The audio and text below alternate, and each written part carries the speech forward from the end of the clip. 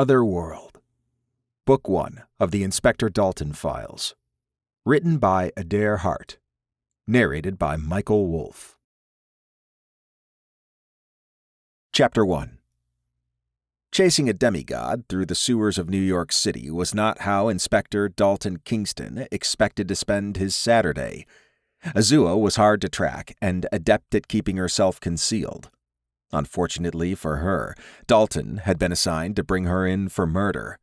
All it took was him getting in range to use his cosmic senses to detect her.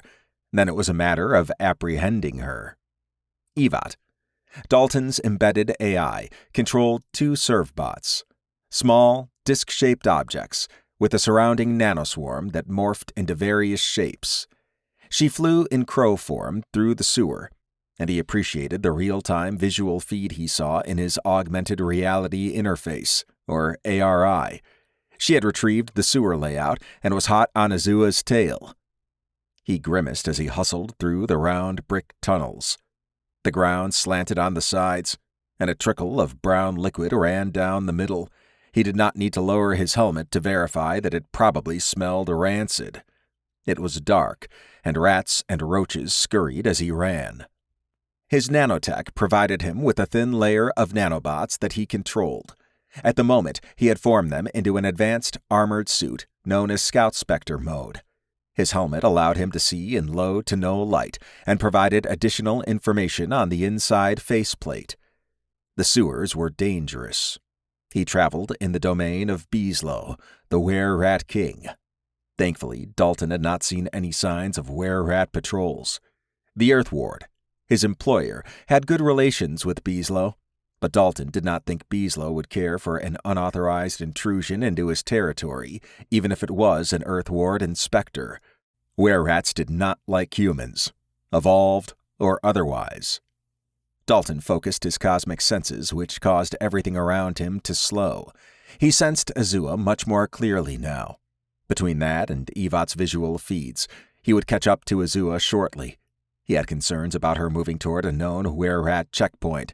It would be heavily guarded, and they would not hesitate to shoot him or her.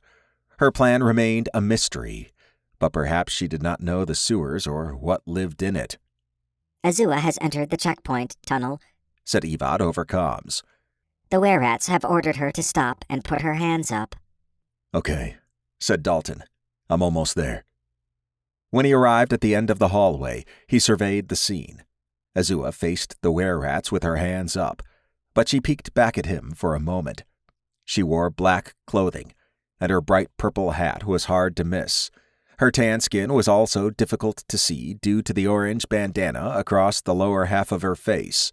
Her black combat boots glistened under the checkpoint's spotlights. At the other end of the corridor stood steel bars, a small guard post behind them. Several were-rats pointed machine guns forward. Dalton suspected they sensed what Azua was. She was a mix of human and outsider, a class of dimensional beings that crossed over to Earth at some point. Although outsiders in the past were worshipped as gods, like Odin and Zeus, they sometimes mated with humans and created demigods. Azua was the daughter of Serket, the Egyptian goddess of scorpions. One of the were-rats stepped out with his gun aimed at her. I'm Bakua, overguard for this checkpoint. Who are you? I'm Azua, and I'm being hunted by a slayer. Petua aimed at Dalton. Are you a slayer? Dalton raised his hands. Your senses should tell you I'm not. I'm Inspector Dalton Kingston, Earth Ward. Azua is wanted for several crimes. Identification. Dalton lowered his hands. Slowly, said Petua. I understand, said Dalton. He retrieved his badge wallet and held it out. Petua nodded at one of the were-rats behind him. The were-rat used a device to shoot a beam at the badge wallet. It's valid. Then this is easy, said Petua. He walked back behind the bars and closed them. What? You're going to leave me to him? Asked Azua. Petua shrugged. We have a treaty with the Earth Ward. We don't have a treaty with you, though. We could shoot you in the leg to make it easier." She glared at them. "All yours, Inspector," said Pachua. Azua faced Dalton. "Why can't you leave me alone?" Dalton sighed. "Because you killed 8 humans, carved them up, then sold them. Your spicy human rinds were in high demand. I wasn't even looking for you specifically. I just followed where the facts led me, and they ended with you. Why do you care so much about humans? They're beneath us." "I'm an evolved human. Your father was human, but you definitely take after your mother." Azua scowled. "My father was weak. He got what all humans deserve. They're just food." "No, they're much more than that. Besides, you're half human yourself, and it seems a cannibal," said Dalton. He raised a finger. "Your crimes were particularly heinous. You killed a family of 3 in their remote cabin. They tried to enjoy a short vacation. Instead, you tortured them, and you killed the boy's parents in front of him before cutting off parts of him.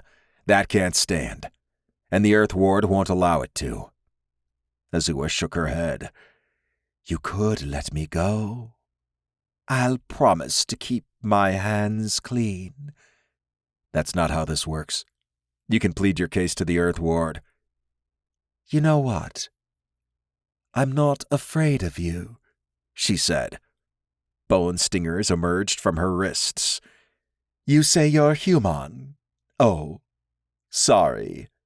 Evolved human. Fine. Then die like one."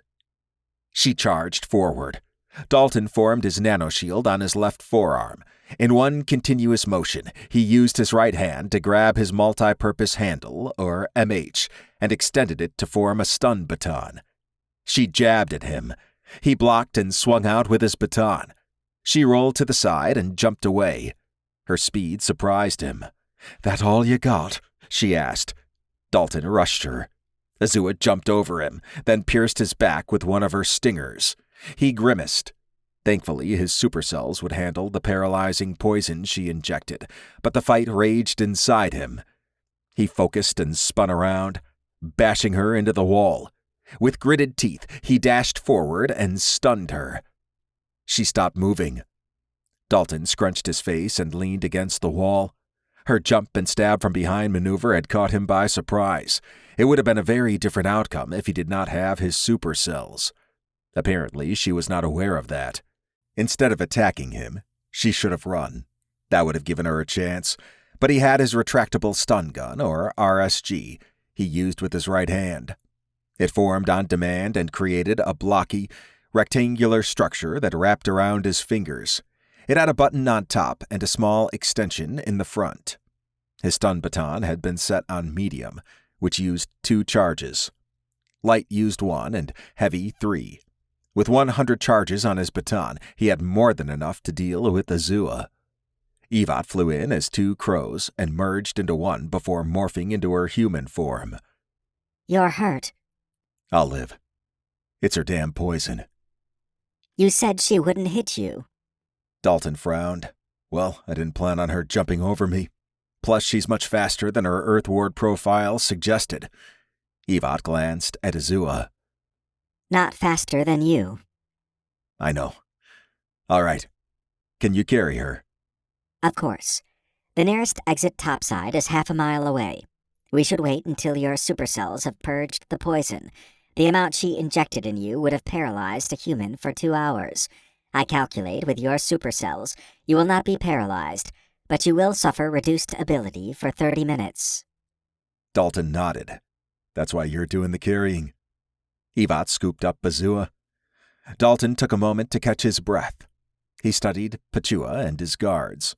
They talked among themselves while pointing. Dalton suspected they were curious as to what was going on. Unfortunately for them, he did not want to be in the sewers any longer than necessary. When he woke up the next day, Dalton stretched his aching body.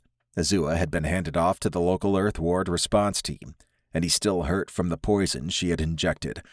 Although his supercells removed most of it, A portion lingered in his system.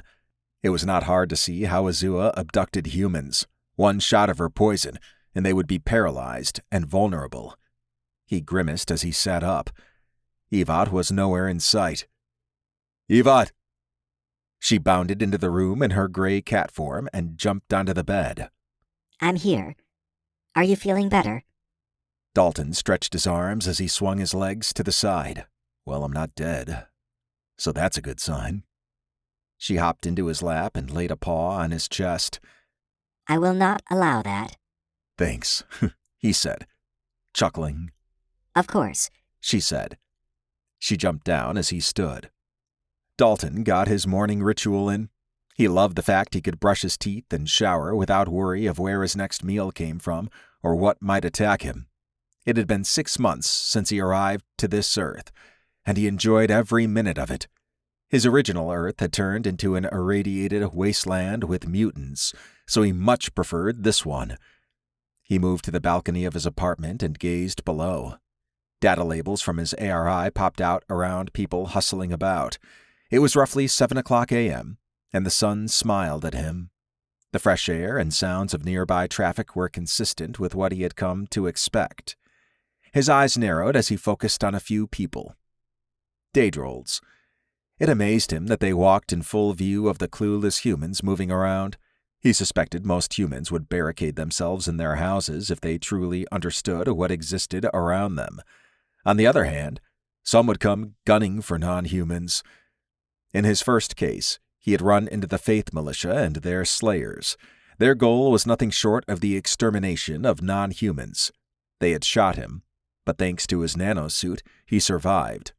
On the non-human side, he met Hammer, a powerful werebear enforcer, and his werewolf gang. Thankfully, Dalton was able to close the case with only one casualty, but it provided a glimpse into what he would face on this Earth. Evat jumped up on a nearby table. Did you want some coffee? Sounds good. She morphed into her humanoid shell and exited the balcony. Dalton loved having her around. She had been upgraded to a full AI before he arrived to this Earth, and she continued to learn to work with organics, as she called them. Her acclimation process remained ongoing, and her friendly and warm personality sometimes got her into trouble. As she found out the hard way, not all organics could be trusted. She returned in her silver one-piece, form-fitting suit. Her red hair and pale skin accentuated her green eyes. Although she normally had metallic skin and glowing yellow eyes, most humans would run at the sight of that.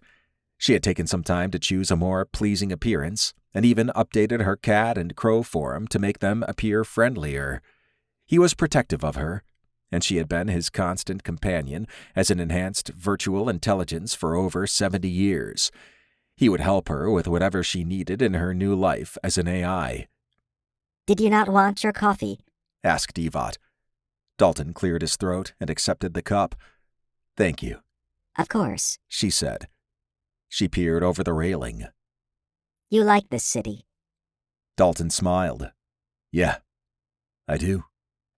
Dr. Snowden and Emily live around here, plus the regional Earth Ward command hub is here. Dalton enjoyed Columbus, Ohio, and he owed everything to Everin, the space and time-traveling cosmic being who saved him and brought him here.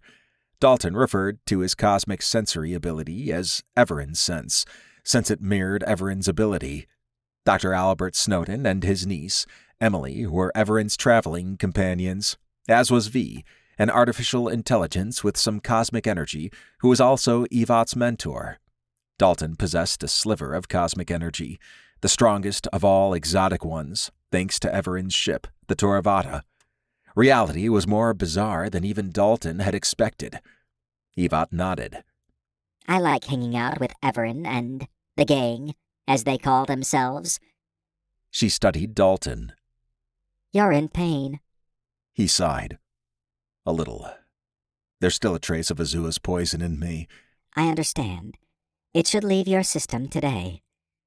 Let's hope so. I have an observation, she said.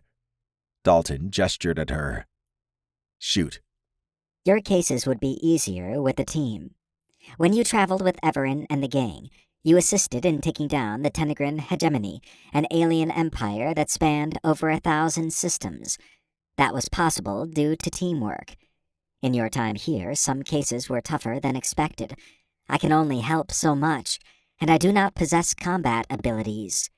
You should form your own gang. He rubbed his chin. I've thought about it. What about Brad Washington? Dalton eyed her.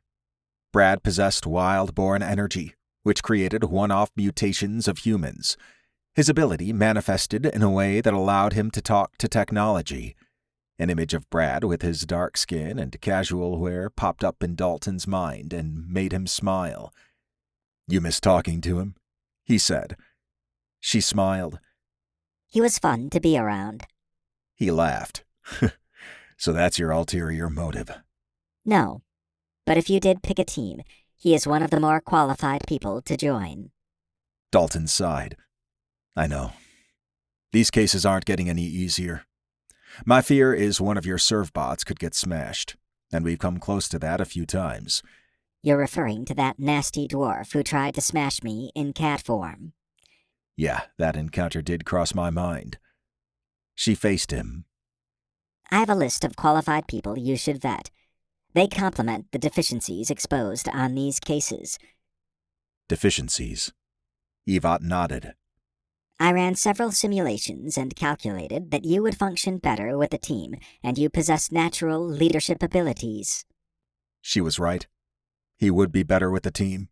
Azua might have been taken down much easier and faster, not to mention safer. He wished he could poach some ancient vampires, such as Mikhail, Lord Vigon, and Lord Noskov, who all welcomed him to Earth and provided a safe place to stay until he got on his feet. They were busy with their own vampire stuff, although he knew they would be there for him if he really needed assistance. All right, send me the list and I'll review it, he said. Of course. He sipped his coffee. In order to have a team, he would need to get some things in place. He also needed to figure out what would have helped in the past, based on the various cases already completed. While most were not as difficult as his first one, some had been challenging, even for someone with his abilities. The Earth Ward possessed advanced stun weapons he did not use, since he had his own, but having someone along with them would be beneficial. Evot was right that Brad would be an immense help as well. Although she usually handled all technological issues, he also used her in the field. The other issue was how many people he should recruit. Brad was probably a given, assuming he would accept. Personality was important, and he easily fit in, and then some. Dalton had worked on teams before where cohesion failed due to toxic personalities. That would need to be factored in. Availability was another concern. Even if Dalton found the right group, they might already be committed elsewhere. He rubbed his temples. This would take some time. And as always, it took a blunt observation from Evot for him to take action. He had come to rely on her assessments since he knew she did it with good intentions. Outside of her, he was alone. Although he visited friends from time to time, he did not expect them to drop what they were doing to go out in the field. If he had a time-traveling ship like the Torvada, where you could drop people off a minute after picking them up, then maybe. But he did not have anything like that. A servbot jumped out of his upper left arm and formed a crow. Dalton wrinkled his brow. Going somewhere? Evot's human form nodded. I will fly around and perform my morning scan of the building exterior, while my human form assists you with your team selection. All right, said Dalton. Evot's crow form took off. He envied her being able to fly around. As a scout spectre on a former Earth, which was essentially a space inspector, he had access to advanced technology that approximated flying. He could not use tech like that on Earth unless he wanted to cause a disruption. Thankfully, he was allowed to use what he already possessed and what the Earth Ward had available. But that was it. He nodded. Let's get to forming a team then. Chapter 2. Brad Washington ran his hands over his shaved head. He enjoyed working for the Earth Ward. With his ability to talk to technology, he had been busy the last 6 months. He loved the travel aspect of his new job. He used to be hunted for being a wildborn, but now that he registered as an Earth Ward employee, That issue disappeared. If he had known that 2 years ago when he crossed over from his cyberpunk parallel Earth, he would have done it sooner. The outside part of the cafe in Orlando, Florida, bustled with activity. His current job for the local Earthward Center had been completed, and he decided to relax. It was 1:30 p.m., and he had desire to eat lunch somewhere public. He got a kick out of being able to do that without an extermination android after him. The primitive technology on this Earth was no match for him. On his former cyberpunk Earth, ruthless security AIs and exterminator androids were common. Although this Earth was a few hundred years from that, he had no doubt they would reach it at some point. Hopefully, they put in some safeguards before then. Another thing he loved about his job was the company credit card. He normally would not get the deluxe grilled ham and cheese sandwich if he had to pay. He appreciated that this Earth's human population still engaged in social interactions in the real world. Virtual simulations were the norm from his Earth, and the only time humans gathered was when they raged against the AIs. The casual dress code was a bonus. He wore his black shoes, jeans, and band shirt, and no one cared if you did your job. Although he could talk to technology, the Earth Ward contracted him for simple things, such as figuring out data center attacks or scouring external networks for information. The small size of the Earth Ward Technology Department seemed strange, given how many things they worked with. He focused on 2 guys at different tables. Brad had wanted to enjoy his sandwich in peace and perhaps check out everyone's phones and laptops. However, the 2 men had no noise filter when they talked. One looked like he lived in the gym, and an attractive woman sat next to him. He berated her and anyone else who looked over. The other guy talked loudly on his phone as if everyone needed to hear his conversation. The one thing they had in common, besides being disruptive, was their rudeness to the staff. The guy on the phone went to the bathroom and came back. A quick check on his phone showed that he had taken a dick pic and prepared to send it to someone, perhaps his girlfriend. Brad smiled. He got the phone number of the gym guy, then made the phone guy send the dick pic to him. Although Brad usually avoided interfering like this, he was done with their nonsense. The gym guy checked his phone and stood. "What the hell is this?" He tapped at his screen. The phone guy wrinkled his brow as his cell phone rang. The men stared at each other. "Is this your number?" asked the gym guy, shoving his phone forward. Yeah?" said the other man. "What's up, dude?" said the gym guy, puffing out his chest and extending his hands to the side. Brad laughed as they got into it. 2 assholes fighting each other made his day. The sly grins of the staff indicated they enjoyed the show. One of the female staff stopped by Brad's table. "Need a refill?"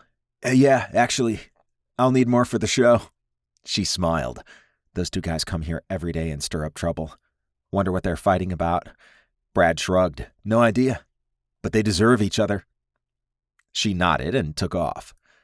Brad's eyes narrowed at an incoming text message from Dalton. Brad had not seen Dalton or Evot in a while, and they worked in a different department. The message stated that Dalton had someone waiting at the local Earthward Center to pick Brad up and take him to a meeting if he had time. His curiosity flared up. Nothing was simple with Dalton, and he was by far the most powerful person Brad knew outside of Everin. Brad first met Dalton 6 months ago. Orbit Industries put out a kill contract on Brad, and Dalton not only took them down, but he disabled Hammer, a prominent werebear enforcer, and his werewolf gang, not to mention that he also defeated an elite Blood Pact unit. It probably helped that Evot was around. Brad wondered about the meeting topic. He focused and texted back that he had finished his current job and could meet whenever. He smiled when Dalton messaged that Jake Melkins would fly him out. Brad liked Jake, and they had become fast friends, although they did not interact often due to their jobs. It would be good to reunite with all of them. Perhaps they needed him for a case. He wished he could work with them, as most of his work was solo. Although he got to meet a lot of interesting people, it was not as exciting as he thought it would be. He signaled the server for his check. It was time to see what was going on. Valerie Simmons rested on her couch in a motel in Austin, Texas. It was 3:00 p.m., and she enjoyed what she called a lazy day. She only had one appointment today, and after that, she would have money to enjoy the rest of the night. She was a Zicarian, a non-Daedrald vampire, and the only one of her kind in the world. Most vampires possessed an exotic energy called Daedrald, but her species came from another dimension long ago. She sighed as she recalled arriving on this earth back in AD 1906. Her group thought they had found paradise with so many humans. Then the non-human world introduced itself. Encounters were not friendly. And now, in AD 2013, she remained the last one of her kind alive. In order to turn someone, 3 Zicarians were needed, so she had no plans for anything of that nature. She had mastered the art of assassination, but due to a promise, she stopped that and relied on odd contracts here and there to make money. Cash flow remained tight, but she salivated at the opportunity arriving in 30 minutes.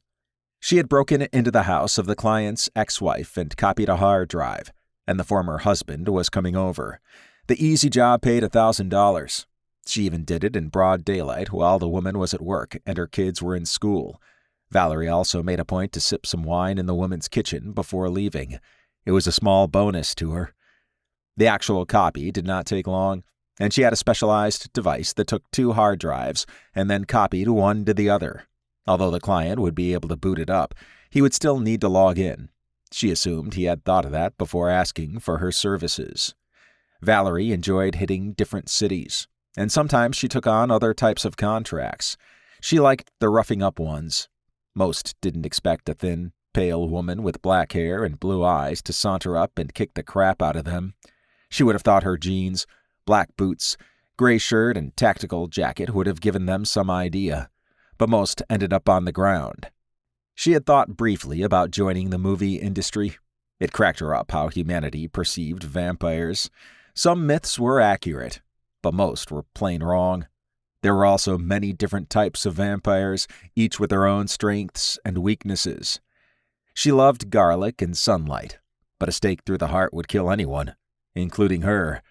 She did not sleep in a coffin, but she did drink blood.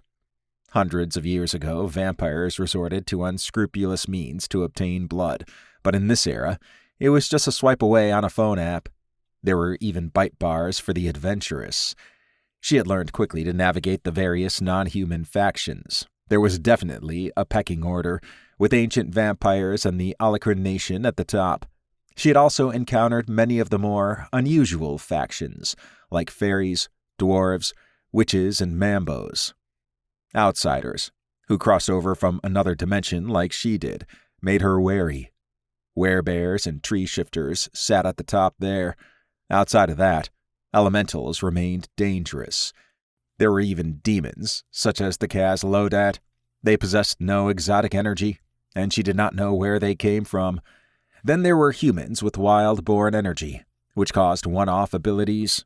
They scared her, as they usually did not know they were wild-born. When their powers manifested, they could easily cause a lot of damage. Some possessed benign abilities, like being able to regenerate or move slightly faster, while others turned bones to mush or, even worse, affected others with their mind.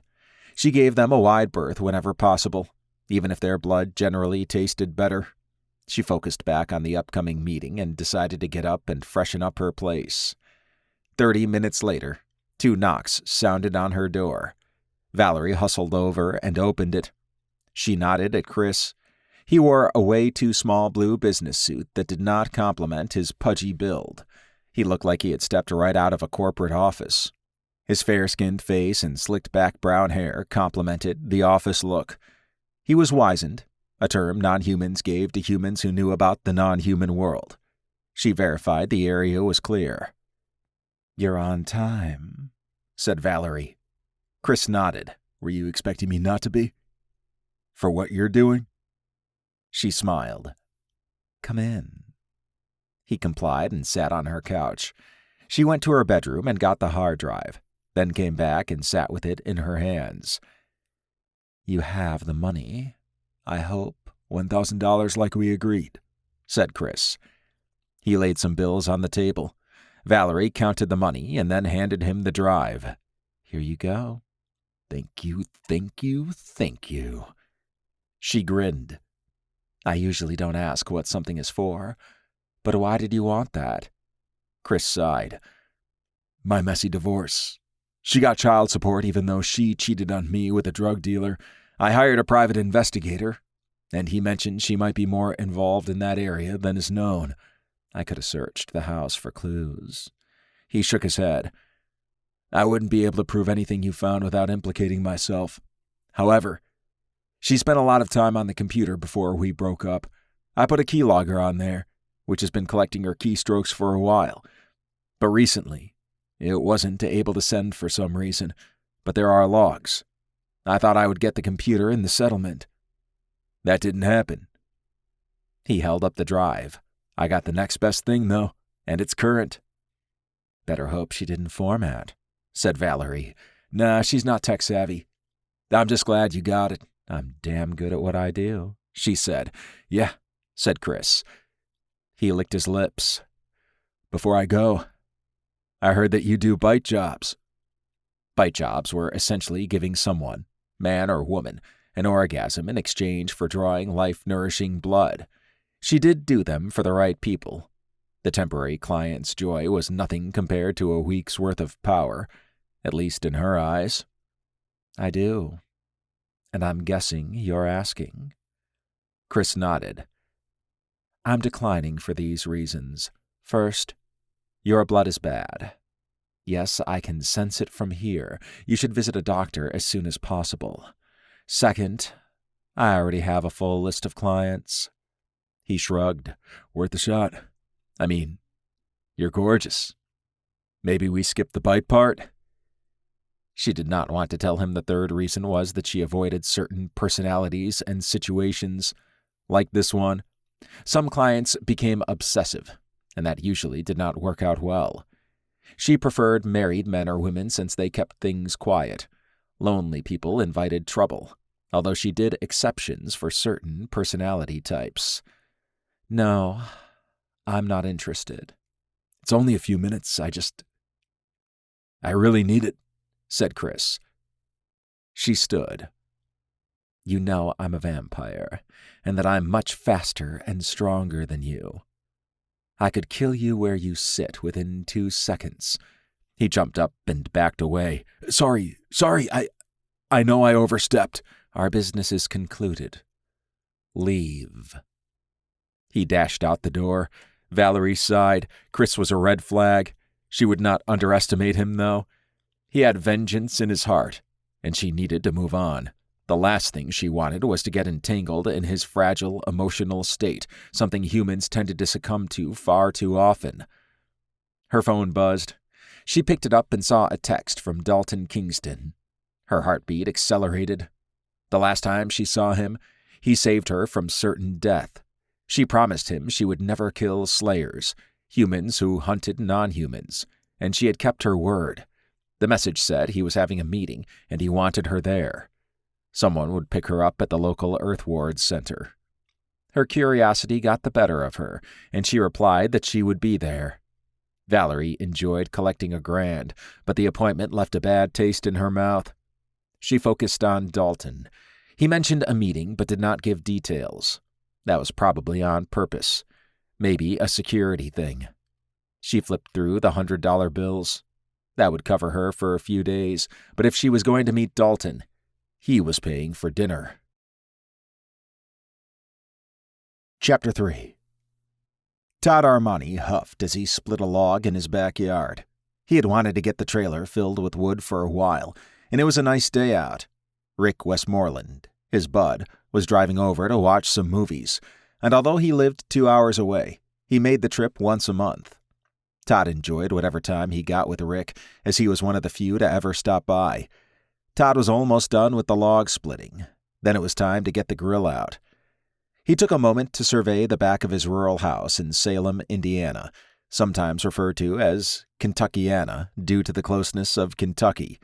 It sat tucked away in a forest, with a winding driveway to get to it. He enjoyed the privacy. Most did not know he had a stocked bunker and a small underground network on the property. His nearest neighbor lived half a mile away, just the way he liked it. Although he had grown up in the area, a third of the nearby small town blacklisted him. He used to be a slayer and worked with the Faith Militia in killing non-humans. An event 6 months ago changed all that, and now he kept to himself. The only friends he had were others who had quit slaying. Unfortunately, the Faith Militia had people in various positions of power. He wondered why they had not tried to take him out. Todd split the next log. His fingers ached, and he decided he had enough wood. A pickup pulled up to the house. The sputtering indicated it was Rick and his beaten-down truck. Todd offered to help fix it, but Rick took pride in having something last as long as it had. Based on the noise, it might not have much longer. Todd put away his axe and circled around to the front. The truck's hood was up, and Rick peered at something. He wore camouflage pants, black boots, and a tight black shirt. His red beard was well trimmed, and his shaved head showed some stubble. What amazed Todd about Rick was his toughness. He had been known as Executioner, the legendary slayer, and he wore a custom outfit with dual blades, pistols, and an assortment of gadgets. After he departed the Faith Militia, he became the head of a group that welcomed those who had also left. That was hard to do, especially since slayers were often recruited in churches and served in law enforcement. Rick had been one of the first people Todd reached out to after quitting slaying, and he had been nothing but supportive. It also helped that Rick could call a dozen guys to defend someone, and if he showed up as Executioner, slayers ran. "You need a new truck," said Todd. Rick grinned as he stepped back and closed the hood. "Nah, she's just being cranky." "Yeah, I heard her being that your whole drive up here." They laughed and slapped hands. "How have you been, brother?" asked Rick. Todd nodded. "All right. Still feel like I'm adjusting to a new life." Rick nodded. "I hear you.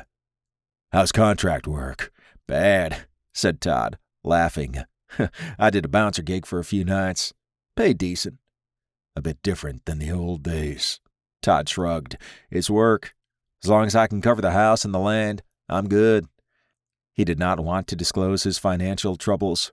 Work remained hard to come by, and anything decent meant a trip to Louisville. Even then, the gigs were usually security-related, which often did not pay well. He was between contracts, and it aided him that this would be the first month where he only worked one gig, and that barely covered the gas for the month, much less food. "For some burgers?" he asked. Rick walked around to the passenger side and pulled out a case of beer. "Yeah, and I got the beer. Warm beer." They laughed and went to the back of the house. After stocking the fridge and getting some burgers and hot dogs on the grill, they sat in lawn chairs and relaxed. Rick lit up a cigar and puffed a few times. I love it out here. It's so isolated.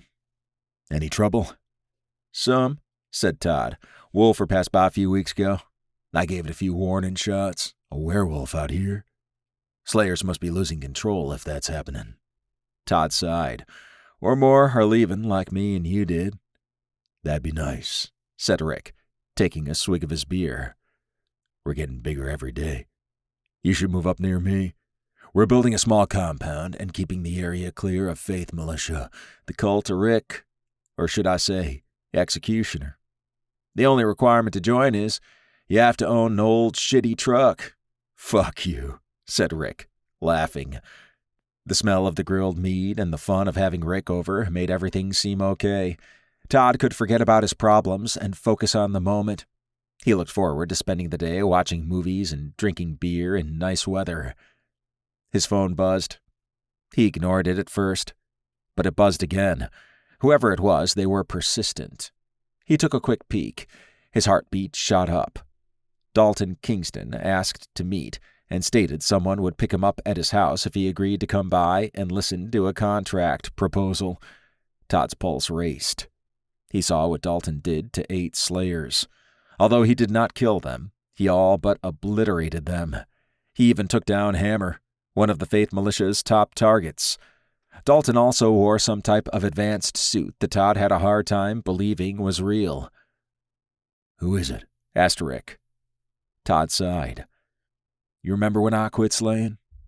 "Yeah. The trailer park incident. Earth Ward. Right?"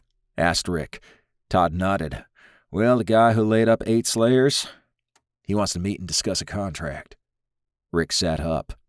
He also took down Hammer, right? Yep. When does he want to meet? Now.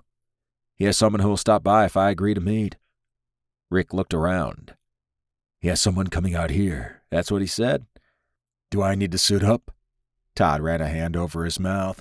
Nah, I think we're okay. Dalton is one of the good guys, although he looks like a robot at times. This guy has some advanced tech. It sounds like he has work. Rick sighed. I'm guessing no movies today. I hate to bail. Rick shook his head. Nah, man.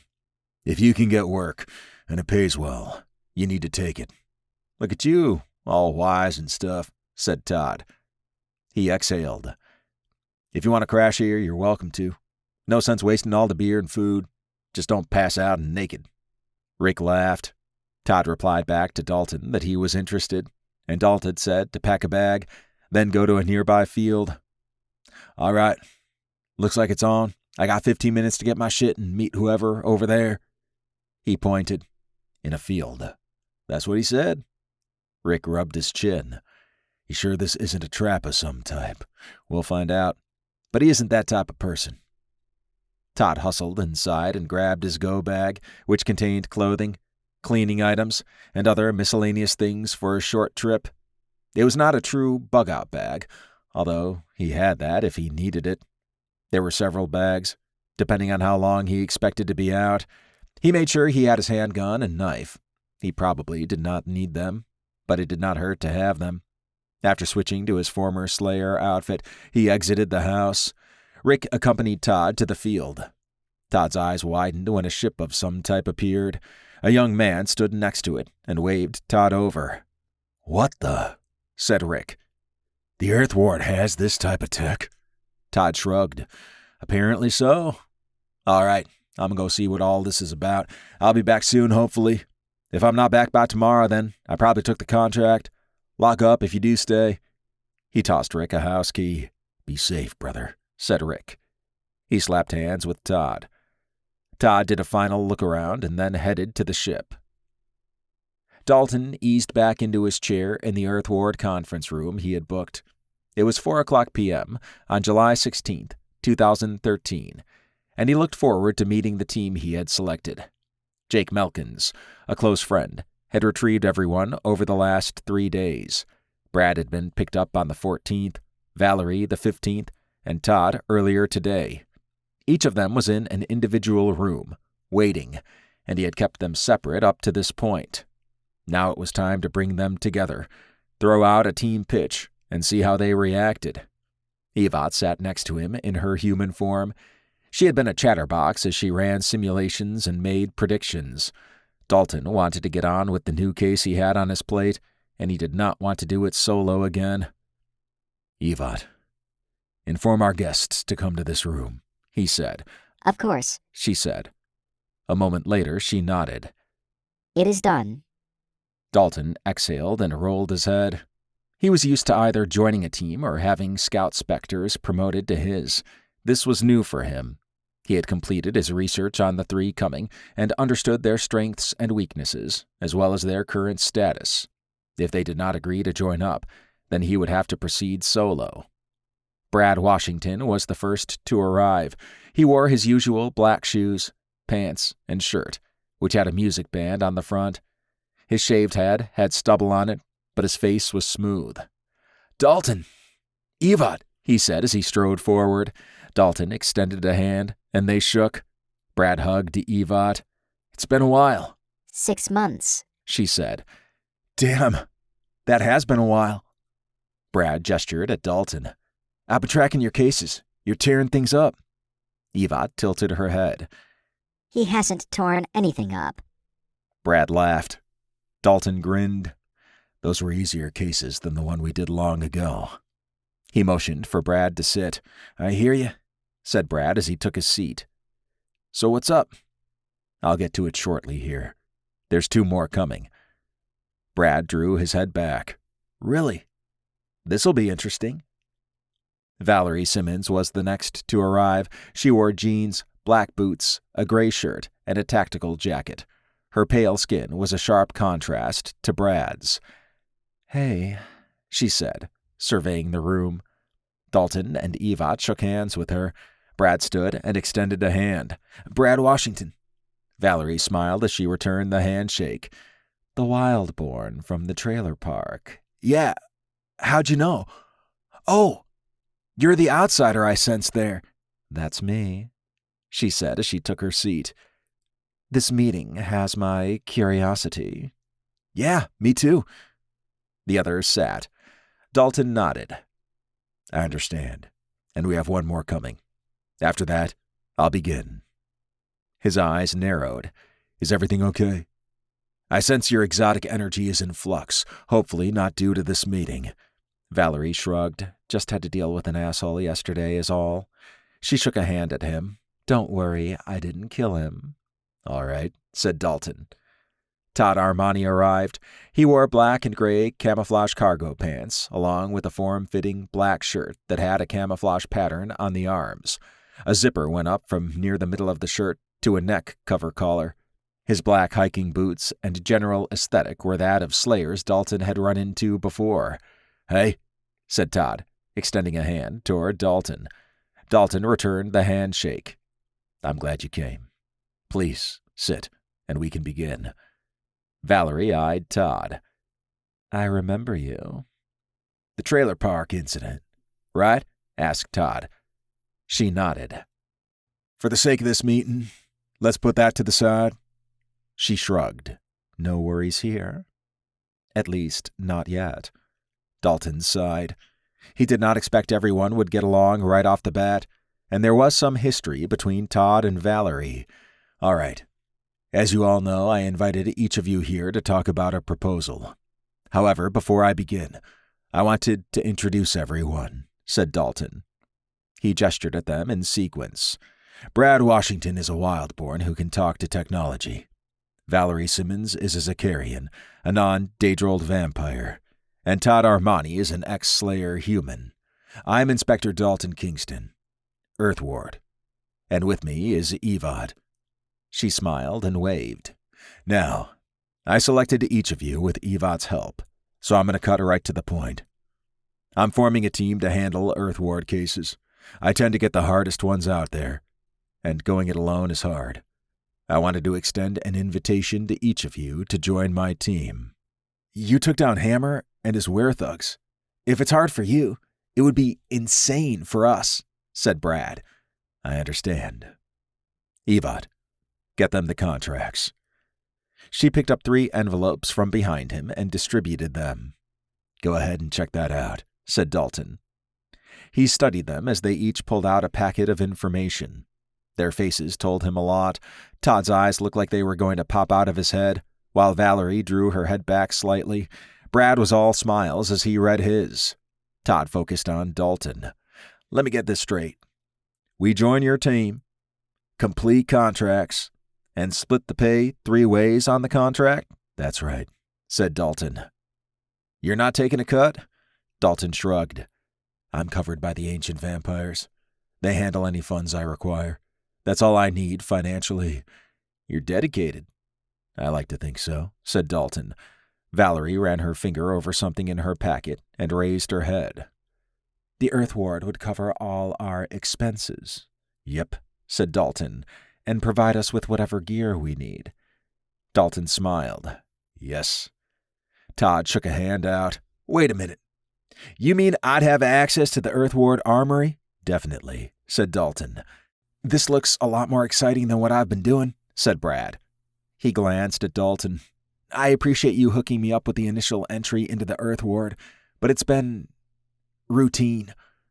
I'm all in for tackling something challenging, unless it's me throwing down with some werebears." Dalton grinned. "I knew I liked you." They shared a laugh. He scrutinized Valerie and Todd. They flipped through pages and studied everything with intent. Dalton understood it was a massive change in their lives if they joined his team, but everything in him said this was the right group. "What questions do you two have?" he asked. Valerie glanced around the table. "What types of cases are we talking about here?" Although Dalton could use a small projector cube to display holographic information, he wanted to showcase Evot's abilities. He glanced at her. "Show them." She extended her hand, palm forward. A holographic projection shot up of a bar with motorcycles out front. Todd slid back in his chair.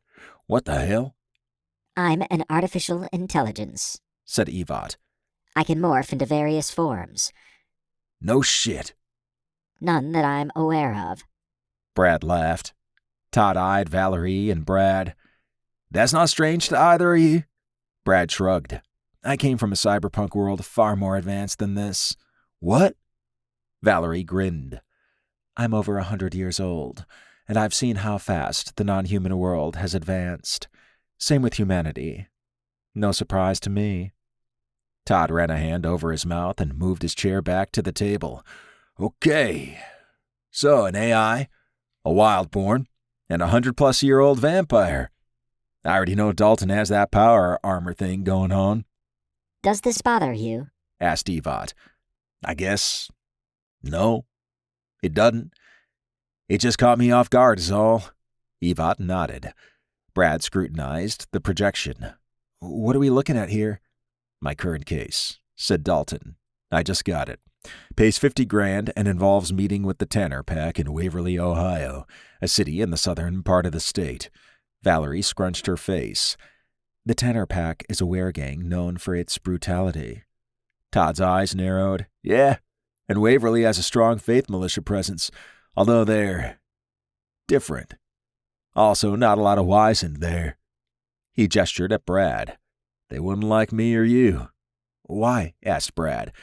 "I'm second-generation Persian-American and have light-tan skin. Yours is darker. That's not very welcome in those parts." Brad shook his head. "Well, that sucks." His eyes glowed blue for a moment, indicating he was talking to something technological.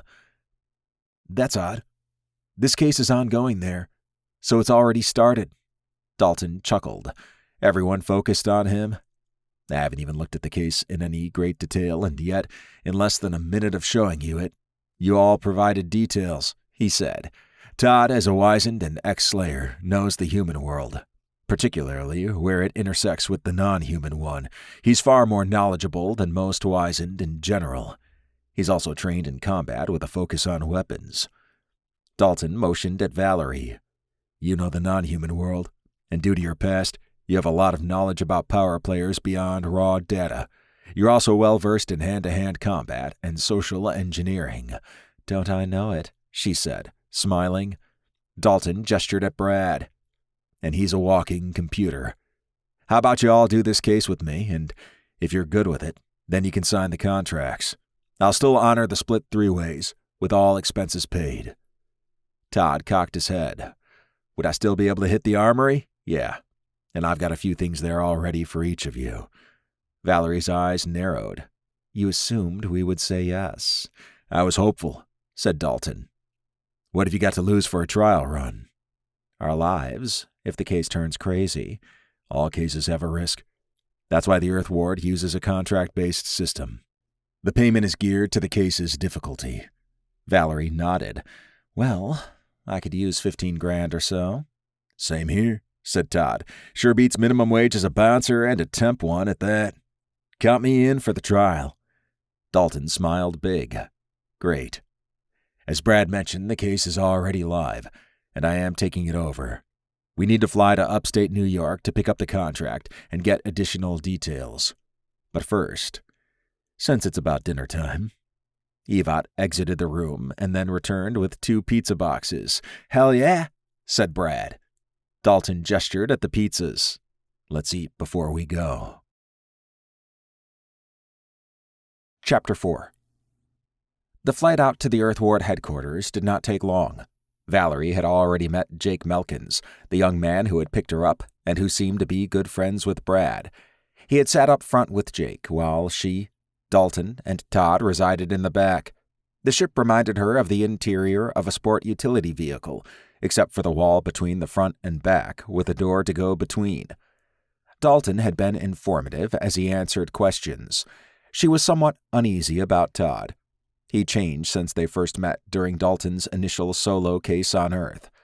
Valerie did not dwell on the past other than to learn from it. Those who understood her personality said she was cold, but Sicarians possessed a different emotional range than humans or other non-humans. It was not that she did not care, but she did not receive the same chemical signals during certain emotions. Brad would be an interesting person to work with. She suspected his confidence was due to his high intelligence. His friendly personality endeared him to others, and he favored blunt truthfulness. The ability to talk to technology fascinated her, and she wondered how Brad worked with Evot. Valerie liked Evot. Like Brad, she was blunt, maybe due to her being an AI. Valerie suspected Brad and Evot would mesh well. "We're landing now," said Jake over ship comms.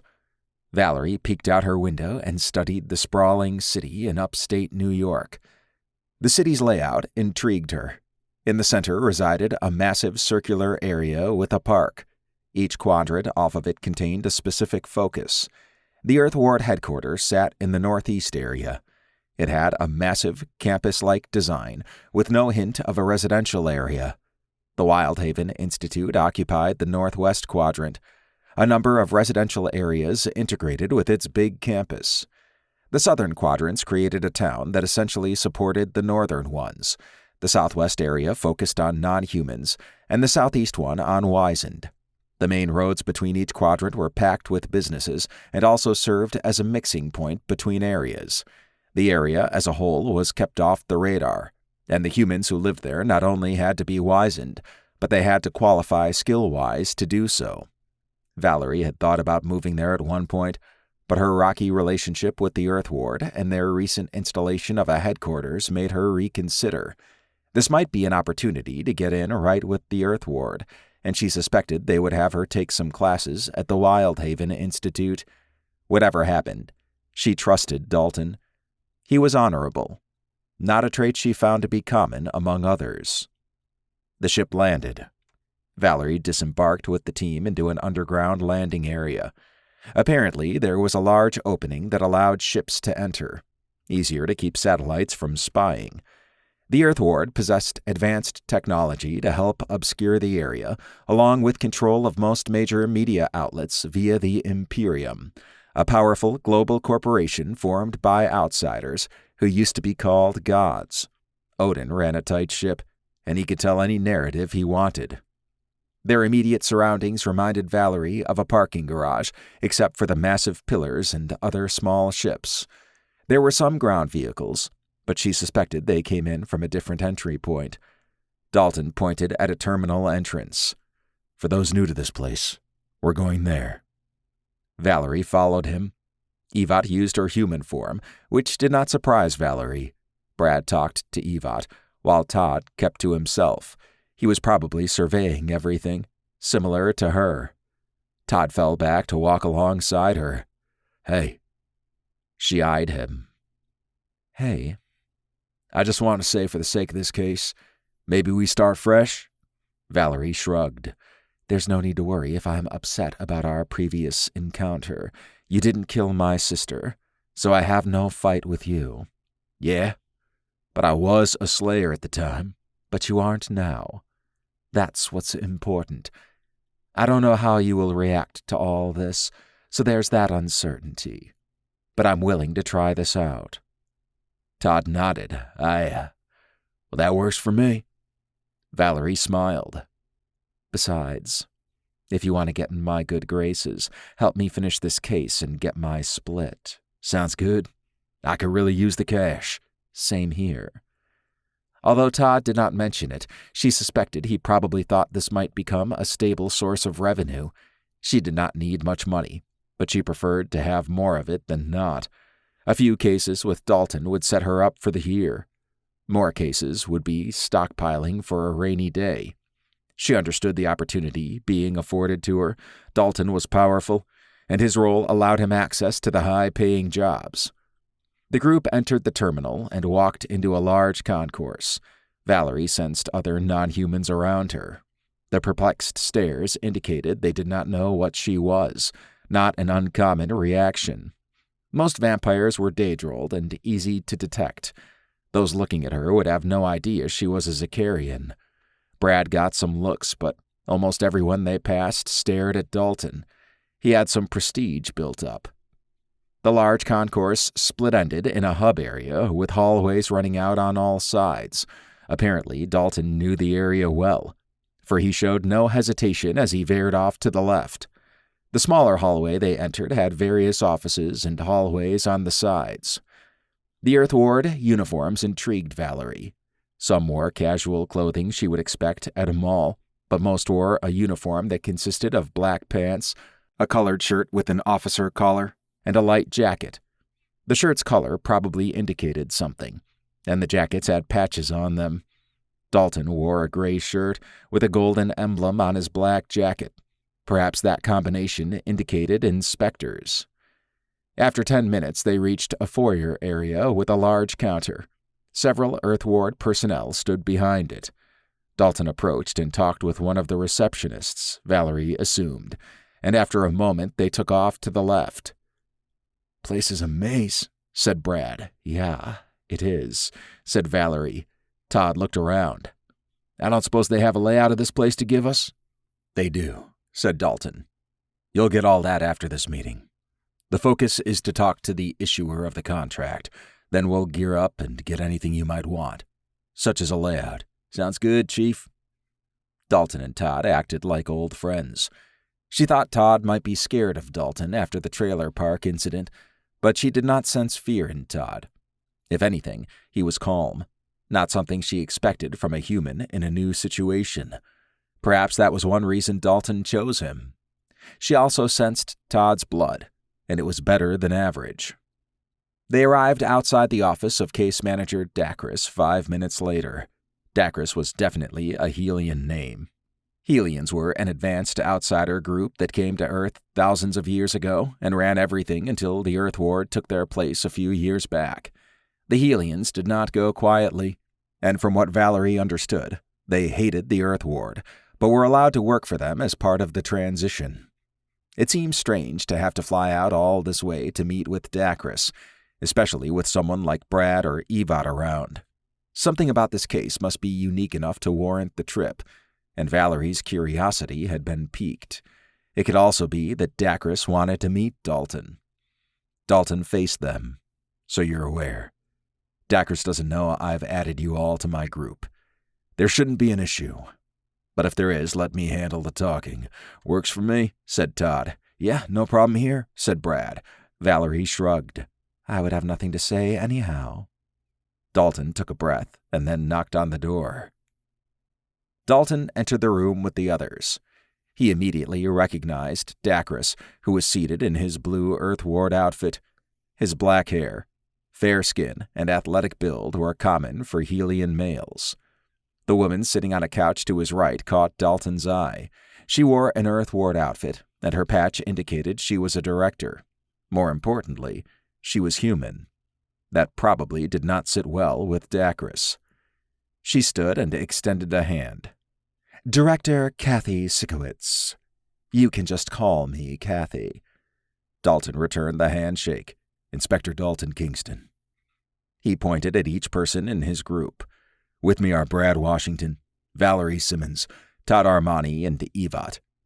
They're my team for this case." Dacris nodded at everyone. "I wasn't aware you had a team." "Last-minute thing," said Dalton. "Is he allowed to do that?" asked Dacris, glancing at Kathy. She shrugged. "In our department, not without approval. However, the Inspector Department is different." Dacris smirked. "Right. Special." Dalton sensed Dacris did not like the team concept, or maybe even Dalton's presence. Kathy gestured at some chairs and couches around the room. "Please sit. Don't mind me. This case is of particular importance to the Earth Ward, and I'm here to lend my assistance." The group sat. Dalton eyed Dacris. "So what's going on?" "I thought this case was already being handled. Something bad must have happened if Kathy is here." Dacris sighed. "There's been complications. The special agent we sent out was hurt. Who'd you send? And to where? We sent Special Agent Maria Guerrera to the warehouse, a bar in Waverly, Ohio. She was beaten to within an inch of her life, and she's in critical care now. Dalton rubbed his chin. Who attacked her? Dacres grimaced. The Tanner Pack runs that place. They're a weregang, and she was a Rascarian vampire. Some things never change. Savages. Valerie scrunched her brow. You sent a Rascarian vampire to a weregang hangout? I thought she could handle it. Apparently not, said Valerie. Kathy raised a finger. Let me clarify the situation a bit. The Tanner Pack does not recognize Earthward authority. However, they were open to it recently when several of their group ended up getting murdered, and they had no idea who did it. She cleared her throat. They asked for you to come out and investigate, and in exchange, they would open talks with us. Dacres sent Agent Guerra instead. I see, said Dalton. Why wasn't I contacted in the first place? Not only was I requested by name, but agents aren't inspectors. Special agents have detective training. Contrary to what you might believe, the world doesn't revolve around you, said Dacres. Dalton bored a gaze through him. Maybe not. But it sounds like you put someone in harm's way to stroke your ego. Damn, said Brad, chuckling. Dacres glared at Dalton. Yes, I made a mistake. However, we try to use internal resources before external ones. Dalton glanced at Kathy. So the real reason she's here is revealed? Also, inspectors are internal resources. We just have a different organizational and pay structure. Kathy frowned. Look, can we get past all the bravado? The case is still active. They still want you. And the case has been bumped up in priority. The Tanner Pack is big in Pike County, as is a local faith militia cell. Getting the Tanner Pack on our side is important. She studied Dalton. Yes, you're an inspector, and I followed the rise of that arm of our organization. It's still new, though, and we're adjusting to working with them. I understand, said Dalton. Was there any specific reason Maria was attacked? Probably have to fight someone to talk to the pack leader, said Todd. Everyone stared at him. He shrugged. I'm an ex-slayer, and I'm aware of pack laws. An ex-slayer? Great! But he's right, said Dacres. Those barbarians believe in power. In order to talk to Jim Dugan, their pack leader, Maria fought Bog, a werecroc, and also their champion. Valerie shook her head. No wonder she got messed up then. Hopefully there wasn't an ulterior motive in sending a Rascarian vampire to a guaranteed trip to the hospital. You're lucky she's alive. Dacres eyed her. Are you implying something? I hope not. Dalton motioned for her to stop. All right, let's focus back on the case. So we're going to go down there and investigate something for them. But before they'll accept our help, Bog needs taken down. Once we resolve whatever their issue is, they'll open dialogue with the Earthward. That about it? Kathy nodded. You got it. From what I understand, you pick and choose your cases, you get a base salary, and you're also paid per case like a freelancer. I'm here to greenlight whatever is necessary to have you on this one. No problem, said Dalton. I've already requisitioned a vehicle, custom suits, and equipment for my team. The contract pays $50,000, and that can be sent to my account directly. You inspectors, said Dacres. Why can't you just work on a base salary like the rest of us? Dalton eased back into his chair. This is how the ruling council set up the inspector department. We report directly to them and are, for the most part, freelancers. This loose structure allows us to be agile and gives us wide latitude when dealing with other departments, such as yours. There's no political games or red tape. Just the case, and if we resolve it, the payment. It's an incentive for us to succeed. Don't solve cases and, well, you may want another line of work. Only those who show results stick around. It's based on merit, not seniority. Feast or famine, said Dacres. He smirked. Great way to run things. Dalton studied him. I understand the Hellions had a dedicated special agent wing and had managers to deal with these types of cases. However, in the last 6 months, I've already resolved 5 that were in the Hellions' backlog for the last 20 years. Other inspectors have done it as well. Clearly, the approach works. Okay, said Kathy. We're getting off track. Is there anything you need from our department to help you? Dalton's gaze swept across the group. Any questions? They shook their heads. All right. Evot will get additional details from the system, and then we'll head out there. Kathy stood and smiled. Thank you. We do appreciate this. This would be a big win for the Earth Ward. Dalton nodded. If he resolved the case, it would benefit Kathy's department. It highlighted the forward thinking of the ruling council in regard to inspectors. Various departments could have cases, and they had to make a pitch to inspectors to take them. He had seen some cases that were personal or vindictive in nature. Having to justify the case usually weeded those out. The departments also had to price it accordingly. This case appeared legitimate, though. He was less concerned with money for himself, but he wanted to make sure his team was compensated. We'll handle it, he said as he rose and extended a hand toward Kathy. She shook his hand. The other stood. Dalton offered a handshake to Dacris. Good luck, he said, crossing his arms. Dalton shrugged. We'll be in contact. After they exited the office, he heard Kathy tearing into Dacris. Their department had issues. She was probably worried Dalton would not take the case. He would have on principle alone, but he also enjoyed listening to the justifications for the case. It saddened him that an agent was hurt, but it was a boneheaded decision to send one there when they clearly had asked for him. But he understood Dacris's anger. Inspectors chose cases they deemed important, which took power away from a case manager who could assign them. That was more tense than I expected it to be, said Todd. You get used to it, said Dalton. The main thing is we have a case, and hopefully I have a team that will stick around. To that end, who wants to visit the armory? Todd grinned. What are we waiting for? Todd reflected on the meeting as they walked to the armory. Dacris came off as bitter, but resigned to the fact he had to reach out to Dalton. Kathy's presence intrigued Todd, but he had a better understanding now of how inspectors worked. The freelancer aspect made sense, and he saw value in merit over seniority. From his Slayer days, he had seen questionable decisions from senior members, even though there were better ideas from newer members. The inspector structure cut all that out. Dalton's ability to close cases made him a hot commodity, and his decision to take a case or not spoke volumes. The pay was not bad at all. It still boggled Todd's mind that Dalton handled the types of cases he did solo up to this point. It showed how tough he was. Todd saw an opportunity to be on the ground floor of something not only worthwhile, but lucrative as well. Maybe the Earth Ward was his future. It sure beat the menial jobs he did after leaving the Faith Militia. That was tense in there, said Brad. Dalton shook his head. Dacris has always been a concern. I'm not sure why he still is where he is. Because he's Hellion, said Valerie.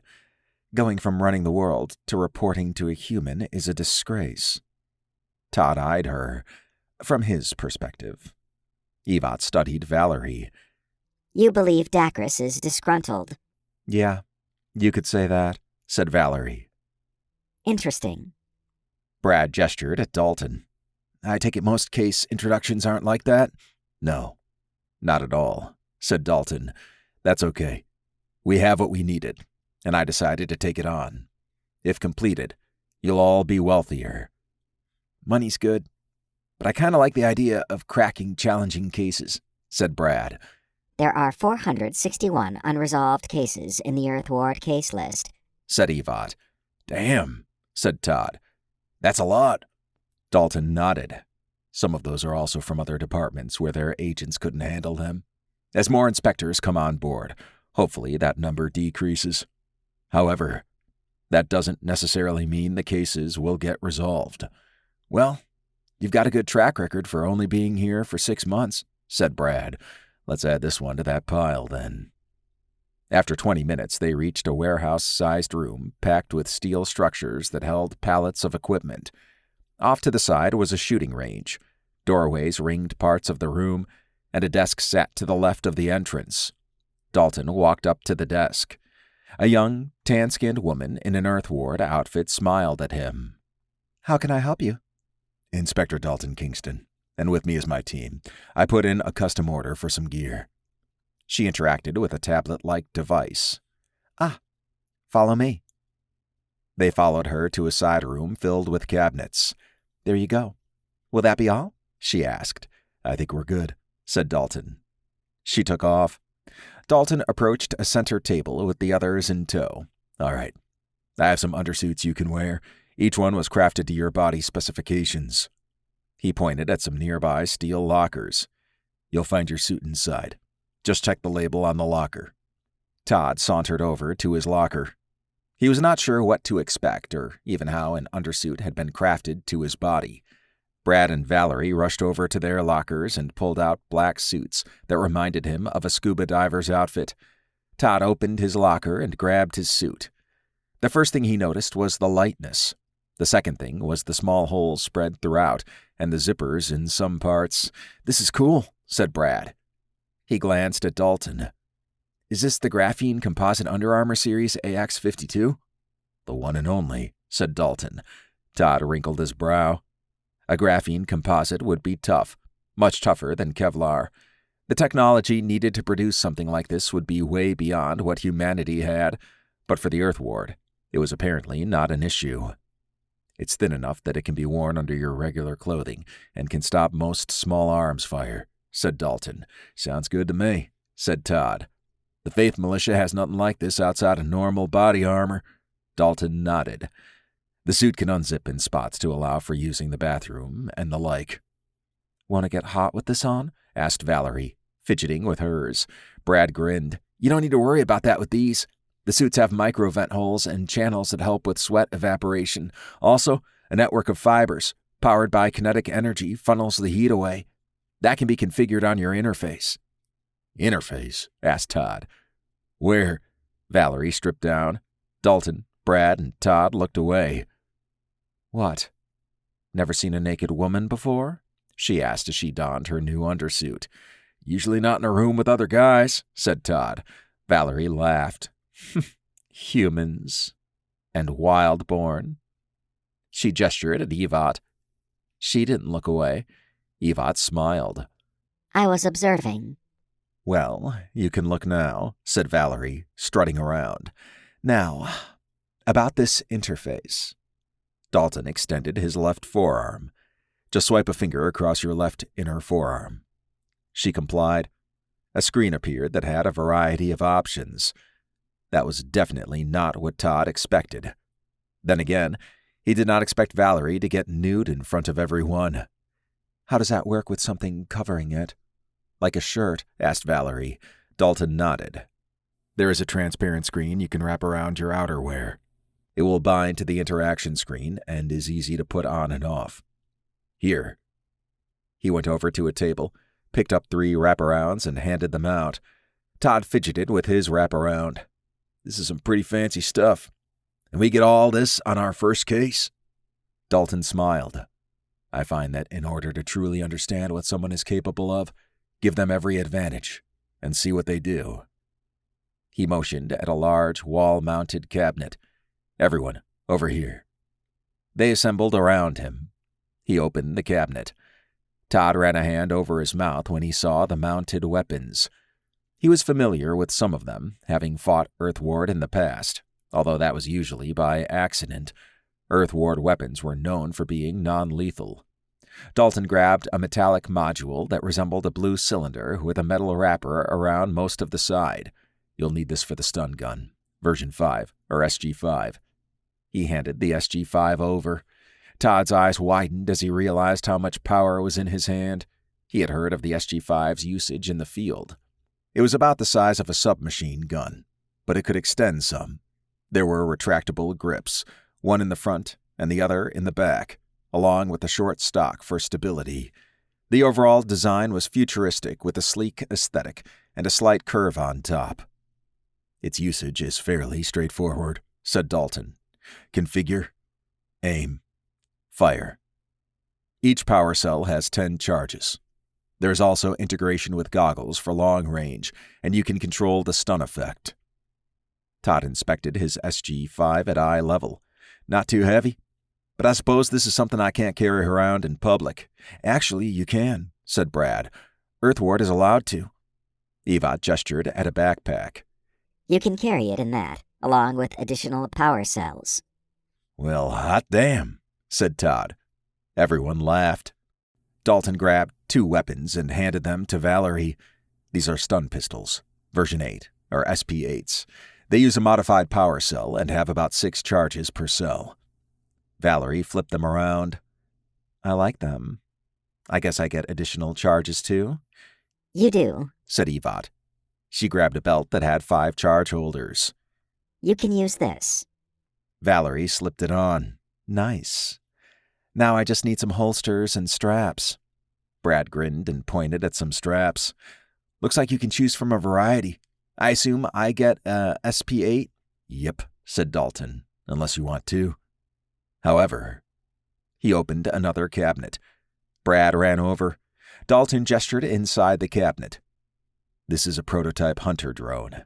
Yes, it's a sphere with retractable tentacles, but it also has a stun cannon port, basic kinetic shielding, and it's quite resilient. The drone also fits into a backpack and can be deployed wherever you are. With your ability, it will act as an extension of your body. I didn't even know these existed, said Brad. Evot raised a finger. It's experimental due to the brain-machine interface not working as intended. Brad smiled. Yeah, no problem with me. You're uniquely gifted to use it, said Dalton. There is a range limitation, though. It's like Christmas in here, said Brad. He focused on the drone. It leapt out of the cabinet and landed on Brad's shoulder. Oh, I like, he said. Todd stepped back. The drone looked like a spider somewhat, except it had upward of 10 retractable, spindly legs. The monocles with red highlights were probably visual sensors, and where there would be mandibles a port with 2 small barrels pointed out, that was most likely the stun port. The drone's color was the darkest black he had ever seen, and it made the drone difficult to fully see as it moved around. It would be able to meld into any shadow with ease. Brad's ability to control the drone impressed Todd, and he understood how effective something like that could be. Dalton gestured at some stun batons. You each get one of those. He glanced at Valerie, or 2 if you want. She twirled her dual batons with ease. They were apparently no stranger to her. All right. There's a shooting range here for you all to test your gear out, and yes, even an obstacle course that a drone can play in, said Dalton. Evot glanced at Brad. Perhaps I can team up with your drone. Gizmo. His name is Gizmo. You named it, said Evot. Brad nodded. Gizmo has a rudimentary interface, definitely not on your level, but it works for me. Evot nodded. Okay, said Dalton. We'll stay the night here. Tomorrow we'll fly out to Chillicothe, and then we'll drive down to Waverly in a specialized SUV. Enjoy the rest of your night, and be ready to go tomorrow. Chapter 5. Brad stared out the window of the customized luxury SUV Dalton had secured. They had just arrived in Waverly. It was 9:00 a.m., and the day after they had received their gear. Brad loved Gizmo and had been playing around with him all last night. He also had taken some time to familiarize himself with his SP8. The SUV had black, bulletproof armor and appeared larger than a normal vehicle. The Earth Ward spared no expense in making sure personnel traveled in style and safety. Inside were the usual 2 front seats occupied by Dalton on the driver's side and Brad on the other. Between them was a thick separator area that had holders and several compartments. The front was packed with all sorts of electronics, and the dashboard was essentially buttons, dials, and embedded screens. The passenger side had a pullout, which Brad had placed his laptop on. He grinned at Evot, who lay curled up on the dashboard. That seemed to be her favorite spot. Valerie and Todd sat behind them in 2 chairs with a similar separator. The front chairs also had a screen in the rear and a table support that popped out from the back that allowed for laptops or other utilities for those in the rear to use. In the far back was a metallic cabinet that had several slide-out panels containing an assortment of gear and equipment. The cabinet was accessed when the back hatch was raised. The rear chairs could recline enough to form a comfortable sleeping position. The other unusual feature that caught Brad's attention was the circular steel hatch door in the leg area between the front and back seats. The hatch door opened and allowed for things to be dropped outside. When parked, he could let Gizmo out that way, or when driving, they could drop mines. "Heads up. We're almost there," said Dalton. Todd peered out the window. "I wonder how deep the Faith Militia is here now. Last time I checked, they were everywhere in various positions." "Hopefully not too deep," said Valerie. He nodded. "Speaking of which, are we going to get official outfits at some point? I'm guessing we wouldn't need to put the forearm device on each time we change our shirt. If you plan to stick around after this case, you'll have one waiting for you," said Dalton. "Fair enough." They pulled in and parked outside the Pike County Sheriff's Office. Dalton reached over to the visor in front of Brad and handed him a pair of sunglasses. "Once we're inside, see if you can connect to their network." Brad studied the sunglasses. "All right." He stepped out and stretched along with the others. He pointed at some fields in the distance. "Definitely a small town, that's for sure." "Oh, yeah," said Todd. Evat morphed into her human form and exited the SUV.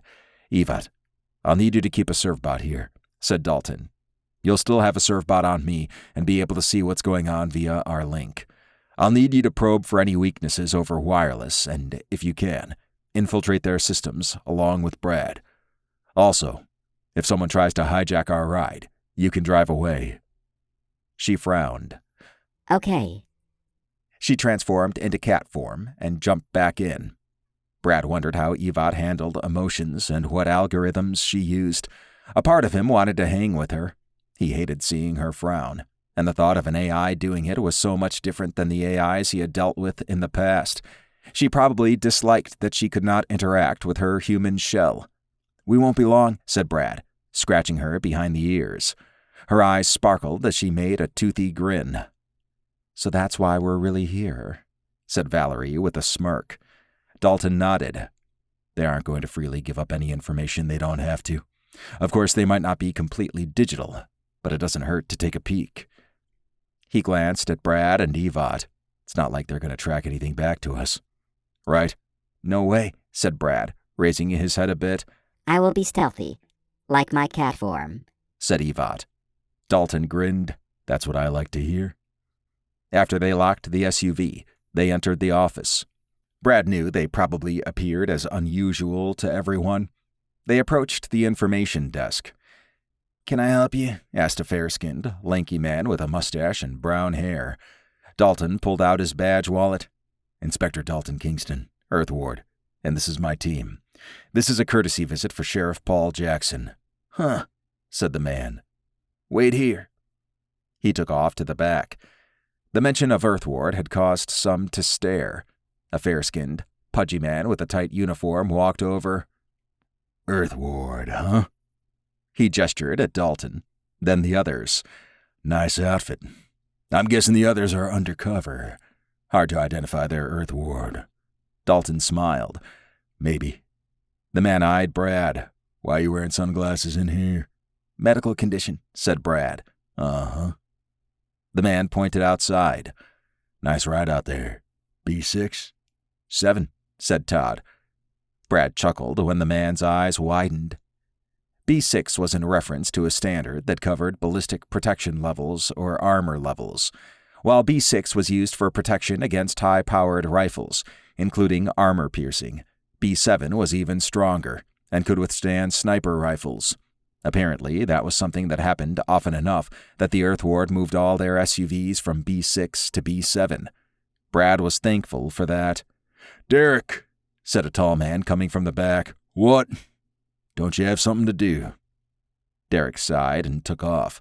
The man walked around the counter and extended a hand. "Sheriff Paul Jackson." Dalton shook his hand and introduced everyone. "Why don't we go to my office?" asked Paul. "Sounds good," said Dalton. "Lead the way." Several deputies cracked jokes as the group passed. It did not surprise Brad that there was no one of color. He saw one woman, and she looked like she could take down anything. He also sensed she was wild-born. Her stare indicated she was startled at seeing him and the others.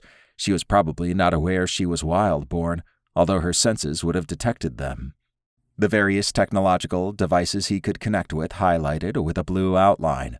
A quick check on some of the deputies' phones revealed what he considered normal, although one had lewd messages toward the female deputy, who responded in kind. A secret affair. The computer on one of the deputies' desks served as an entry point, and Brad connected to the network. A poke around revealed various resources, and he linked to his laptop in the SUV. He smiled at Evat's presence. A moment later, he gave her all the credentials and the network topology needed to connect wirelessly and get information. After they entered the sheriff's office, Paul closed the door and sat behind his desk. He motioned for everyone to sit. "So, Earthward," said Paul. "We had one of your special agents stop in a while back." "Maria Guerrera," said Dalton. "Yeah, that's right. She didn't have your fancy ride or a team, though. Is she involved in why you're here? I haven't seen her around. I've taken over the case." Paul studied Dalton. "And what is that case, exactly?" "I can't say. It's confidential. However, we will be around, and I wanted to inform you as a professional courtesy." "I appreciate that, I do. What do you plan to do while you're here that you can speak to?" Dalton nodded. "We'll most likely visit a few places, talk to a few people, and the like." Paul rubbed his chin. "Any places I might know?" "I can't say." Paul laughed. "I figured. I'm guessing if you're here, there's something bad going on. The feds usually keep me in the loop. If I can, I will," said Dalton. "However, for right now, it's best to keep a low profile and information on a need-to-know basis. I just wanted to update you to avoid any surprises." "I understand," said Paul. "Feds do this all the time. Although you have better toys and higher jurisdiction than they do." "We do. And we have global jurisdiction." Paul nodded. "And now you're here. All right. Well, if I can help in any way, reach out to me." He motioned at the others. "I'm gonna guess you're doing undercover." "Something like that." Dalton stood and extended his hand. "I'll be in contact if necessary." Paul returned the handshake. He walked over to the door and opened it. "Don't be a stranger." Brad followed the others out. While Dalton and Paul talked, Brad had scoured Paul's laptop. It had a wealth of information, and reading through emails had revealed some interesting content, but nothing out of the ordinary. He presented as clean. After a few minutes, they were back in the SUV. "Paul was all right, but the others didn't like the looks of us," said Todd. "I didn't notice anything other than the joking," said Brad. "Oh, and the woman was wild-born." "I noticed that too," said Valerie. "I've been around this type of crowd before," said Todd. "They were being polite and don't trust us. I suspect one or two of them might be faith militia." Dalton nodded. "I suspect that as well. I wanted to meet the sheriff to get an idea of what we might face if things turn ugly. I expect we'll be tracked to some degree, so we'll need to be careful." Valerie smirked. "Well, I know I attracted their attention. They didn't realize I have better than average hearing. Derek wouldn't mind having me in a cell for a night." "Yeah, I heard that too." "Ignore him," said Dalton. He faced Brad. "Were you able to connect?" Brad interacted with his laptop. "Sure did. I gained entry and gave Evat access." "What did you want to know?" "Was there any unusual murders or anyone missing in the county?" Brad focused. "Looks like a pastor's son disappeared 2 months ago. There were also reports of strange cow mutilations." "Around the Tanner Pack area?" "Yeah." Evat perked up. There was a recent murder in a trailer park as well. The means of death are unknown at this time, and it was also near the Tanner Pack area." "Interesting," said Dalton. "Let's hope one of their members hasn't gone rogue. although I suspect the Tanner Pack wouldn't allow that. Todd snorted. Yeah, definitely not. They would do everything in their power to prevent being exposed. What's the plan, then? Asked Valerie. We visit the warehouse first to see what's going on with the Tanner Pack. Then we can stop in at these other places. Works for me. Dalton started up the SUV. All right. We got a game plan. Dalton studied the warehouse as they arrived 20 minutes later. The place was nestled off the side of a country road, and the parking lot was nothing more than a dirt area. The building itself appeared to be an actual warehouse, and from what he understood, it had been converted to the unofficial Tanner Pack headquarters. One thing that caught his eye was the array of motorcycles out front with some tough-looking guys in leather jackets. Their patches indicated they belonged to the Tanner Pack. You and Evot need to stay here for this one, said Dalton, glancing at Brad and Evot. No issue there, said Brad, shaking a hand out. Wildborn in an area packed with outsiders like this? Yeah, no thanks. You and Evot can still try to connect to see what you can find. Brad nodded. Works for me. Dalton parked the SUV. He peered back at Todd and Valerie. I'm not sure what to expect, but be ready in case things go down. Todd smiled. Not my first time busting a weregang. Or killing some, said Valerie, grinning. All right, said Dalton. Let's go. They assembled outside as Evot assumed her humanoid form and sat in the driver's seat with Brad on the other side. The three guys out front stared them down. That was to be expected. Dalton was on their turf, and they had no idea who he was. To head off any potential issues, he approached them with his badge wallet out. Inspector Dalton Kingston. Earthward. With me is my team. One of the men with Dino patched on his sleeve stood. So you're him. Not quite what I expected after hearing about Hammer. Dalton nodded. Hammer fought well. He was just out of his class. Dino laughed. Cocky, too. Damn. He examined Todd and Valerie. A human and something else. A nice something else, said another man. Want to donate blood? Asked Valerie, baring her fangs. The other men stood. Dalton extended a hand. All right. We're here to talk with Jim Dugan. Dino snorted. Like that last chick did. Didn't go so well for her. I understand someone has to fight Bog in order to talk to Jim. Dino crossed his arms. Yeah? I guess that's going to be you this time. After Hammer should be easy. Right. The other men laughed.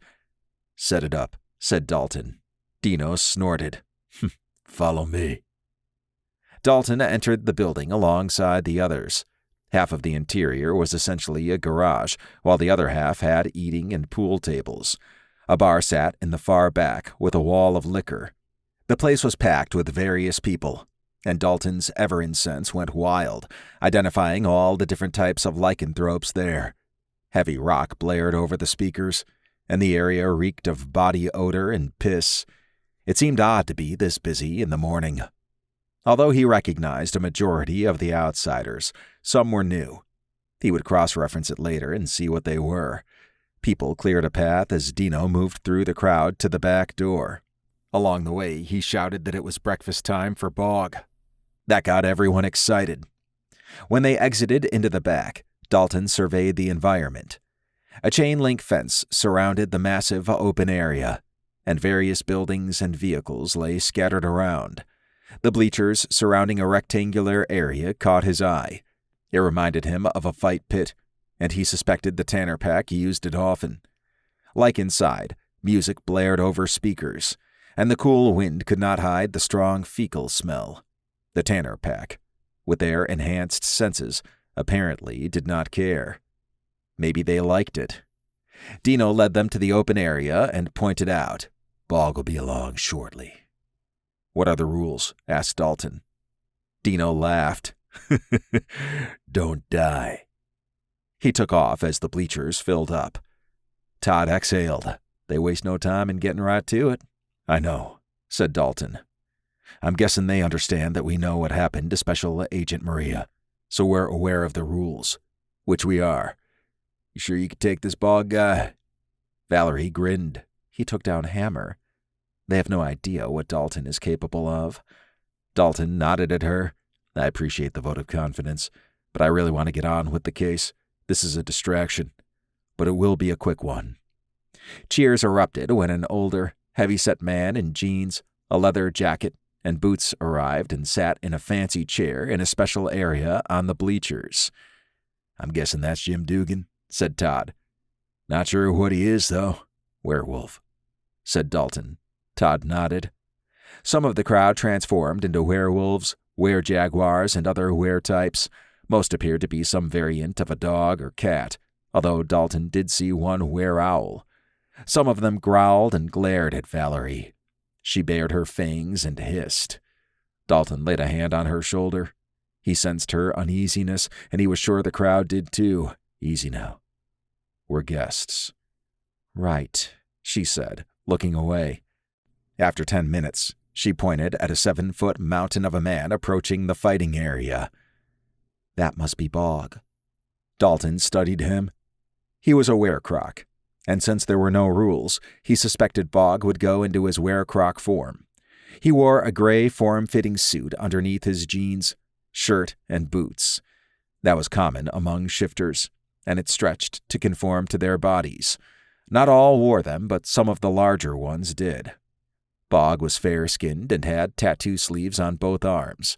His long hair, beard, and mustache made it hard to get a look at his face, but he was in good shape. He looked like he had just woken up. It was no surprise he was popular, as he probably won most of his fights. Dalton suspected the fights themselves were rare. Maria going to critical care made more sense now. Per her background, she may have had a superior combat rating, but against someone like Bog, that might not matter much. Bog entered the open area and raised his hands. The crowd cheered, clanked beer bottles, and slapped hands. An outdoor speaker made a screeching noise. "We have a fight," said Jim.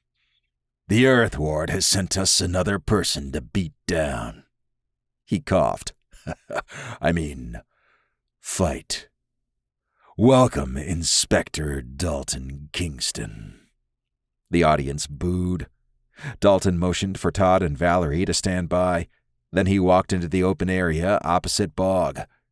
"It said Dalton took down Hammer. Well, Hammer ain't Bog," said Jim. The crowd laughed. Bog removed his shirt, pants, and boots, leaving just his gray undersuit on. "And now for the rules," said Jim. He flashed his hands off to the side. "There are none." Dalton understood Jim hyping up the fight, and the crowd expected a quick beatdown. "Without further ado, let the ass-kicking begin." Bog pointed at Dalton. "I'm going to do to you what Hammer couldn't." He shifted into his werecroc form. Dalton's eyes narrowed. Bog now stood 9 feet tall and had gained more mass. His green-scaled skin sparkled under the sun, and his legs became digitigrade. His fingers formed into massive claws, and his head morphed into a long snout with sharp teeth. Bog moved his hands to the side and roared. Dalton went into Scout Spectre mode and adopted a defensive stance. The crowd murmured. Bog charged and swiped with his left hand. Dalton leaned to the side. Bog tried with his right. Dalton punched Bog's wrist, then spun into him, hitting him in the face with an elbow. Then he backhanded him. Bog stumbled back and growled. He ran at Dalton. Dalton rushed forward and shoulder-slammed Bog back. Someone tossed a metal bar to Bog. "Get him, Bog! Mess him up!" Dalton sighed. No rules apparently meant weapons were allowed. He suspected that, like Hammer, Bog was probably immune to a heavy stun. If Bog wanted to use weapons, then Dalton would too. He spawned his nanoshield, then grabbed his MH and formed a stun baton. The crowd gasped. Bog stepped forward and swung. Dalton blocked, then shoved the baton under Bog's chin. As expected, the stun only angered Bog. He kicked Dalton, sending him sprawling back. Dalton grimaced. Bog had raw power. and it showed. However, he was slow. Dalton focused his Everin sense, causing everything to slow around him. When Bog rushed over to stop, Dalton rolled out of the way while retracting his shield. He jumped up and slipped behind Bog, then applied a chokehold. They fell to the ground. Bog thrashed around as Dalton tightened his grip. A few moments later, Bog passed out and morphed back into his human form. The crowd went silent. Dalton stood and pointed at Jim. "Can we talk now? Or do I need to humiliate someone else?" The audience laughed. "I like you," said Jim. "You're every bit what I've heard. Let's talk." Dalton nodded and walked over to Todd and Valerie. "Wow, you took him down with ease," said Todd. He was predictable. I guess he was used to winning in a few moves. Valerie grinned. "I like the way you talked to Jim. You knew your audience." "Yeah, but I wish we could have talked instead of this ridiculous ritual," said Dalton. "Nonetheless, we can at least discuss the case with him now." Valerie followed Dalton and Jim back inside. The fight impressed her. If she had to fight Bog, it would have been at range since he would have mauled her up close. Dalton's armored suit proved effective. Most of his weapons were non-lethal, but she knew he could have gone lethal. She recalled their initial encounter. When she had reached for a gun, he told her to only use it as a last resort. She thought he was being naive, but instead learned he had over 300 kills and simply did not want to add any more. That probably took a lot of restraint on his part, and she understood he could have easily ended Bog. The crowd had intrigued her. They were gung-ho for Bog until he went down. She suspected they thought this would be another lesson taught to the Earth Ward. Jim had been swilling from his whiskey bottle and had a smug look for most of the fight. His shocked face at the end would be something she always remembered. She figured he had some idea about Dalton, or he would not have asked for him specifically. They entered a back room and closed the door. Jim slipped behind a messy desk, with styrofoam containers lying around on the floor. A window with dusty blinds sat across the room, allowing in some light, but the lighted ceiling fan provided most of the illumination. A slight haze filled the air, and the office smelled like dirty socks and wet fur. He motioned for them to sit on a couch opposite him. They complied. Jim eased into his chair on wheels and lit up a cigar. "Damn, that was some fight. I'm just glad we can focus on why I was requested," said Dalton. Jim laughed. "Well, you took down Hammer, who also took down Bog a few years ago. In addition to that, we've had an odd series of deaths and kill two birds with one stone. Give Bog a chance to redeem himself since Hammer is put away, and also have someone investigate the deaths," said Dalton. "You're sharp," said Jim. He cocked his head. "I'll be honest. Not a fan of the Earth Ward. They can eat my ass for all I care. But I'll admit they're doing better than the Helians. I wasn't impressed they sent that little woman down here, though." Dalton nodded. "That was an oversight and has been corrected, as evidenced by my being here." Jim sucked on his teeth. "Well, there you go.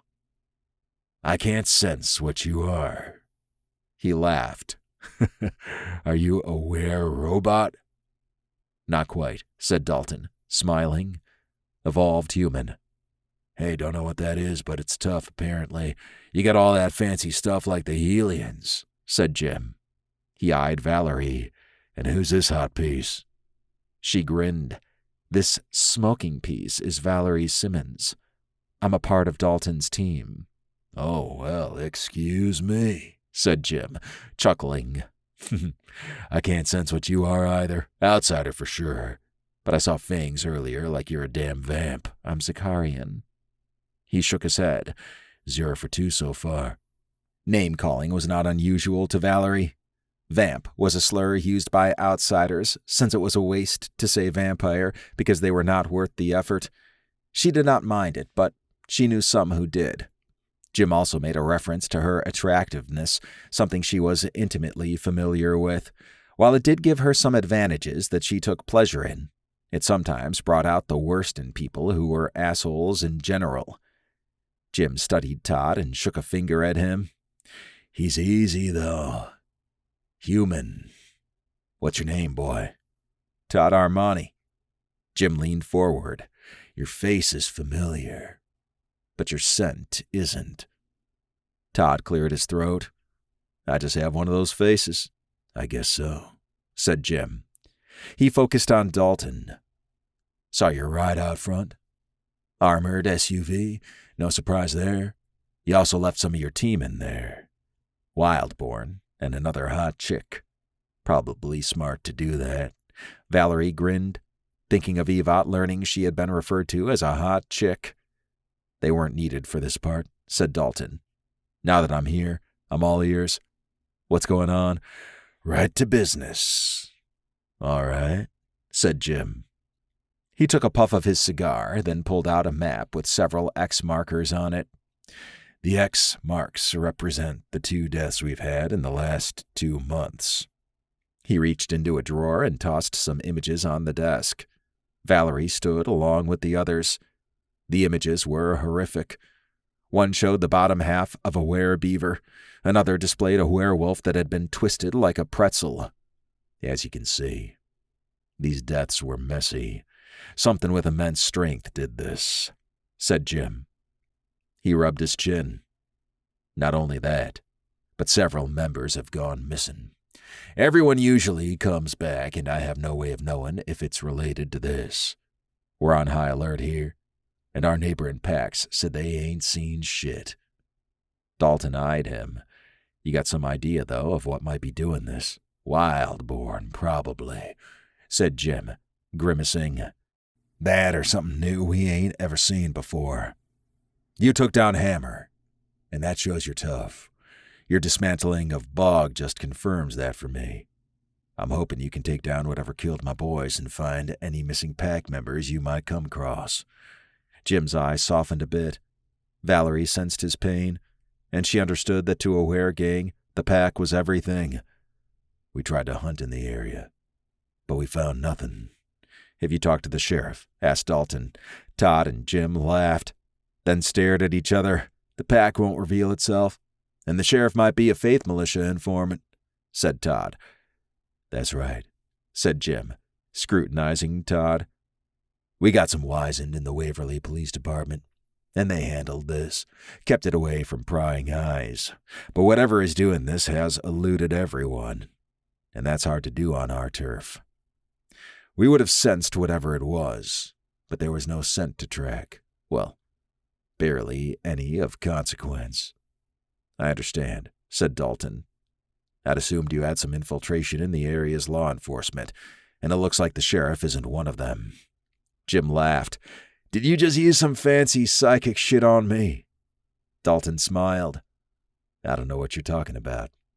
I see, said Jim. Well, you have the locations. If you want to see the bodies, or what's left of them, I can show you that too. I'd like to see them. But do you know what they were doing when they were killed? Hunting like we all do. There's a shit ton of forest around here, packed with free food if you can catch it. Honing your hunting skills, said Valerie.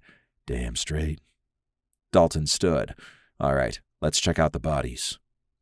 In another life, Valerie could see herself hanging out with Jim. Although she was an outsider like him, she would probably never be accepted due to being a vampire. The pack would probably kill her. She followed Jim to a shack out back. Jim opened the door and stood back. He pointed at some coolers. They're in bags. I kept that shit ice cold for you. Dalton extended his hand and emitted a golden scanning beam. Jim jumped back. What the fuck is that? A scanning beam, said Dalton. I was doing a bioanalysis. You got helium tech inside you? Dalton shook his head. No, it came from far away. Yeah, I believe it, said Jim. So, did you find anything? Not yet, said Dalton as he continued to scan. Valerie studied him as he moved his hands around in the air after scanning. It was like he worked with an invisible interface. There's something foreign in there, said Dalton. DNA? Asked Todd. Dalton shook his head. Not so much that, but more unusual structures in the blood. It may be the creatures. When you say foreign, you don't mean like Japanese or something, right? Asked Jim. Dalton chuckled. No, I meant like not of this earth. Jim began to grin, then stopped. You're fucking with me, right? Unfortunately, no. I'm going to need a sample so I can do further analysis. Any concerns? Take what you need. Dalton glanced at Todd. Can you get some evidence containers from the SUV? No problem, said Todd. He took off. Dalton focused on Jim. Mind having whoever found the bodies meet with us at the sites? Yeah. That'd be Carl. I can arrange that, he said. I just want this shit wrapped up before the clan goes on the war path, or worse, another gets killed or ends up missing. I'll do my best. And if I succeed, hopefully you'll honor your word to open a dialogue with the Earth Ward. My word is my bond. Dalton's eyes slightly glowed, as is mine. You're one strange bird, but I knew I'd like you, assuming you survived Bog. Dalton nodded. Valerie marveled at how Dalton had already formed an unspoken bond with Jim. Dalton was not only a good inspector, but he was a good ambassador. His mere presence made people comfortable. She wondered if he would investigate Earth Ward personnel if he found evidence of wrongdoing. Her experience told her law enforcement generally stuck together. Perhaps the inspectors being a separate branch was meant to isolate them from that. She smiled as she caught Jim staring at her ass. He looked away quickly, but she expected that to occur in a place like this. One thing she observed about the pack from her short time with them was that the women were treated as equals. Each pack had its own rules, and the Tanner pack women appeared tough. A few had even scoped her out. If she had more time, she might have stayed and checked it out more. But the case was heating up. Chapter 6. Dalton and the team cruised along a back road as they followed Carl on his motorcycle. He was the werewolf who had found the first body. They were going to a lodge the Tanner pack used as a base for hunting out in the forest. Dalton was pleased so far with what they had learned on the case, and he was glad the fight with Bog was over. Hopefully that was not common among other weregangs in the future. After an hour of driving, they reached a gravel road that led into the forest. Dalton had enjoyed the ride over with the window down. While Brad and Evot joked around, Todd and Valerie discussed the Tanner pack. Dalton chimed in every now and then, but he was content to listen. He saw a team forming. Todd had been cool and calm under pressure, even in a building packed with those who would not hesitate to kill him. Brad provided a technological capability that went beyond even Evot. Valerie also had a calm influence, and her knowledge of non-humans was an important asset. Dalton suspected her social engineering skills would come into play at some point, and he was thankful to have that option available. They pulled into a dirt clearing in front of an old wooden house. "Talk about creepy houses," said Brad. Dalton nodded. "Evot, leave a servbot here, and use your other one to scout the area. As for the rest of us, it's hiking time." They assembled outside. Evot soared into the sky in crow form. Dalton studied Carl as he got off his bike. He was about 6 foot or so and had fair skin. A mustache and beard covered his lower face, and a scraggly mess of curly hair flopped out under his helmet. He wore jeans with a sleeveless leather jacket that had the Tanner pack patch on the back. His arm tattoo sleeves stood out, and his scuffed boots completed the biker gang look. Carl took off his helmet, revealing a blue bandana across his forehead, and joined them. "All right, it's about a 2-mile hike through the woods." He gestured at the house. "This is one of our lodges, and is usually where we meet up before going hunting. I'm going to change and then wolf out. Any concerns? We're good," said Dalton. "We'll wait for you here." Carl nodded and headed to the lodge. Dalton looked around the group. "Okay, we got some supplies in the back, so get whatever you need." Todd smiled. "I just need my SG-5 and backpack. Maybe some water, too." "SP-8s for me," said Valerie. "And a gizmo backpack for me," said Brad. "Oh, and water." "All right," said Dalton. Carl returned in his werewolf form 5 minutes later. Ready to go, he said in a grizzled voice. Lead on, said Dalton. Try to keep up, said Carl, laughing as he sprinted away. Dalton grinned. Don't slow down on our accord. As they moved through the forest, Evot kept up with Carl and provided an aerial view. Dalton enjoyed being able to have her in the SUV to protect it and to also travel with the group. It crossed his mind that the others did not have the benefit of seeing what she saw except for maybe Brad, although they could view it on their inner forearm devices. That was a small screen. The goggles could be used as well, but they seemed uncomfortable. Dalton would need to research better options if the group stuck around after this case. After 30 minutes, they reached a remote spot in the woods. Evot flew down and landed on Dalton's shoulder. Here we are, said Carl. He transformed back into human form and pointed at an area on the ground. This is where Dean died. He was the werebeaver? Asked Valerie. Carl sighed. Yeah. I found him out here during my hunt. Although his beaver form is some freaky shit. It's actually pretty damn tough. Those teeth are no joke. Dalton extended his hand and scanned around. Carl jumped back. The fuck is that? A scanning beam. What the hell are you, man? Some type of robot or some shit? Dalton smiled. An evolved human with advanced technology, like this beam. Carl looked at the others, who shrugged. Dalton studied the readings in his ARI. Although Dean's remains had been carted off, there was still evidence his body had been there. Dalton pulled up the images and saw that Dean had essentially been torn in half. Dalton's scan revealed the presence of an impact on the ground relative to the surrounding area. Evot, using the image we saw earlier and our current environment, project Dean's body. Of course, she said. She flew up to a branch and emitted a holographic projection from her eyes. Carl jumped again. What the hell, man? Your crow can do light shows. Dalton grinned. Yes, Evot is quite versatile. That's so cool that you can do that, said Todd, looking up at Evot. Thank you, she said. Dalton walked around the holographic remains. Nothing obvious about the death other than whatever did this was strong enough to literally slam Dean into the ground, then rip the top half of him off. When we found Dean's remains, I got a faint scent, but it didn't lead anywhere. I don't sense anything now, said Carl. What would be strong enough to do this? I don't think it's strength, although that sure helps, said Todd. Dalton studied him. What do you see? Todd gestured around. If something was as strong as we're thinking, it should have left some type of evidence, like footprints, its own blood, or something. However, there's nothing except Dean's bottom half. He pointed up. Notice the branches around Evot. Everyone looked up. Dalton's eyes narrowed. I see it. Something came down. So maybe a were-eagle or something? Said Valerie. It would essentially fly down and hit Dean like a bullet, enough to knock him down.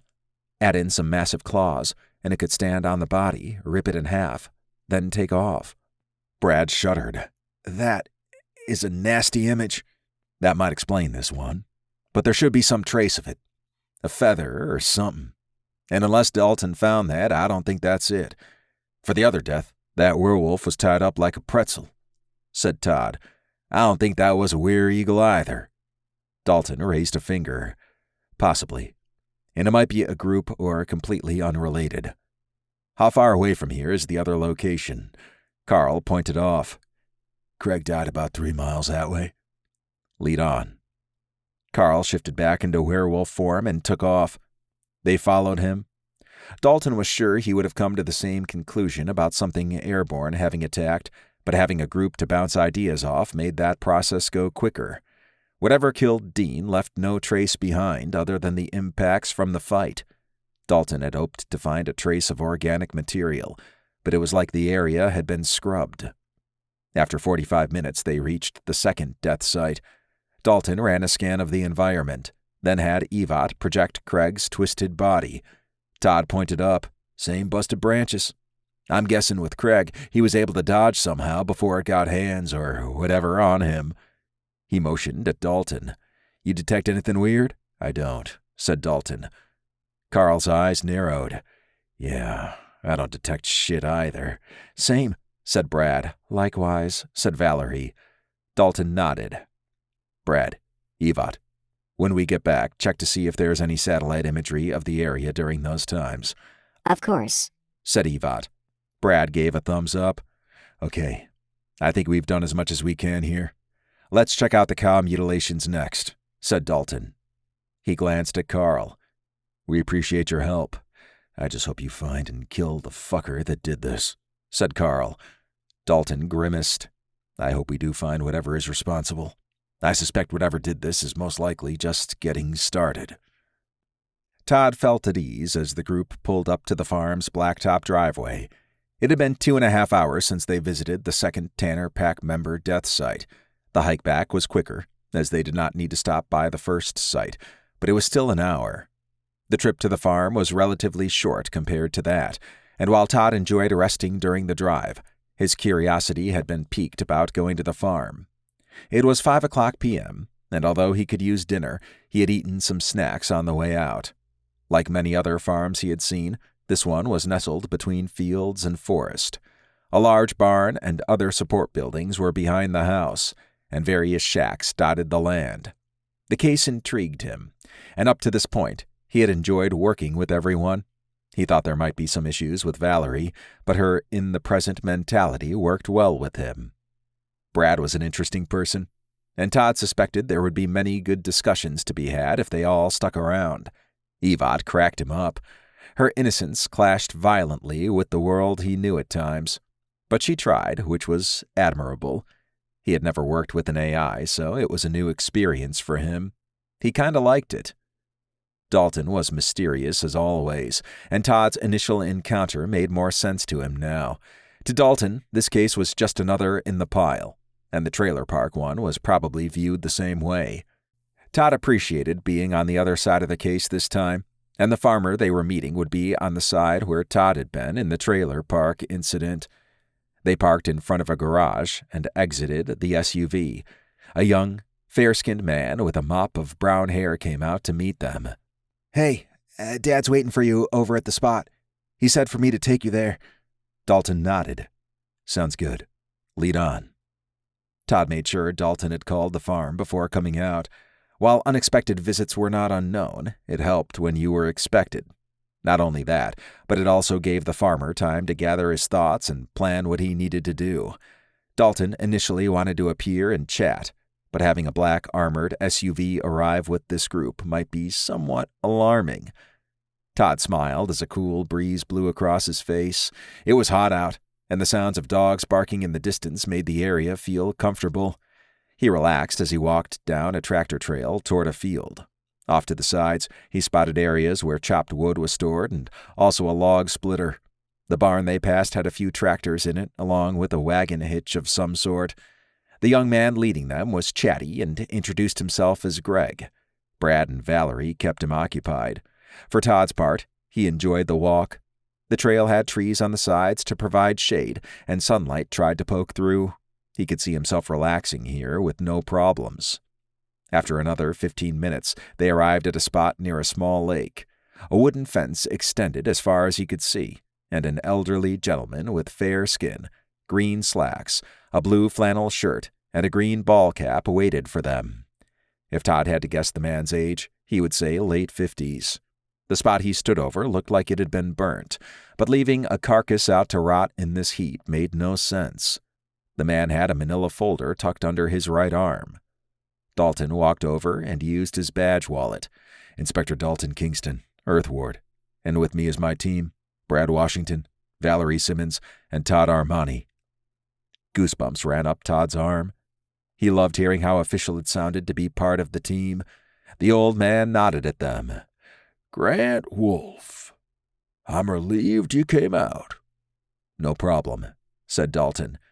"I'm glad you took our call and agreed to meet." Grant sighed. "The sheriff and local police already been out here. They think I'm nuts." Todd stepped forward.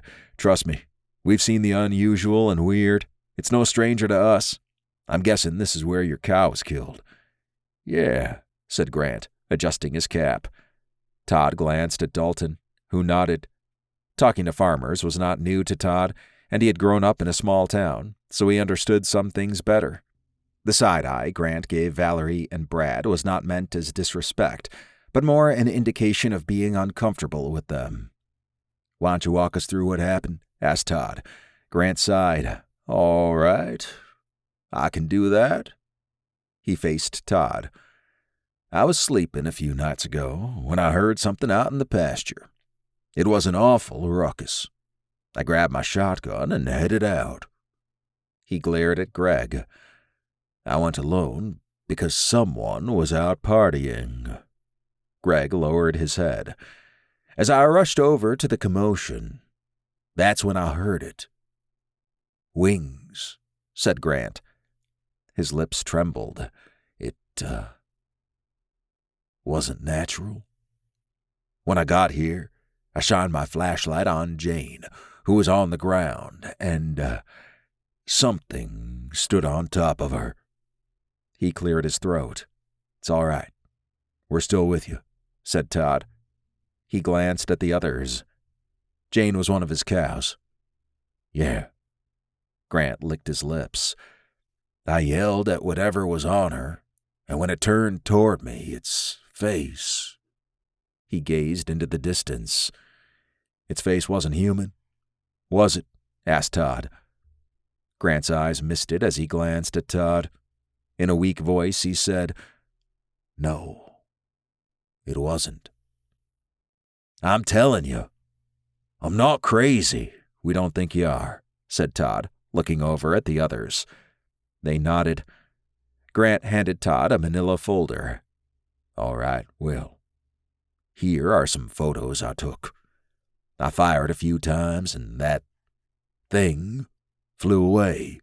I mean, it jumped up, flapped its wings, and flew away like a bat out of hell." Dalton and the others walked over and studied the images as Todd went through them. Jane had been carved up.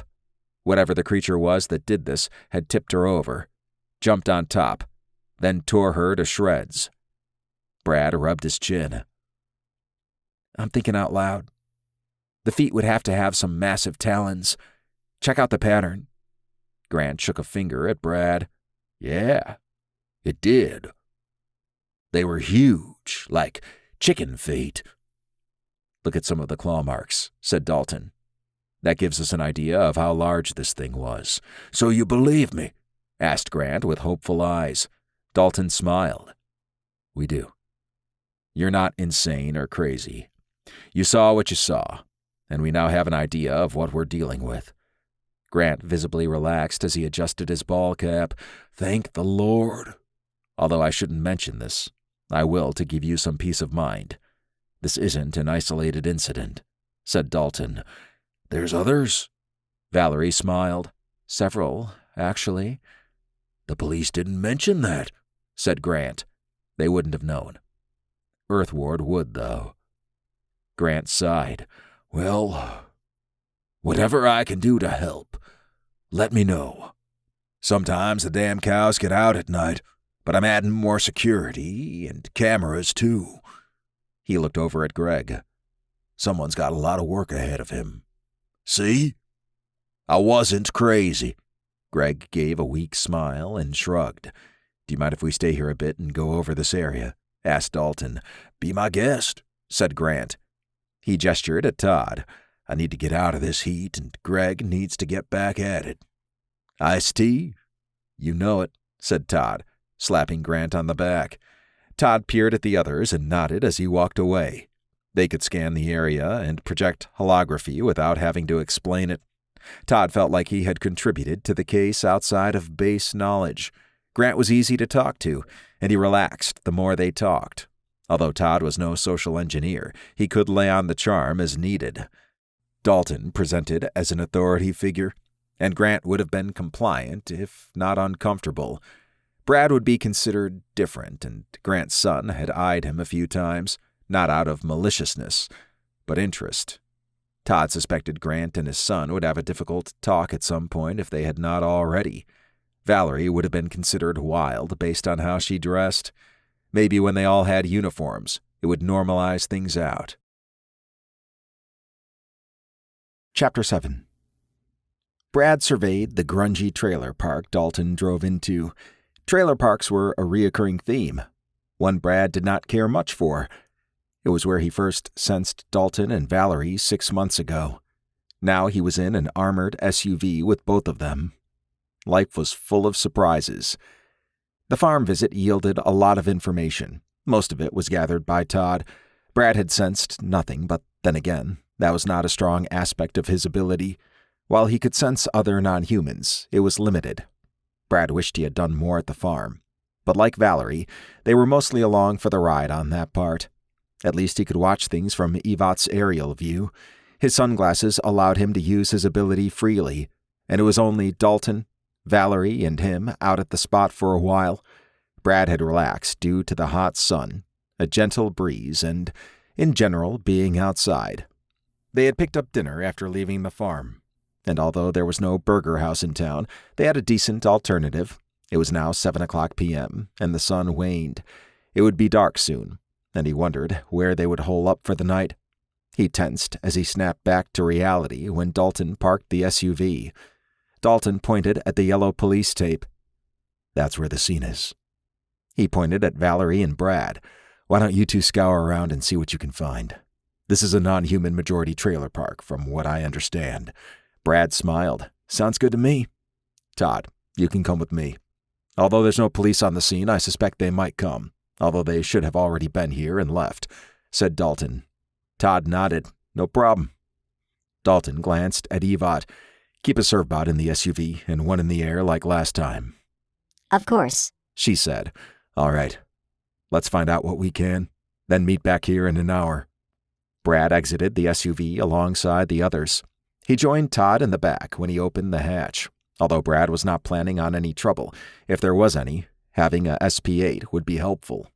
Once he retrieved his, he holstered it on his belt. Valerie grabbed 2 and put 1 on each thigh. She also took 2 stun batons and placed them on her back in an X pattern. Apparently, she had no issues with showing off her equipment. Todd had his backpack in case things got crazy, but Brad hoped it would stay calm. Brad and Valerie took off down the main road, while Dalton and Todd went over to the crime scene. "So just us this time," said Valerie. "Sort of felt like that at the farm." "Yeah, I was just thinking about how I couldn't really do much there," said Brad. Valerie nodded. "What do you think of all this so far?" "I love it. After spending 6 months traveling around doing simple things, this feels like a challenge, a mystery to solve." She laughed. "Yeah, I could sense you were that type." She eyed him. "It's good to be curious." "What about you?" "I like it so far," she said. "It hasn't gotten crazy or anything. Yet. But these contracts pay extremely well, and I'd bet on Dalton every time." "I'm with you there," said Brad. He surveyed the area. "So this is a non-human park mostly. I'm sensing a mix of Daedrolls and outsiders." Valerie pointed at a young woman smoking outside her trailer. "She's been eyeing us since we started walking. Definitely a Rescarian." Brad studied the woman. "Well, if things get out of hand, I hope you can throw down. Vampires tend to get a little wild around me. Present company excluded, of course." "Who's to say I'm not going crazy inside?" she said, baring her fangs. Brad's eyes widened. She laughed and slapped his arm. "Come on." They walked over to the young woman. She wore sneakers, ripped jeans, and a way too big t-shirt. Her scraggly, long black hair could use a shower, and her pale skin matched the color of the trailer. If he had to guess her age, he would say early 20s. Valerie raised her head a bit. "Hey, got a moment to talk?" The woman eyed her. "Maybe." "You're Earth Ward, right?" "Yeah." "And I'm Valerie Simmons. He's Brad Washington." The woman stood straight. "You can call me Anna." She stared at Brad. "Wildborn. That's new." Brad cleared his throat. "Yeah, that's me." Anna showed her fangs. "In the mood for a quick bite job?" Brad raised his hands. No thanks." "Your loss." "What about you?" asked Anna, glancing at Valerie. If we weren't here on business? Definitely, said Valerie, grinning. Anna sighed. Fine. I don't know what you are either. I guess you're here to learn about what happened to Brady. He was the victim at the crime scene? Asked Brad. Well, duh. I'm just surprised it took this long for Earthward to come out here. How'd you know we're Earthward? Asked Brad. Anna pointed at the SUV. Your blacked-out ride practically screams it. Oh, and the logo on the side. She gestured at Dalton and Todd, and those two just look like law enforcement. Brad sensed her defiance. She did not seem to have a lot of love for the Earthward, a theme he had seen played out in other areas. Were you around when whatever happened to Brady occurred? Asked Valerie. Anna nodded. I was blitzed out of my skull, but yeah, I saw him being a dumbass like he always was. He was high as hell and kept morphing back and forth into his moose form. Some crazy thing swooped down and ripped him to shreds when he was in moose form, then carried him off. A shiver coursed through Brad. Something came down and just took a bite and left? More than a bite, said Anna. All that remained was the good part. Brad wrinkled his brow. Which was his big cock. Valerie and Anna laughed while Brad grimaced. Anna smiled. Anyways, the police came out and questioned everyone, and of course no one helped them. We know they're tight with the Faith Militia. She motioned at Valerie. You're not a Daedrold, are you? Nope, Zakarian. But that doesn't mean I don't get hated on by other outsiders. Anna sighed. Damn other outsiders. They chuckled. Valerie and Anna had formed a bond pretty quickly. Anna was rough around the edges, but so was Valerie. Brad was sure if he lived in this park, he probably would not last long. Valerie gazed off in the distance. Did you happen to catch which direction whatever it was flew off to? Anna pointed southwest. It went into Ogben Witch territory. Crazy bitches down there. I've heard of them, said Valerie. They control a large swath of forested area in the Midwest. Yeah, and they're secretive as well, not to mention powerful. As long as they stay out of my shit, I'm good, said Anna. Oh, you're going to go out there, aren't you? Brad grinned. Most likely. Anna eyed him. You sure you don't want a quick bite job to relax? You're all tensed up. I'm good, said Brad, looking down. You're cute when you're nervous. Valerie poked his arm. Yeah, he is. She focused on Anna. Before we go, anything else about what you saw that might help us investigate? Yeah, said Anna. The wings on whatever it was, were a weird mix of like a bat's wing and an insect one. Oh, and it wore something. Not a uniform, but like armor pads and leather straps. Valerie's eyes narrowed. Then this might not be a mindless creature. Definitely not. It knew how to avoid Brady's antlers. And his cock, apparently. They shared a laugh. Brad was glad to have Valerie along. Although he was a bit nervous around two vampires, he was confident nothing would happen. But his natural instinct was to run. In his 2 years on Earth, he had become accustomed to that. And now here he was being offered a bite job. Anything like that in the Earthward knowledge base? Asked Valerie. Checking, said Brad. Anna snatched his sunglasses. Oh, cool. Your eyes are like little computers. Brad smiled. Yeah, sorta. So what, you live in computer or something? I talk to technology. In this case, I'm connected wirelessly to our ride and accessing our systems that way. That's awesome, said Anna. She licked her fang. I've had trouble with my router acting up. Maybe you could come inside and check it out. Brad focused. He sensed her router and connected to it. There was no doubt what the issue was. A recent firmware update was not playing nice and had scrambled some of her settings. The default update model was automatic, so it most likely happened without her knowing it. He did a quick check of her router type and saw they had rolled back the update. He got the older firmware and downgraded her router to use it. Done, he said. What? Really? Asked Anna. Yeah, you just had bad firmware on it. I've set it so it only updates when you tell it to instead of automatically. She lunged forward and hugged him a bit longer than he was comfortable with. His eyes widened. This feels nice, she whispered. He stepped back and smiled. Glad to be of service. He motioned at Dalton and Todd in the distance. We should probably check in with them. Anna studied Dalton. Something strange about him.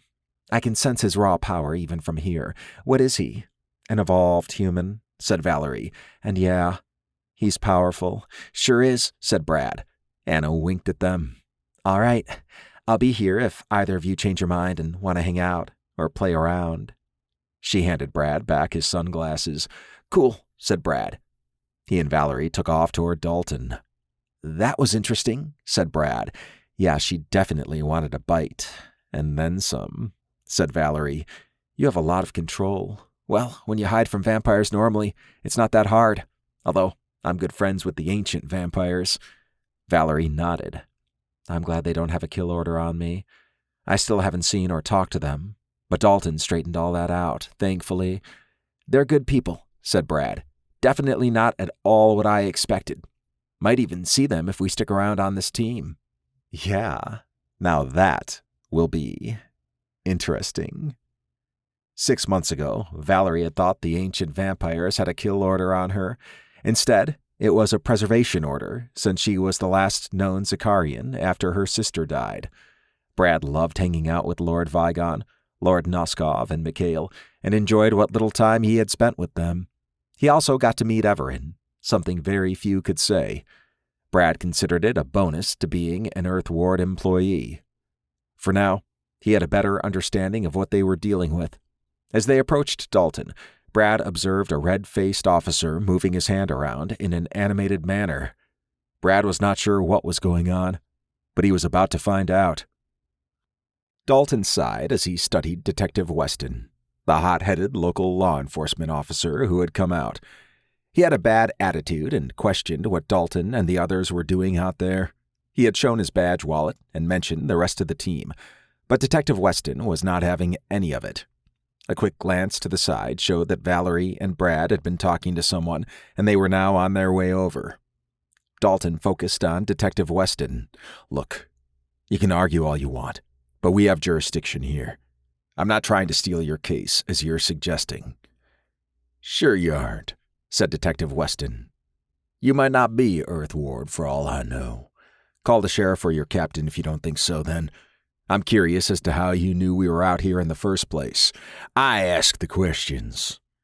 Let's see what the captain says, said Detective Weston as he huffed off to his car. Valerie and Brad arrived. Todd shook his head. That guy has some issues.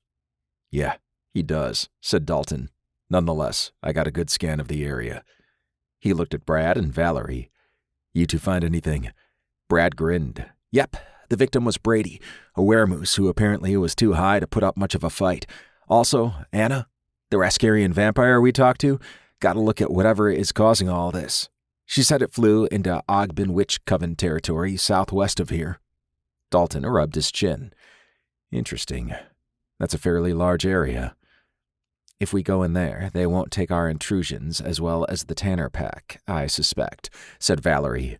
I've heard of the Ogbin Coven. They're pretty territorial. Sounds like it. However, if that's where whatever we're looking for is, then we'll go there, said Dalton. I'd like to talk with Anna. I need to get rid of Detective Weston first. Then we can leave.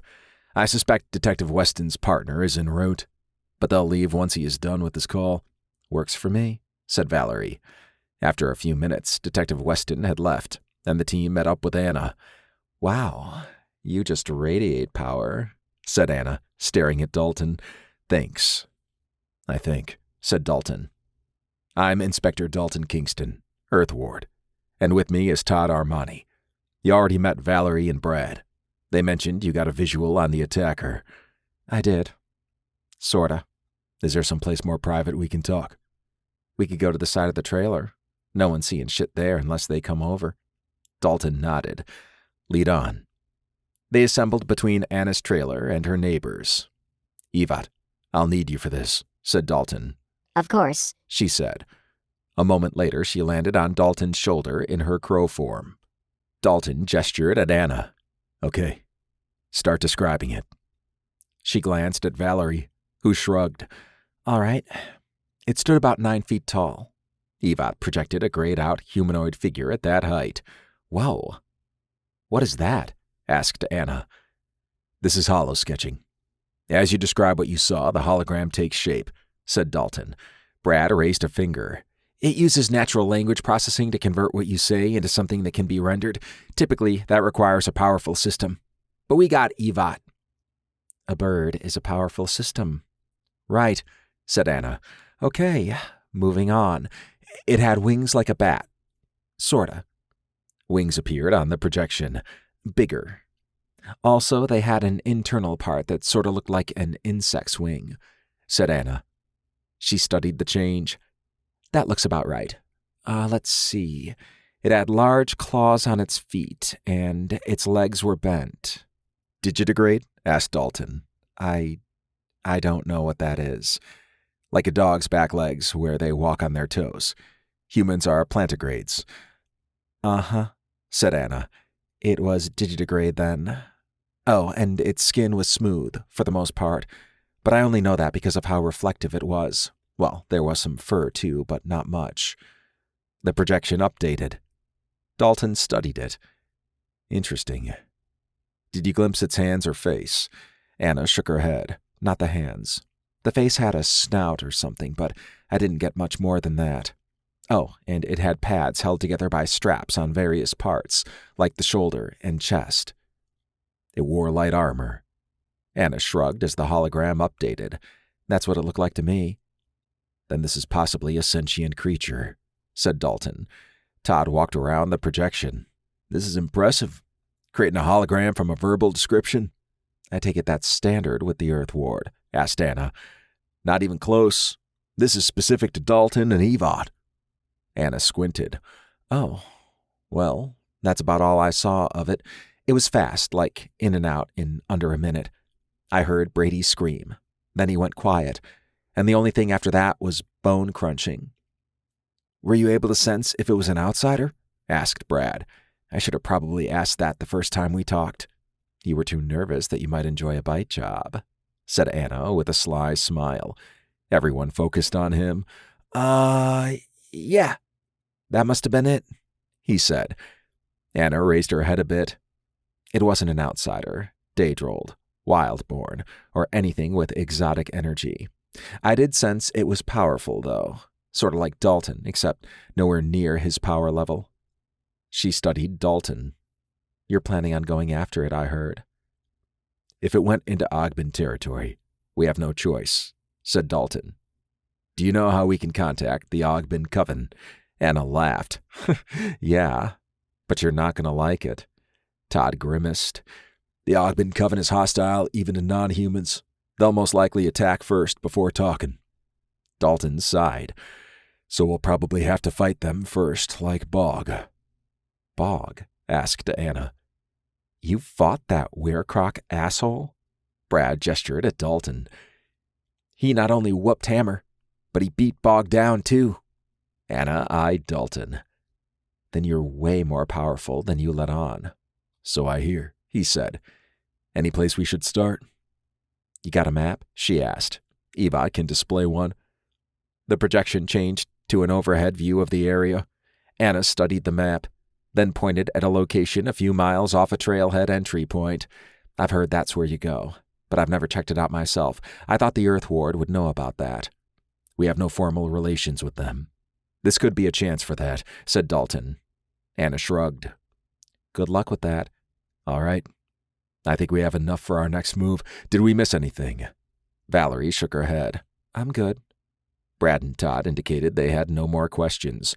Dalton extended his hand to Anna. Thank you for your help. Anna returned the handshake. I'm not sure pointing to where you'll most likely die is helping, but whatever. After a few minutes, they were in the SUV. EVOT morphed into her cat form and hopped up on the dashboard. Dalton began to drive. This'll be interesting. Are we all going, or are any of us staying back? Asked Todd. We can all go, said Dalton. EVOT will leave a servbot behind in case she needs to drive off. The other servbot will be with us. That's so cool she can do that, said Brad. Valerie nodded. Yeah, what he said. I am cool, said EVOT with a toothy grin. Brad and Valerie laughed. Dalton went over the case in his head. From what he understood at this point, something had killed the Tanner Pack members, the cow on the farm, and now the weremoose, which should not have been an easy fight. Anna had mentioned Brady was high and in no condition to fight back, though. With our hollow sketch, everything pointed to a strange creature that came from the Ogben Coven-controlled forest. That was definitely within the Earth Ward's domain. After a 30-minute drive, they pulled into the isolated trailhead. Dalton studied the cracked lot and overgrown vegetation on what he figured was a concrete bathroom. The wooden signs that pointed into the forest were defaced, and even the trail entrance was covered in underbrush. The light posts had busted bulbs. "Yeah, no one's been here in a while," said Valerie. "It's as far as we can go with the SUV," said Dalton. Todd gestured outside. "It's going to get dark in about an hour and a half. Should we wait until tomorrow? I'd prefer to meet them now, but if everyone wants to wait, we can." "I'm good," said Brad. "Same," said Valerie. "Plus, I can see in the dark." Todd nodded. "Works for me. I grab goggles that have night vision if anyone needs one." Brad perked up. "I could use one.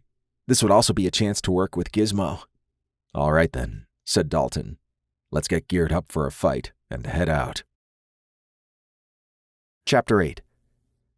Todd concentrated on his surroundings as the group trekked down the beaten hiking path. Nature usually comforted him, but he also understood where he was entering. There was a good reason that slayers never entered a forest with a known non-human population, especially an hour or so before it got dark. If they were still inside, the chances of surviving became much less. It made sense that non-humans ran to forests when trying to escape something, although the Ogben Coven was known for killing trespassers regardless of who or what they were. Dalton walked up front with ease, and Todd appreciated his leadership qualities. He was tough, but fair, and Todd sensed Dalton was a good person trying to do right. Valerie was not what Todd expected. She was quick-witted and had an insight that he had not expected. He was glad she put the past aside for this opportunity. Brad struggled a bit to keep up with the group, but his strength was more mental than physical. Evot flew above in her crow form. Todd slipped on his goggles and smiled. A small window appeared where he could see a map that Evot updated. The Earth Ward possessed advanced gear, and he suspected he only scratched the surface of what was in stock. He made a note that if he was accepted on the team long-term, he would spend some time researching what was available. The hiking trail proved to be a bit tougher than Todd expected. The negligence allowed for it to be somewhat overgrown, although it was still easy to see the general outline.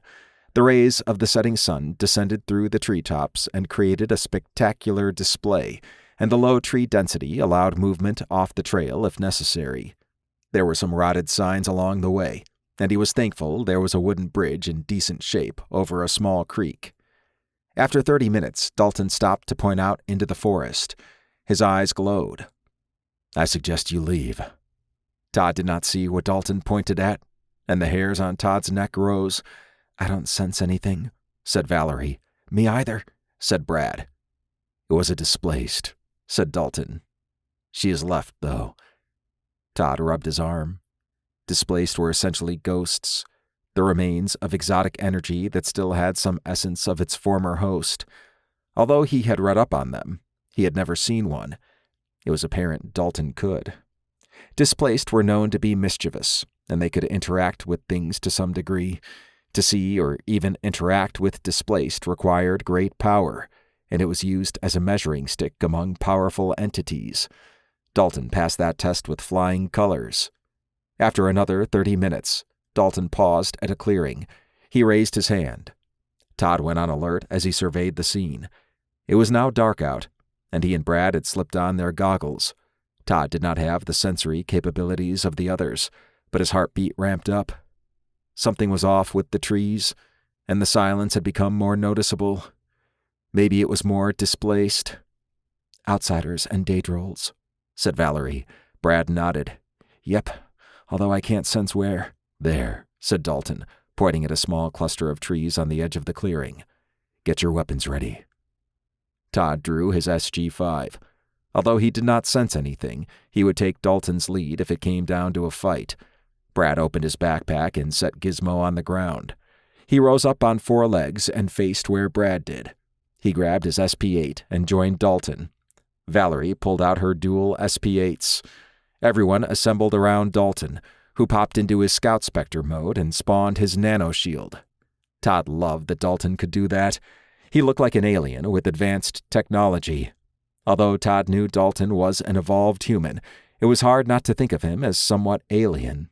His technology was the stuff of science fiction stories. Evot flew overhead and scanned the area with yellow beams from her eyes. After Dalton pulled out his stun baton, he marched into the clearing toward the trees. He also moved his hand about, emitting a golden beam.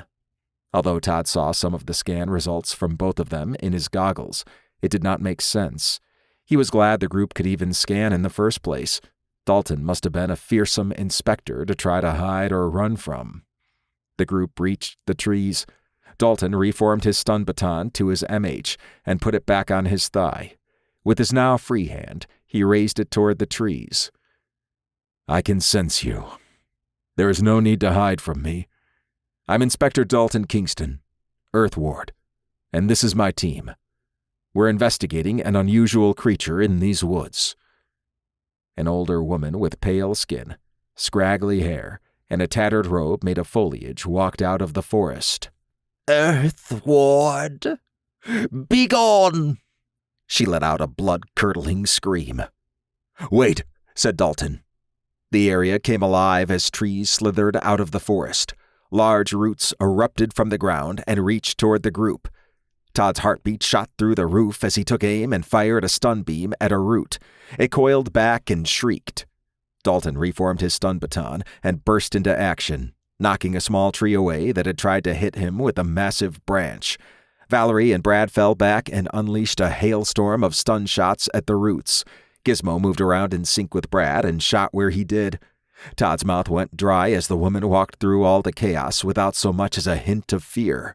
His pulse quickened when he tried to stun her, and his beam hit what appeared to be a bubble shield. Brad cried out as a tree grabbed him and held him in the air. Gizmo tried to shoot the branch. Evot flew down and landed on the branch, then did something with her feet that caused the branch to drop him. Todd was not sure what happened, but her feet had become a blur. Valerie tried to catch Brad, but they both tumbled to the ground. Todd rushed over and upped the SP5 stun setting. He let loose beams everywhere in an arc to keep the front clear. Dalton danced and whirled while fighting 4 trees and 2 large roots at once. Todd thought Dalton might get pushed back by the bubble shield as he approached the woman, but his eyes glowed, and he marched through the shield right up to her.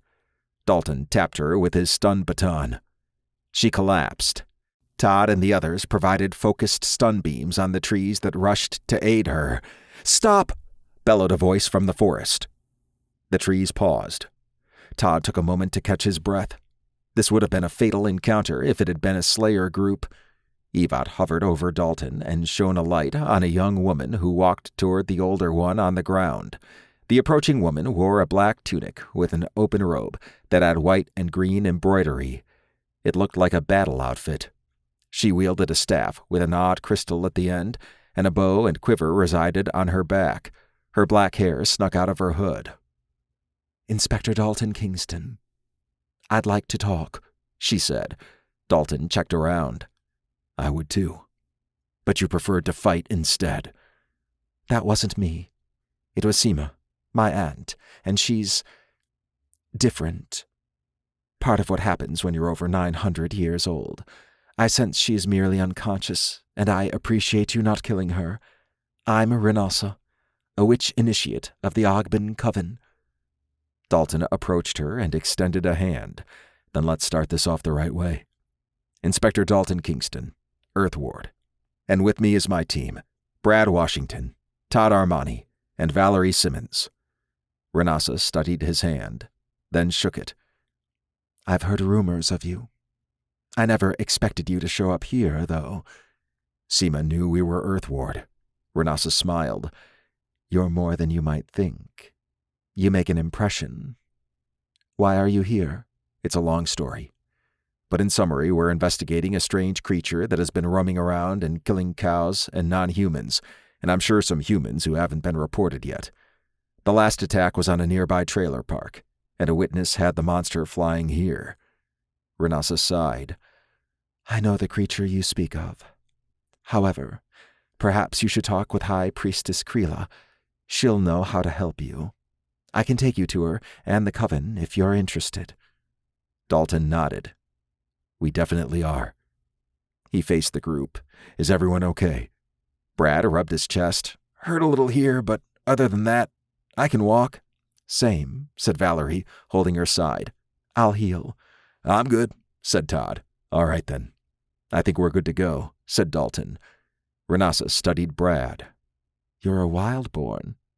Brad smiled. "So I've heard." She walked over and touched his face. Brad grimaced. Hello to you too?" She smiled. "You're the first one I've ever seen. I'm sorry if I got excited." "It's cool." Renassa faced Valerie. "You're an outsider. But I don't know Zicarian and the last of my kind. Oh, and vampire." Renassa grinned. "Interesting mix." She scrutinized Todd. "Human. That I am familiar with." Todd shrugged. "I'm the only pure one in this crowd." "I see," said Renassa. She scrutinized Dalton. "You're something else. Not an outsider, Daedrold, or wildborn." "I'm an evolved human." Renassa nodded. "Right. Kreela will be interested in talking to you. Come on." She took off into the forest. Todd followed the others as they moved off. The various tree shifters in the fight shuffled away, and one carried Seema. He had never met an Ogbin witch, but their introduction had been like a handshake and a punch to the face. Hopefully, the rest of the Coven was not as crazy as Seema. This was a unique opportunity to get an inside look at a Coven. In the past, it was done with a shotgun. He had no doubt that even a well-equipped Slayer unit would die in these woods. Learning about all the cultures he had only heard of was one aspect he looked forward to, assuming Dalton kept the team intact. Todd hoped so, as he liked everything so far. Seema had surprised Valerie. Although she was aware of Shapers, those who controlled a bubble-shaped area around them, that was a power usually granted to warlocks and other specialized strains. To see a witch with it was rare. From Valerie's experience, most witches were able to focus their control on an object near them. Renassa was a good example, as she effortlessly moved branches and the like out of the way with but a wave of her hand. Seema was powerful, and Valerie did not think she would have survived an encounter like that alone. That spoke to Dalton's power. He had waded into the fight without a hint of fear, and he seemed to know exactly how to deal with Shapers. Most did not. Valerie had tried to catch Brad when he fell, but as fast and strong as she was, she could not get there in time. Instead, she became a cushion, but at least Brad was not seriously hurt. Both of them took a hit, though, and her bruised shoulder ached. Gizmo had moved easily along with Brad's movement. She saw how powerful that could be if there were heavier versions or a swarm. Valerie was not sure where they were geographically headed, but Evot tracked everything, which would be relayed to Dalton. Various outsiders and Daedrolds had appeared during the trip, but they kept their distance. Valerie bet most sensed Dalton and were wary. That was to be expected. He had some type of energy that was not just different, but powerful. It intrigued her that the Coven had tree shifters that were outsiders, yet Renassa was a Daedrold. The only other major group she knew of with mixed types like that was the Alacrin Nation.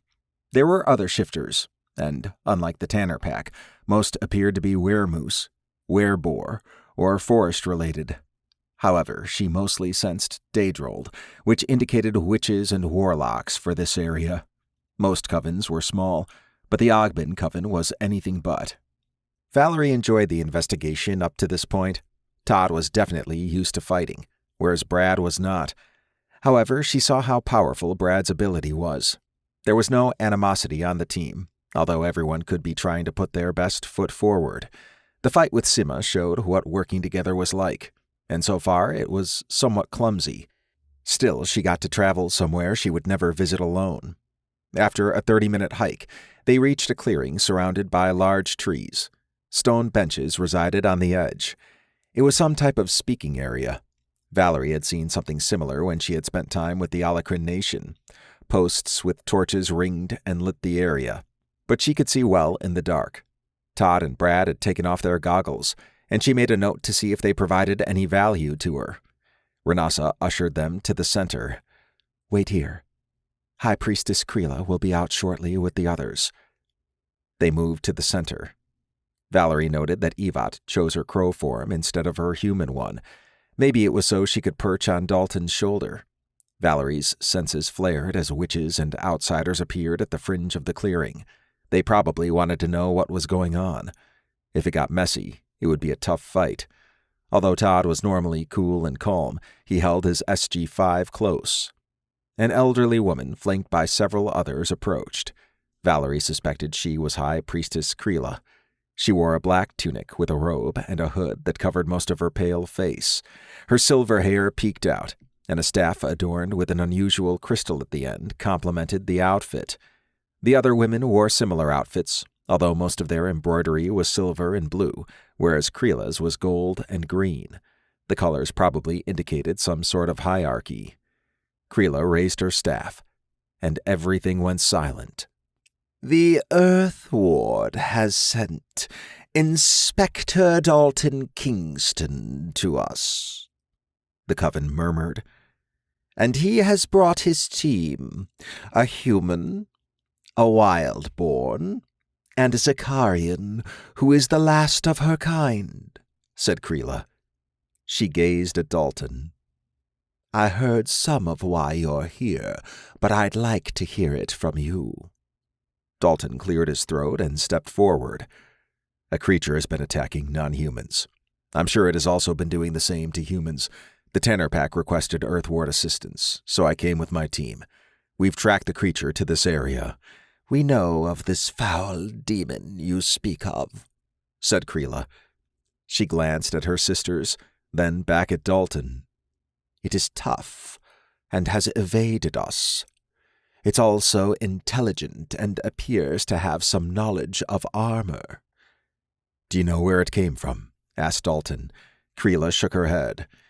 "It appears for an hour or so, then disappears. It can fly, and recently it took Skilka from us."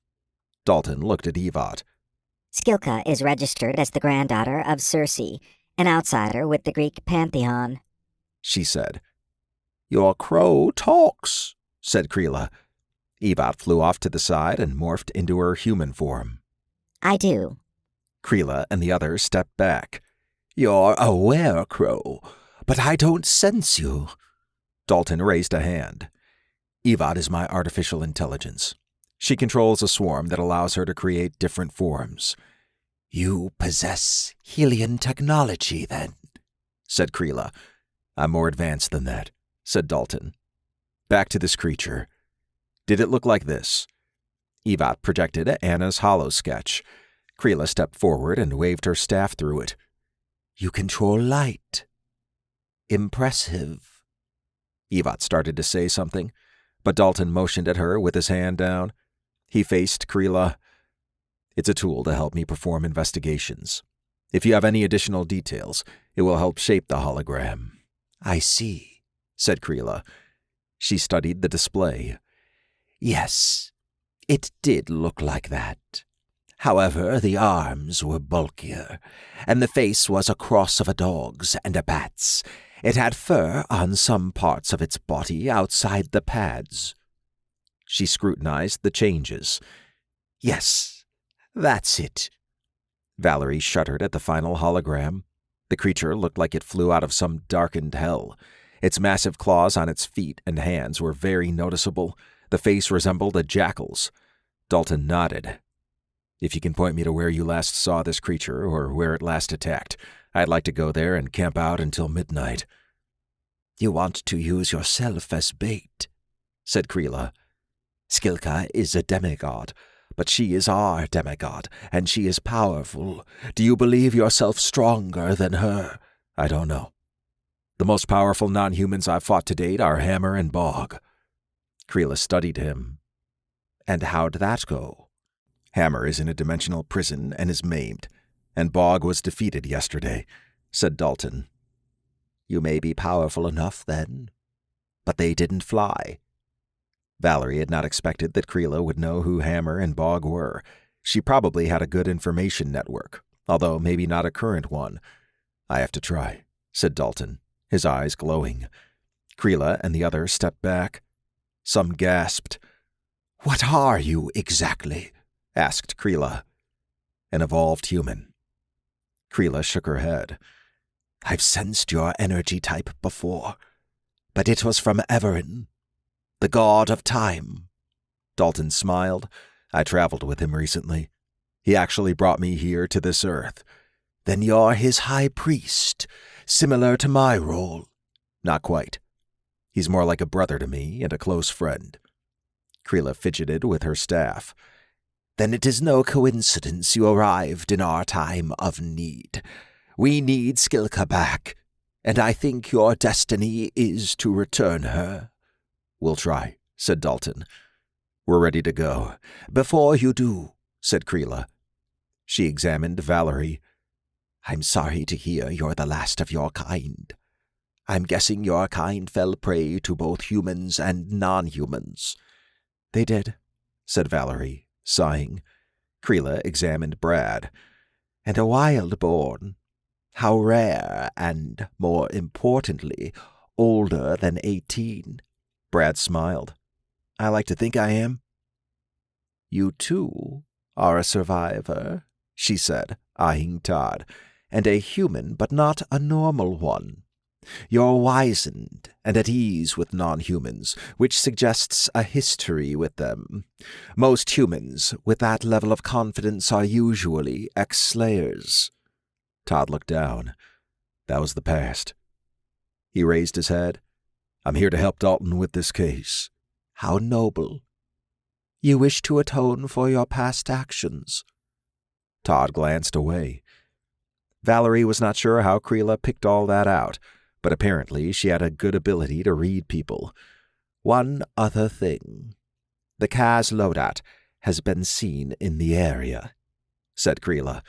Dalton's eyes narrowed. "I'm not familiar with them." Valerie grimaced. "The Helians, who took on the appearance of angels to humans, branded the Kaz Lodat as demons.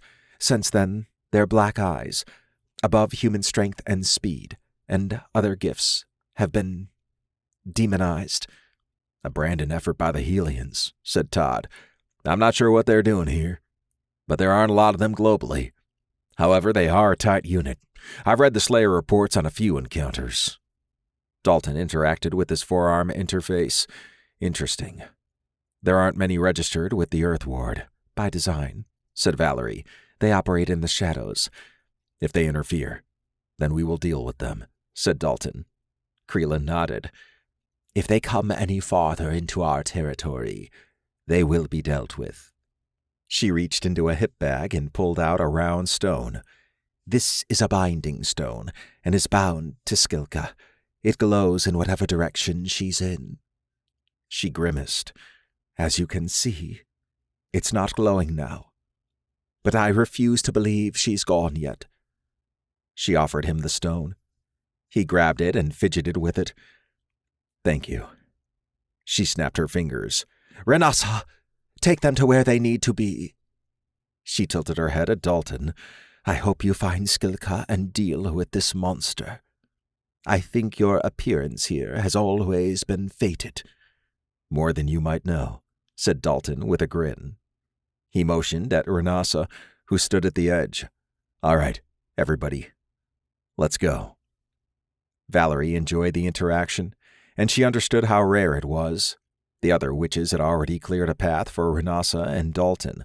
Valerie followed them and listened to the varied conversations as she passed the coven members. Some called Dalton the god of time's brother, while others said he was a demigod. She suspected he might enter the coven's mythos if he rescued Skilka. Dalton could see in the dark, and the half-hour trek to the last sighting of the creature was a lot easier due to a cleared path. It was 10:40 p.m., and the moon provided decent illumination. The clearing they reached revealed a grassy field. He tried to sense if there were other Ogben Coven members around, but only Renassa registered. The creature must be tough to not only fight the Coven, but also take Skilka. Renassa pointed to the middle of the clearing. If you want to get this creature's attention, just wait there. Although its appearance is random, we think it comes nightly." "We could do a campfire then," said Todd. "That'd definitely get its attention." Dalton nodded. "Possibly. But I can shoot a light up from my MH, which is more powerful and can be seen easily.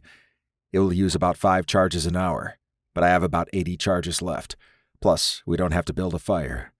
"This will leave you without your stun baton," said Evat. Dalton shrugged. "I can grab it if needed. As long as I have my nanoshield, I can deflect any potential air attack. That would give me enough time to grab my MH and form my stun baton. Besides, I still have my RSG." He surveyed the area. "All right, let's go set this up. Renasa, thank you for guiding us here." She nodded and took off. The rest of the group walked out to the middle of the clearing. Gizmo scuttled about. Dalton saw potential in Brad's ability to control drones like that. In the earlier fight, it had performed well, and the thought crossed Dalton's mind to look into better applications of that in future fights. Maybe a swarm of microbots could be designed. He pulled out his MH to adjust it so the top part formed a wide spotlight, with a small blade for the bottom. Once configured, he plunged it into the ground, then activated the light. A bright beam reached into the sky. "That's seriously impressive," said Todd. Dalton nodded. "Well, now we can wait and admire it." They sat around it in a circle. Todd grinned.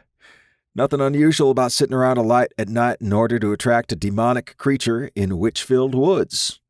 Everyone laughed. "I suppose it does sound odd when you take a step back," said Dalton. "Are you sure you'll be able to fight this creature if it comes?" asked Todd. "We'll see when it arrives. Based on what we know of it, I believe I've fought stronger." Todd eyed him. "I know you haven't talked much about your past, but what would compare?" "I don't mind telling you all," said Dalton. He pointed up. "Before I came here, I fought against a space empire known as the Tenegrin Hegemony in the Horologium Reticulum supercluster, which is very far away from here. I was traveling with Everin and the gang at the time, and we assaulted an entrenched Tenegrin fortress. The Tenegrins were snake-like, and one unit in particular, a juggernaut, stood about 12 feet tall or so and weighed over 1,500 pounds. Juggernauts wore heavy armor and wielded massive two-handed weapons. They would have easily crushed Hammer or Bog. Nonetheless, I took on 2 juggernauts at the same time. "No shit?" asked Brad. Dalton smiled. "I prefer not to fight if I can. However, some situations require it. This is one of those times, unless the creature wants to talk." Brad laughed. "Yeah, I don't think that's likely." "Well, if it comes, we got your back," said Todd. Dalton liked having Todd on the team. Although he may have been nervous during the fight, it did not show or affect his fighting ability. The SG-5 had proved its value, and Todd operated it with ease.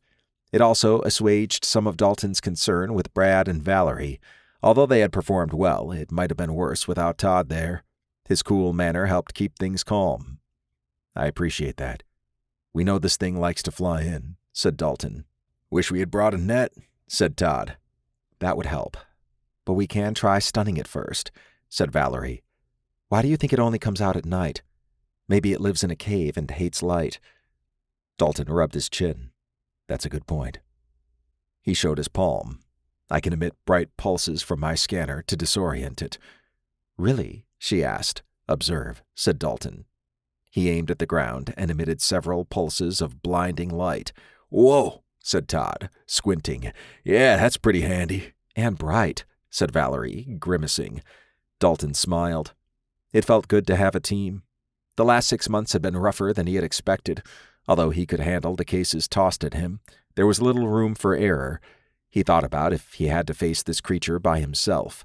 If something went wrong, that would be it. A team opened up other options.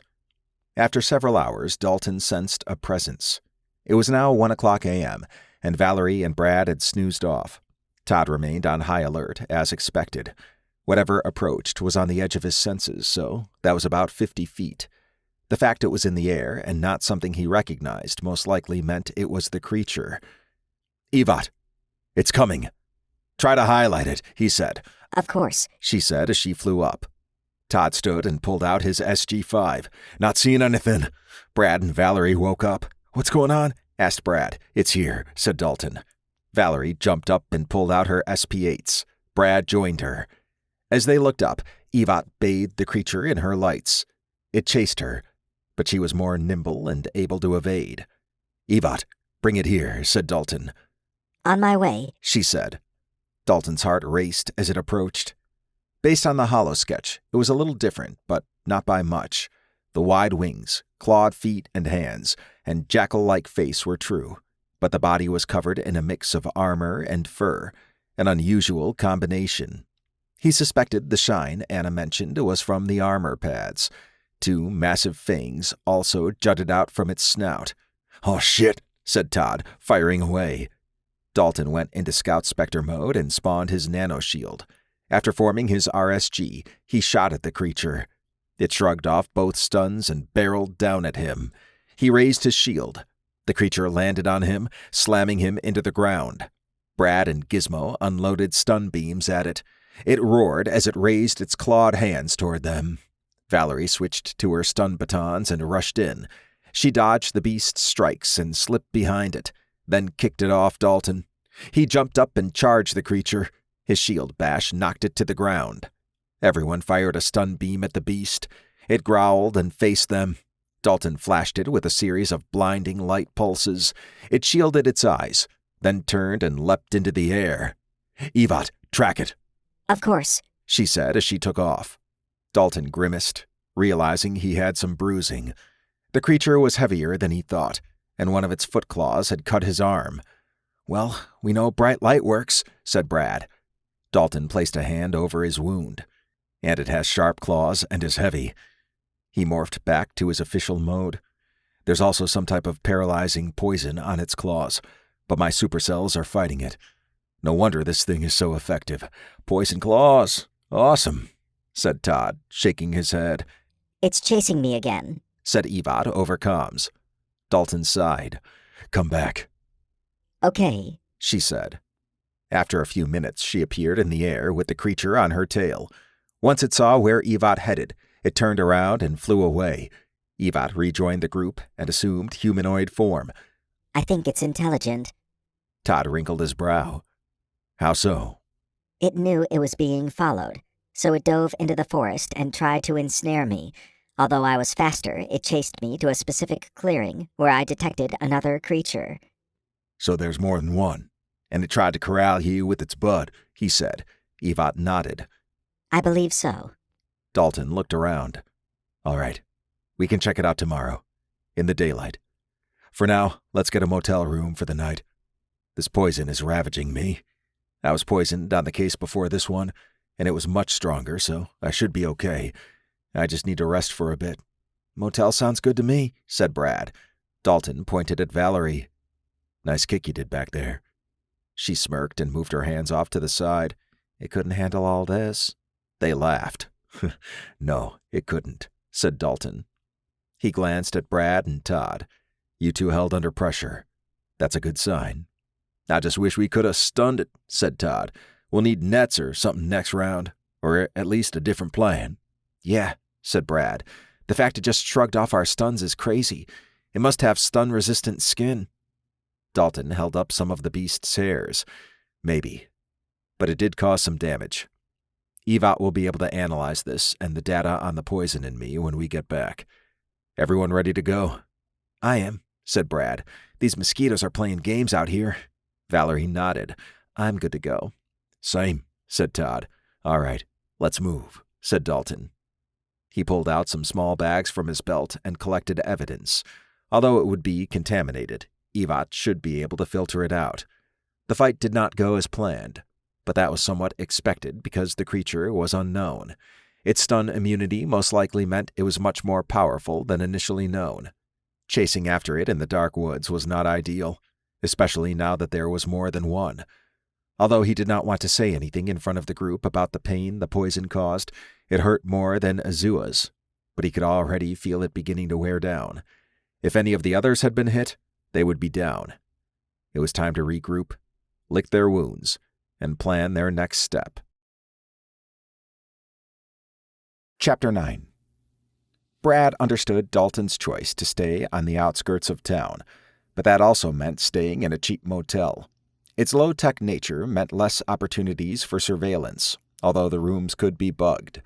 Brad surveyed the motel room and did not detect any hidden cameras or surveillance equipment. The room had 2 beds and a connecting door to Dalton and Todd's room. Valerie was his roommate for the night. Their unit looked like it had seen better days. The green carpet was not an aesthetically pleasing choice. The beds had brown covers, and a rotary phone sat on a dresser between them. Opposite the dresser was an old television. He was not sure he wanted to check out the bathroom unless absolutely necessary. Adrenaline still surged through him from the fight. If Dalton had not been there, that creature would have made quick work of the group.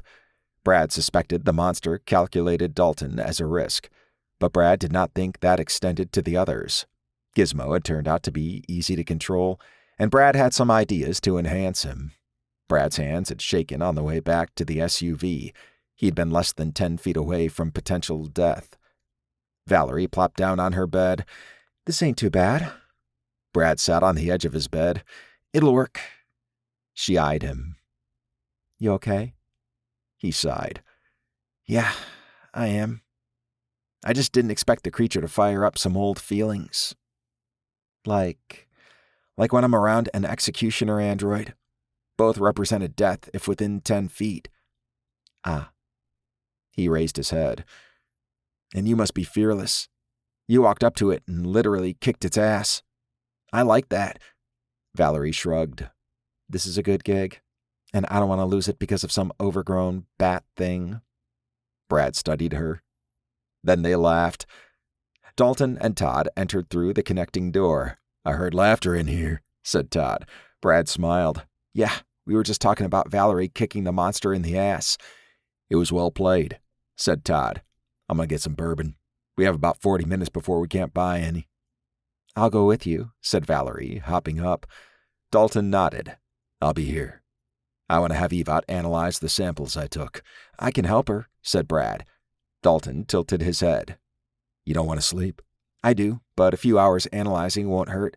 Besides, we have all day tomorrow to check out where that thing went. Right?" "We do," said Dalton. He grabbed his wallet and pulled out several $100 bills. He faced Todd and Valerie. "Consider this in advance." "Works for me," said Todd as he took the money. He bowed toward Valerie and did a flourish toward the door. "After you." Valerie opened it and grinned. As expected. They exited. "They seem to be getting along well," said Brad. Dalton sat opposite him. "They do. When I first met them, they got into a shouting match in that trailer park where I first sensed you. That's crazy to believe that the trailer park incident would lead to this." "Hopefully a good type of crazy." Brad nodded. "Definitely." Evot sat next to him. I have scanned the samples and recreated them digitally. Do you want to view them on your laptop? He rubbed his chin for a moment, then faced Dalton. "Are you able to connect to her unsecured space?" "I would hope so, considering she's anchored in me." "All right. I'm thinking it might be faster if we meet in there." Brad glanced at Evot. "If that's okay, that is. If not, we can use my laptop." Evot smiled. My unsecured space is optimal for analysis. "Sounds good," said Brad. He lay on the bed. Dalton stretched out on the other one. Evot morphed into her cat form and settled on Brad's chest. "Comfy, are we?" asked Brad. Her ears twitched. I am. My space is ready. Brad closed his eyes. The last time he had done this with Evot, they had gone through some stolen data. When he opened his eyes, he stood on a platform with a tiled floor. There were no walls, and the platform hung in space. He understood why they were there when Dalton, who appeared as a glowing energy figure, waved his hands around. Holograms of the various pieces of evidence were displayed outside the platform. Brad studied the data labels, graphs and charts that flew off to the side of each piece. He pointed at the fur sample.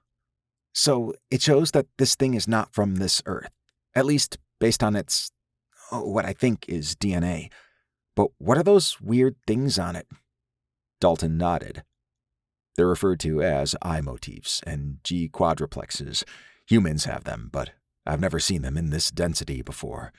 It's the other strange formations that tell me this creature is not from this earth. I did not sense any exotic energy either, so I'm thinking this creature is an alien. Brad cocked his head. So if it's an alien, how did it get here? Evot pointed in another direction, and a hologram of her pursuit of the creature displayed.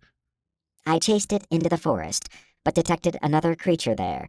Perhaps they have a ship nearby. Brad examined the other highlighted monster. It hid behind a tree and was in position to nab Evot as she flew by. It was obvious these creatures were intelligent. It's a good thing you didn't go down there then, said Dalton. Yes, and when I didn't fall for their trap, the one we fought pursued me back to the group. We'll check out that area during the day. My bright light pulses drove it off, although if it was an alien with a ship, I would have expected more advanced gear. This is not adding up. Brad browsed the database of results and picked one. He pointed to the side, and a visualization of the data appeared. How it was able to convert raw data into what he saw without any sort of visible transformation impressed him, but then again, Evot was an AI. Check this out, he said. Evot's scan shows that their skin can handle light, but your pulses would hurt it. Dalton examined the data. We can use that to our advantage. It also means that wherever they come from must be dark or twilight. The poison claws are probably an offensive adaptation. Brad shuddered. Yeah, sounds great. Dalton laughed. We need more information. This encounter gives us a lot of insights, and we now know what we're up against. I'm not surprised it took down 2 Tanner pack members and a cow, and I suspect the kill list is actually longer. The goal is to find out where it's coming from, and I'm beginning to think it came through a localized space rift. You mean like a portal or something? Yep, said Dalton. From what I learned on the Torvada, portals can either go through space or time, or both. I don't know which one these creatures are using, but if I can find the portal they are coming from, I can seal it permanently. You mean these things could not only be from another place, but another time? Asked Brad. Potentially. Yes. That's nuts. Brad glanced at Evot, then back at Dalton. How would you seal the portal? Dalton raised his hand, which erupted into a blue glow. I have what is called a Torvada touch. It allows me to open, close, and seal any portal or rift I can sense. Also, if I'm in another timeline, I can open a portal back to this timeline at any time. Oh, and I can open a portal to another nearby one, assuming I can sense it. Brad took a moment to digest what he had just heard. Dalton was already powerful, but this Torvada touch ability was unusual compared to his other abilities. Brad understood the Torvada, Everin's ship, had given Dalton the ability, which in itself was hard to believe. He was uniquely qualified to deal with cases of this nature. Maybe Creela suggesting it was Dalton's destiny to save Skilka was not far off. You with us? Asked Dalton. Brad cleared his throat. Oh, yeah. Sorry. I got caught up in my thoughts. He gestured at Dalton. Yeah, that Torvada touch sounds like it would do the job. But what? Brad licked his lips. What if Skilka is alive and on the other side? Jim also mentioned there were others missing. Maybe they're over there too. Are you going to go after them? Dalton smiled. Of course, assuming they weren't torn up like the others. For Skilka, the stone Creela gave me should help. For the others, I'm not sure how to find them. And the only way to find out is to explore, so we can't just shut down the portal if we find it. Unfortunately, no. However, I can extend the binding stone through to see if it glows. Maybe they were all taken to the same place. Brad nodded. That might work. But how do we prepare for some place we've never seen? Very carefully, said Dalton, grinning. They laughed. We do know something of the creature, so it's not completely unknown, said Dalton. You would think the Ogbin Coven would have more information, said Brad. Evot tilted her head. They do not possess the necessary technology to evaluate what they faced. Yeah, but I'm sure they sensed it, and they should be plenty strong enough to handle it. Evot nodded. This assumes they know when it attacks and where. Their demigod being captured most likely has shaken their confidence. Brad sighed. Yeah, I guess so. It'd be like if Dalton were taken out. I don't know what we'd do. Hopefully get me back, said Dalton. Yeah, but, I mean, how? I guess we have our communication interface on our undersuits, but how would that work through a portal? Dalton eyed him. Let's hope we don't get separated. He laughed. Yeah. Dalton peered out into the dark. All right. Let's work on seeing if we can construct this creature's environment. Brad loved being able to have these types of conversations in Evot's unsecured space. He understood how rare someone like Evot was, and Dalton was even rarer. They were, by far, the two most unique people Brad had ever met. Maybe this was a reward for all the hell he had been through. He much preferred this to being chased by exterminator androids or doing menial work for the Earth Ward. Todd focused on the fight as he drove with Valerie to a nearby liquor store. The creature was right out of a horror movie, and he could not shake the image of it when it had looked at him and roared, as if saying to come and get some. The fact that one cut from its claws would incapacitate him scared him. Although he always felt like he had nerves of steel, that moment made his knees weak. He recognized the creature for what it was, a predator. The SG-5 had performed admirably against the Ogbin Coven, but did not fare well when fighting the creature. His tendency was to use lethal weapons, but he would try to abide by Dalton's wish to use non-lethal ones. Still, a shotgun would have turned that monster into mincemeat, or so he thought. Brad fought admirably, and Valerie fascinated Todd. She was fearless and had no hesitation in kicking the creature in the ass. Dalton was one tough cookie. He not only took a full hit from a dive bomb, but he got back up and shield bashed the winged attacker. Todd was curious what Dalton, Evot, and Brad would find from their samples. Hopefully something that could be used against it the second time around. He grinned at Valerie in the passenger seat. She had one of her feet up on the dash, and she had relaxed in her chair. He was glad there was no animosity between them, and wished he had come to the realization earlier that non-humans were people too. It still troubled him that he was a factor in so many non-human deaths. Half of them were not deserved. So what do you think so far? Asked Valerie. Todd glanced at her. I'll be honest. I'm kind of liking this, although I could do without the flying poisonous monsters. Yeah, me too. I mean, the money's good, and there's definitely no shortage of action. But I like working with Dalton. Same, said Todd. He cast a sidelong glance at her. I never looked into it. But, what happened when Dalton rescued you from the Faith Militia? Valerie sighed. I killed Zeke, as you already know. Then I got surrounded by a group of around 10 slayers. I'm tough, but not that tough. I heard it was a fight and a half. The type that makes hair grow on your chest? Well, not yours, obviously. Valerie smirked. I'd hope not. Anyways, they put me in that damn building. Then Craig tortured me for hours. That sucks. Yeah. But when Dalton came, he did his robot armor thing, took a direct shot, then stunned Craig. After that, Dalton let me feed on Craig to get my strength back. Todd shook his head. That's some crazy shit right there. I remember running up and seeing Dalton in his Scout Spectre mode, as he calls it, pointing some advanced gun at me. I was like, yeah, not messing with that. They laughed. He cleared his throat. I'm angry that Zeke killed your sister and niece and made you the last Zakarian on the planet. Valerie gazed out the window. It's life. I told my sister she needed to hide, to blend in, but she was always an optimist and tried to see the good in people. I told her humans were an apex predator species, and if given a chance, they would prey on her. She didn't listen. Her husband was tough, a were-badger, but not much you can do when 8 slayers open fire with assault weapons. Damn, said Todd. I heard when they found Zeke in his trailer, he cut off his balls and stuffed them in his mouth. Valerie smiled. Sure did. I also stuffed his heart up his ass, since that's where it always was. Todd chortled. I remember hearing about it. But I didn't go see the body. I just heard it was some nasty shit. he deserved it. Yeah, I know that now. I still can't believe I bought into all that bullshit. The faith militia preys on those who are angry and looking to lash out. Mix in religion, and you got an explosive cocktail.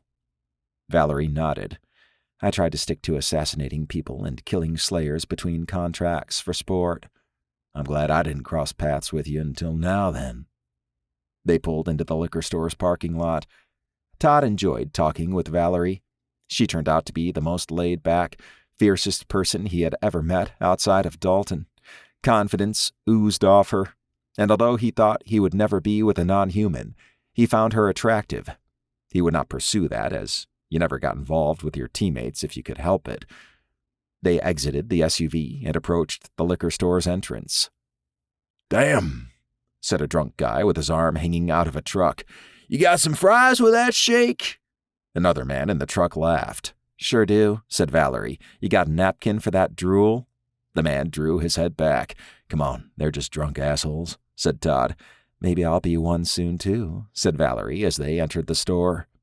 Todd made a beeline to the whiskey section, while Valerie went to check out the wine area. He quickly found some bourbon. She joined him a minute later with what looked like an expensive wine bottle. Dalton giving them an advance was unexpected. Todd had figured he would get a six-pack, but not when he had cash to spend. As they were paying, the drunk man from outside staggered in. Todd gave him a quick look. He was overweight, and his belly peeked out under his shirt. One of his hiking boots was unlaced, and his pants were stained. His ball cap did not hide his greasy hair, and his pale skin had a sheen on it, as if he exhausted himself by entering the store. "Hey," said the man, I think you were—" He struggled to keep something down. "Making fun of me." Valerie eyed him. "We never talked. Who are you?" We did, I think," he said. Valerie shook her head. "No, I'm sure I'd remember talking to someone of your caliber." "That's right, you would." Todd shook his head as he paid the cashier. The drunk guy stared at Valerie. "Damn, you got some fries with that shake?" "You got a napkin for that drool?" she replied. No, I don't," he said. He wiped his mouth. They moved past the man and got back into the SUV.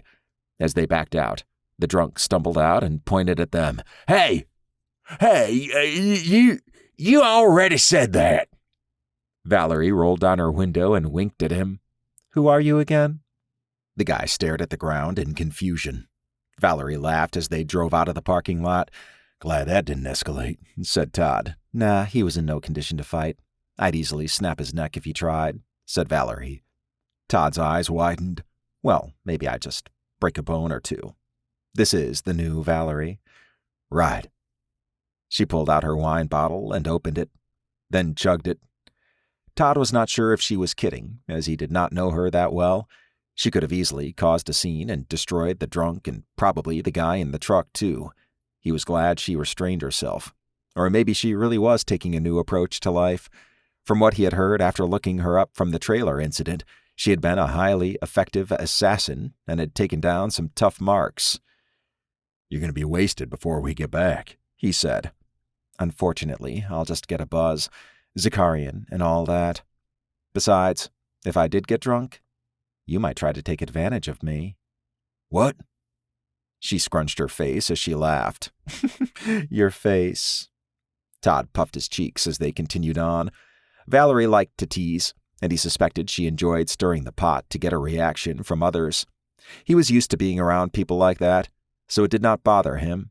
She must have felt comfortable enough in his presence to let her guard down some, although it could also be that she did not care. Non-humans were hard to read, and Zakarians were completely unknown to him. He liked what he saw so far and looked forward to seeing how she and the team evolved over time. Chapter 10. Valerie sat on the roof's edge over the room the others were in. It was 2:45 a.m., and she should probably sleep. But she had wine.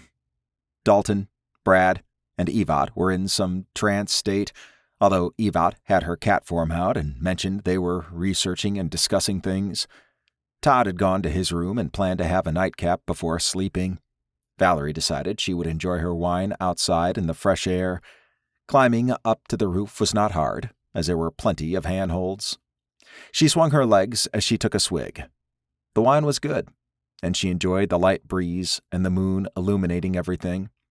Although she could have enjoyed Dalton, Brad, and Evat, she was not in the mood for anything technical. Some alcohol and relaxation were on her mind, and after the fight, she needed something to cool down with. When she was an active assassin, she always made time to drink something of the victims at their place of residence.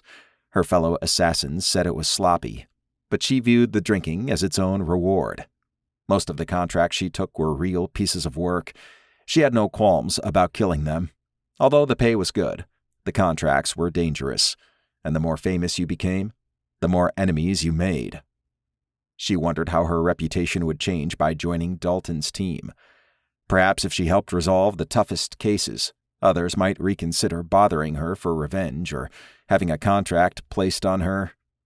Her assassin acquaintances from the past would still see her as one of them, and they would probably think she had an angle to get to a hard-to-reach target. She did not care what they thought, though. Teaming up was easier and paid well, or so she hoped, and she surprisingly liked the members of the team. From where she came from, sleeping with them would speed up getting to know them better. Unfortunately, humans had a strange take on morality, and the chemical reactions in their brains, compared to hers, made that type of bonding out of the question. It usually destabilized them, the opposite of what happened in her home dimension. Companionship was one thing she did not have much of as an assassin. It was get in, kill, drink something, then hop out. Hiding in the shadows was essential, as was moving around a lot. Her friends were few, and those she had were fellow assassins who knew how to survive. Her throat constricted as she thought of her sister. If she had only prepared better, she might still be alive. She sensed something on the edge of her senses and perked up. It was human, which was not unusual, but whoever it was, they were across the parking lot and behind some trees. The spot would provide a decent view of where the group stayed. She continued to act like she did not sense the human as she figured out what to do. In the past, she would have slunk away, only to reappear and either gut the person or torture them for information. As part of Dalton's team, she had some options. He should be made aware and then decide what the next step would be. She grinned as she hopped down and entered the room. Once she closed the door, she tapped Dalton on the shoulder. He snapped out of his trance and faced her. "You all right?" Valerie crooked a thumb at the door. "I think we're being spied on. There's a human across the lot, hiding in the bushes behind some trees. I figured I'd tell you instead of torturing them." "Yeah, let's not do that," said Dalton. He stood and activated his camouflage shielding. "Okay, I'll check it out." "Wait," she said. "You need to make it look normal. Let me go out first and then climb back on the roof. Whoever it is will think I went to use the bathroom." Dalton nodded. "Good call. After you, then." Valerie exited the room and climbed up to the roof's edge. She sensed Dalton, even though he was invisible. That was a great skill to have to fool humans, but for non-humans like her, she had a general idea of where he was, and also his relative power. The human would have no such luck unless they had advanced gear. After 5 minutes, a zapping sound filled the air. She hopped down and tapped on the door. Brad, Todd, and Evat rushed out. "What's going on?" asked Brad.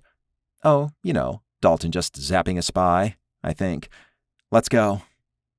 They assembled around Dalton, who stood over a stunned man. "Brad, can you check to see what tech he has on him?" asked Dalton. Brad nodded. Todd shook a finger at the man. "Hey, this guy was at the sheriff's station." "Derek," said Valerie, grimacing. "How could I forget that face?"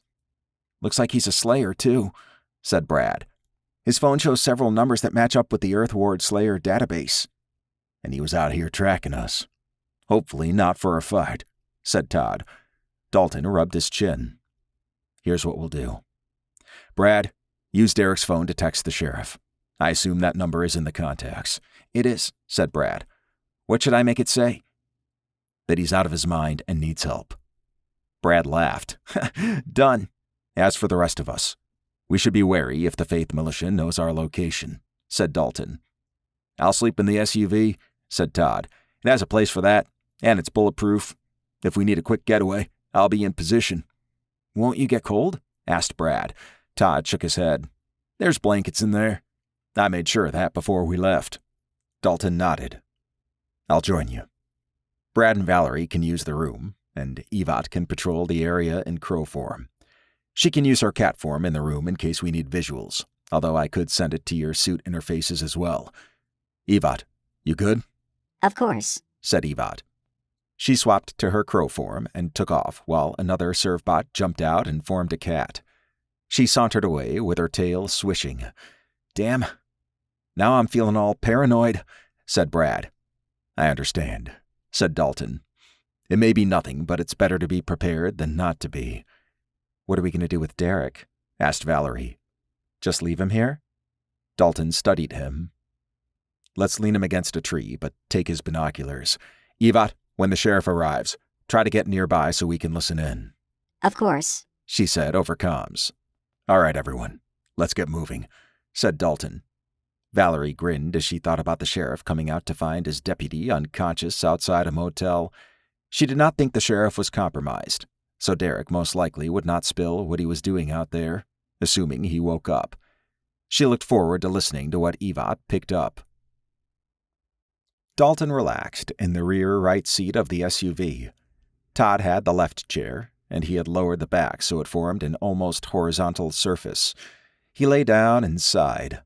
Dalton had no doubt the chairs were comfortable, and he could see himself nodding off with ease, if need be. The important thing was that, if required, he could move to the driver's seat and drive. Derek spying on them was not completely unexpected. Dalton operated under the assumption that the Faith Militia would track them somehow. He just did not know who would be doing it, or where and when. Now he had all that information. Although the Faith Militia was entrenched in the area, there was also a sizable amount of powerful non-humans.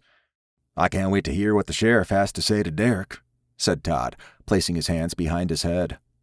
Me too, said Dalton. He glanced over at Todd. I wanted to say thank you for taking my offer to try out for the team. It's cool, said Todd. I'll be honest, the offer came at the right time. I'm aware of your financial issues. Todd laughed. Yeah, no surprise there. With Evat, you got access to a ton of information. She selected you, actually. Todd perked up. She did. Dalton nodded. It was you and several others. That trailer park was more important than I realized. Yeah, I guess so. I remember seeing you in your Scout Spectre mode and thinking, holy shit. I bet, said Dalton. He stared out the window. There was another purpose for my wanting you on the team. Todd propped himself up on his elbow. Yeah? Dalton faced him. You were a leader in the military, then in the Faith Militia. Should I go down for whatever reason, or if I'm not available, I need you to step up. I take it then my membership's going to last past this trial, unless you do something crazy, or die. Todd's eyes widened. Yeah, let's hope that doesn't happen. Evat has protocols to defer to you should I be down. Todd gestured toward the front. What about Valerie? She's older than I am by far and probably has more experience in general. She does her own thing, and I don't know enough about her to say what she would do. As for Brad, he's never commanded before, said Dalton. I get it, said Todd. I just hope we never run into that situation. I hope we don't either. But it's important that there is a chain of command in place. Todd smiled. Tactical. I can relate. Dalton expected Todd would have no issue with being a second in command. His easygoing, but serious when needed nature would serve the team well. Dalton figured Brad would defer without issue, and Valerie would too, after possibly a few snarky comments. Nothing would be official until after this case, but Dalton was confident in his team. Brad provided technical support along with Evat. Todd came with leadership and experience in combat. Valerie's fearlessness had already shown itself, and he counted on her to defend the team. It was a far cry from the Scout-Spectre teams he led in the past, but he suspected this team would evolve into a tight-knit one. Sheriff Paul Jackson has arrived, said Evot over comms. Dalton grinned and extended his right hand. A projection shot up with a view from Evot, who sat on a branch over Derek. "That's so cool," said Todd, sitting up. Dalton focused on the display. "Derek, what the fuck are you doing out here?" "Derek?" asked Paul. He shook him. Derek groaned as he moved around. "Are you drinking again?" Derek's face scrunched. "Paul?" "Yeah." "Paul, who else did you expect after you texted me?" Derek shook his head. I never texted you." Paul sighed. "The hell you didn't? You said you were going crazy and needed help. I come out here, and you're sleeping in a motel lot." Derek used the nearby tree to stand. What? How? I don't understand what happened." "What do you mean?" "Why are you out here?" I don't know," said Derek. He checked his pants and pulled out his cell phone. A moment later, his eyes narrowed. "I never sent that text." "But it's there." "Uh-huh," said Paul. He grimaced. "I've known you for a long time. I'm gonna let this slide. But don't test me. I was about to bang the shit out of my goddamn wife before you texted me with this bullshit." He pointed at Derek. "Go home and get your shit straight." Derek looked down. "I will.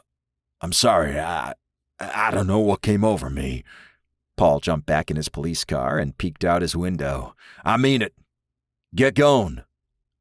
He drove off. Derek stared at the SUV before going to his car and leaving. The projection ended. Todd held his side as he laughed. "That's hilarious. I guess the Faith Militia will need to get its updates another way." "Apparently so," said Dalton. "Still, they know where we are. I'm not sure, though, if they view us as a threat or are just checking us out. Well, I can tell you with some certainty that they view the Earthward as a non-human infested organization, so our presence here has probably put them on edge." Dalton sighed. "Then we will need to be careful. Why don't you get some rest? Evot will alert us if anything pops up, and if it does, we can handle it." "All right," said Todd. Dalton got comfortable and closed his eyes. The day had been busy, and his mind raced with thoughts about the creature. Chapter 11. Brad yawned as he woke up. A quick check showed it was 10:30 a.m., which usually meant he had overslept, but the night had been long. After all the action earlier that morning, he figured they would have a later start to the day. He grinned at the presence by his hips. Evot had curled up against him. He was not sure why she did that, but he was careful not to assign normal human emotions to AIs. On his world, that was how they lured you in before trying to kill you. He tried to think of Evot in terms of what subroutine and variables she ran, but it was hard to do since she was unique and, more importantly, his friend. Valerie chowed down on what appeared to be an egg and bacon biscuit. The smell of fast food permeated the air, and his stomach growled. He slid off the bed and nodded at her, then went to the bathroom. After getting cleaned up, he investigated the paper bag on the table near the TV. "These yours?" he asked. Valerie grinned, her mouth full. "For the group. Drinks in the mini-fridge."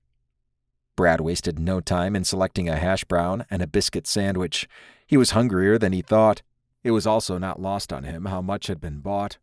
A quick check on the nearby receipt showed 15 biscuit sandwiches and hash browns.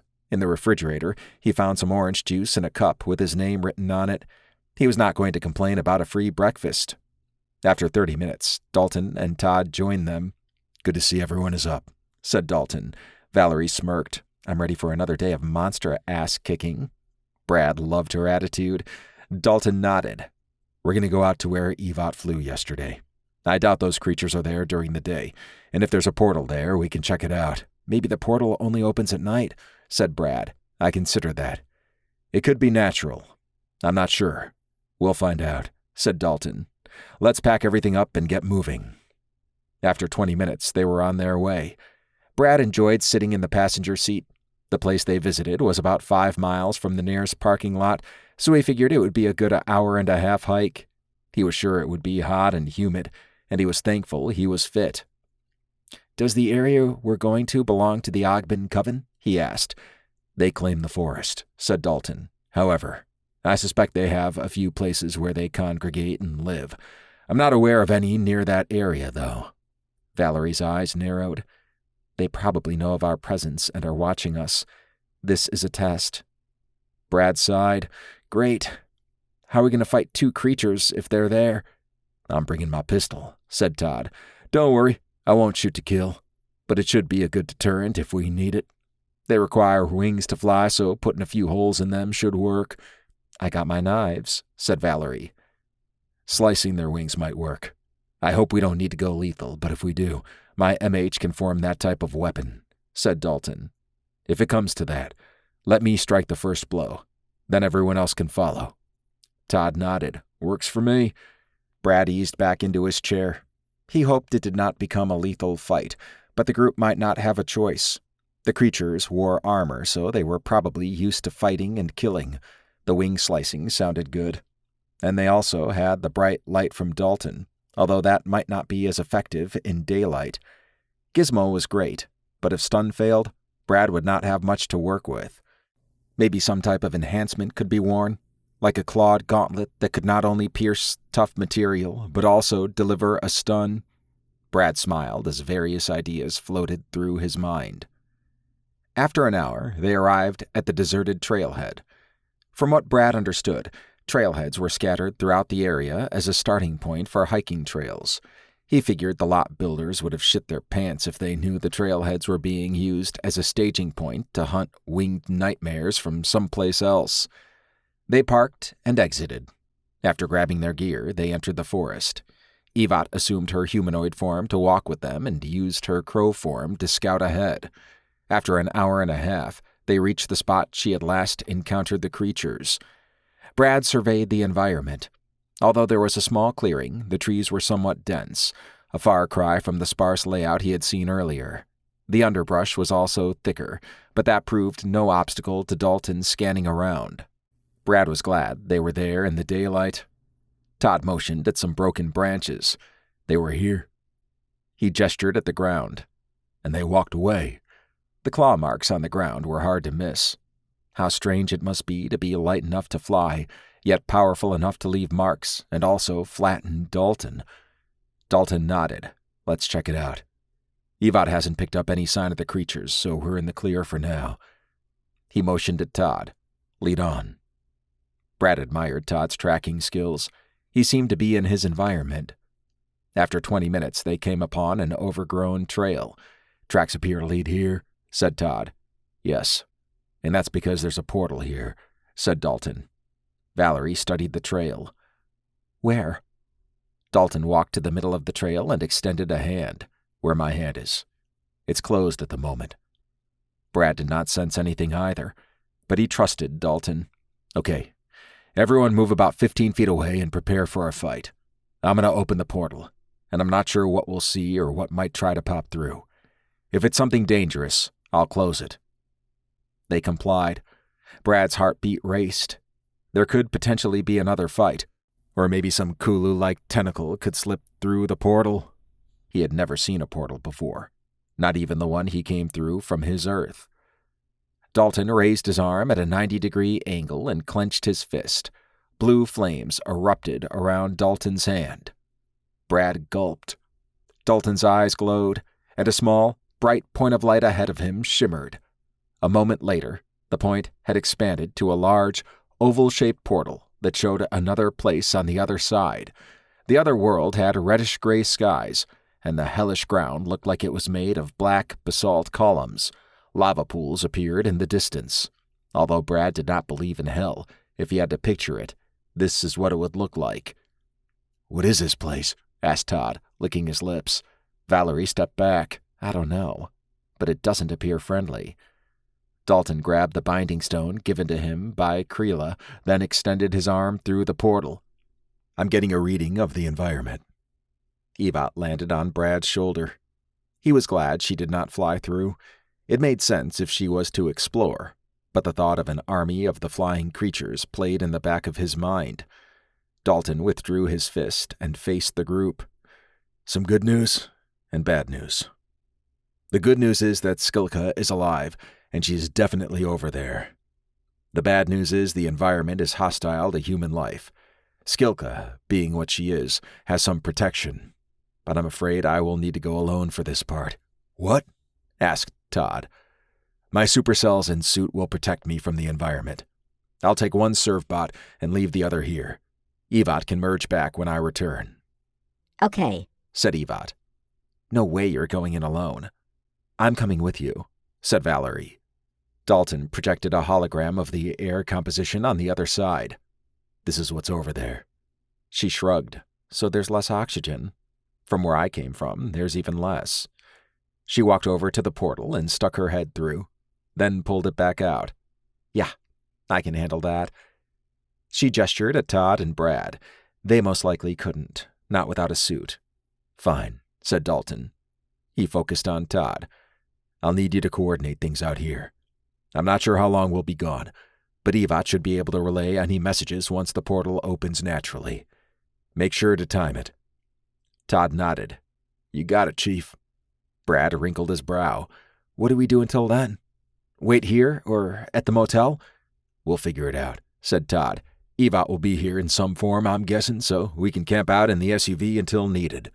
Works for me, said Brad. He swept his gaze across Dalton, Valerie, and Evot in crow form, who had landed on Dalton's shoulder. Good luck in there. Dalton grinned. I got Valerie and Evot. What else do I need?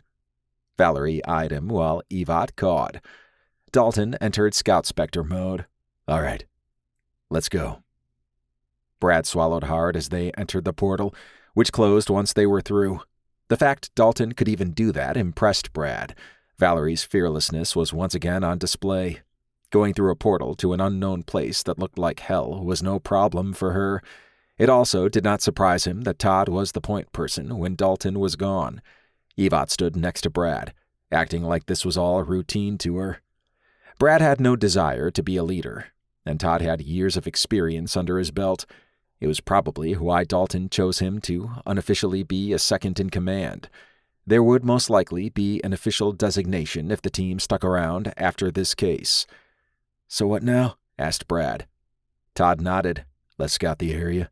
See if there are any places we can hole up in or extract to if this place becomes hot. You think we might be attacked out here? Todd smiled. I always think we'll be attacked. This is out in the open, so I just want to lay the land and to identify points we can move to if needed. Got it, said Brad. For the record, I'm glad he chose you to coordinate. That's not my thing. Todd slapped him on the back. Come on. We got this. Brad appreciated Todd's easygoing nature and confidence. Hopefully, they found a few places before going back to the SUV where they would probably spend the night.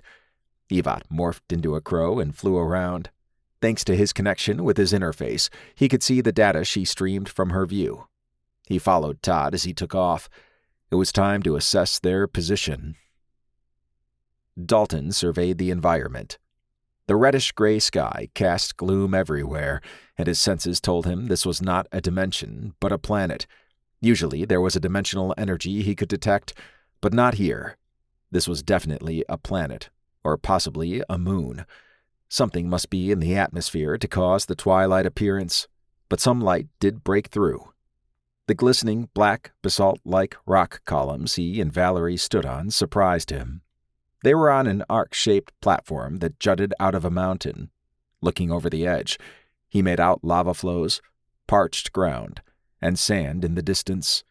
The hot temperature was noticeable, and he suspected that must be normal to the denizens here. As he turned, his gaze was drawn to the worn-down temple carved into the side of the mountain. Unusual symbols appeared to have been half removed, and a broken-down stairwell led up to a doorway that had massive ruined pillars on each side. Valerie pointed at the temple. Okay, I wasn't expecting that. Me either. Dalton pulled out the binding stone. Looks like Skilka is not here since it's pointing off the edge of this area. He handed it to Evot. Scout out where the stone leads to. She gripped the stone in her claws and flew off. As for us, let's see what this temple is. I don't think the portal's location is coincidence. Valerie's eyes narrowed. You think whoever built this temple did so because the portal was here? Dalton moved his hand out in an arc. Look around. The portal is in the center of a large outcropping, and if you look at the ground, there were some structures in place around it. Maybe they worshipped it. Could be. Let's check this temple out while Evat finds where Skilka is, he said. They walked up the stairs to the doorway. Dalton scanned the pillars. Data labels popped up on various parts, but what caught his eye was the pillar's age. The pillars had been around for thousands of years and did not match the composition of the surrounding rock. They had been hauled up somehow. He peeked off to the side of the outcropping, then at the doorway. How that was done was not immediately obvious. Well, one thing's for sure. This place is ancient, he said. How long we talking? Asked Valerie. Thousands of years old? Valerie ran a hand over her mouth as she studied a symbol. I guess that makes sense. Although most of it's worn away, this symbol has a unique part to it. It's Kaz-Lodat. Really? Asked Dalton. He scanned the symbol. I can see that. That means that Kaz-Lodat was here at some point, said Valerie. She examined the area. Maybe this is their world. It certainly fits their demonic branding. Dalton shook a finger. Perhaps they crossed over thousands of years ago, got stranded, and made the best of what they had. Valerie shrugged, which isn't much. The Helians hunted them nonstop. If you do hear about the Kaz-Lodat, it's usually some isolated incident. They must think the recent killings are a sign of some type and are investigating it, he said. Another possibility is they have some connection to this place and were drawn to the portal when it opened. They'd shit their pants if they discovered a way back here. Or maybe there is something here they want to bring over. Dalton nodded. With that in mind, let's inspect what's inside. They entered through the massive stone doorway. Dalton's helmet automatically adjusted to the darkness. He was not worried about Valerie, as she could already see in the dark. The long hallway they stood in was huge, and every 15 feet or so on each side were other doorways. He was starting to get used to visiting places inside mountains. One aspect that immediately stood out was the cooler temperature. It was times like this that he wished he had Evat's other serve-bot. It would make exploring much quicker. Hey, check this out, said Valerie, standing near one of the doorways. Dalton joined her and peered inside. The room was octagonal, but each side contained vertical strips of symbols of some type. It appeared to be a crude form of a library. Let's investigate, he said. They entered and walked around. Dalton used his MH to create a standalone light, then placed it upright on the ground so it shot an illumination beam to the ceiling. Shadows danced around the wall, making it appear like the symbols moved. No idea what these are, said Valerie. Dalton scanned the symbols and studied them in his ARI. Although he did not have the on-demand universal translator from the Torvada, he did have a translation program and part of the Torvada's knowledge base. All it took was a query to find matching symbols, then the translation program did the rest. This wall segment describes the temple, who they worship, and some protocols to observe, he said. Valerie drew her head back. You can read that? Not quite, but I do have a good knowledge base to work with, along with some advanced programs. It doesn't know everything, but when it comes to anything Earth-related, there is a ridiculous amount of information available. Usually Evat handles this. Must be nice. It can be. Although if I want to converse in a different language, I still have to speak it. Valerie smirked. I'll take your word for that. She pointed at a segment on the back wall. These are remarkably preserved, but I know that symbol. Dalton studied it. The symbol was a circle that had another segmented circle around it. Each section had a spike extending out. A pair of horns resided in the middle, and the overall feel of the symbol was odd. That's the emblem of one of the Kaz-Lodat factions. This is definitely one of their temples, said Valerie. Let's hope, then, that Skilka is not only alive, but has all her body parts. Dalton raised a finger. I'm being chased, said Evat over comms. Okay, come back to the portal, said Dalton. He glanced at Valerie. Let's go. They hustled back to the stone platform. 3 winged creatures chased Evot. Based on her scans, they were similar to the ones they had fought earlier. He knew stun did not work on them, so he formed a vibrating blade with his MH and spawned his nanoshield. "That's what I'm talking about," said Valerie, pulling out 2 daggers. "I don't want to kill them. They could be controlled by something. Let's try the wing-slicing thing and bright light first to drive them away." Valerie adopted a defensive stance. "Rather just kill them. But your way is more challenging, so why not? Be nice if I had an armored suit, too." Dalton nodded and stood next to her, his shield raised. After a few minutes, Evot flew down, gave Dalton the binding stone, and merged back into his upper arm. The first monster landed while the other 2 circled above. Dalton pointed his blade forward. "Don't make us do this." The creature moved its clawed hands off to the side and roared. Then it charged. Dalton pulsed blinding light at it. When it raised its arms to cover its eyes, he dashed ahead and cut several slits in its wing.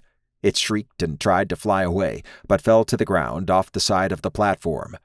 The second creature slammed into Dalton, but he whirled around and blocked with his shield against its poisonous claws.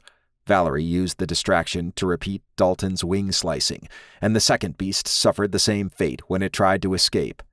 The third one grabbed Dalton from behind and attempted to fly over the side to drop him.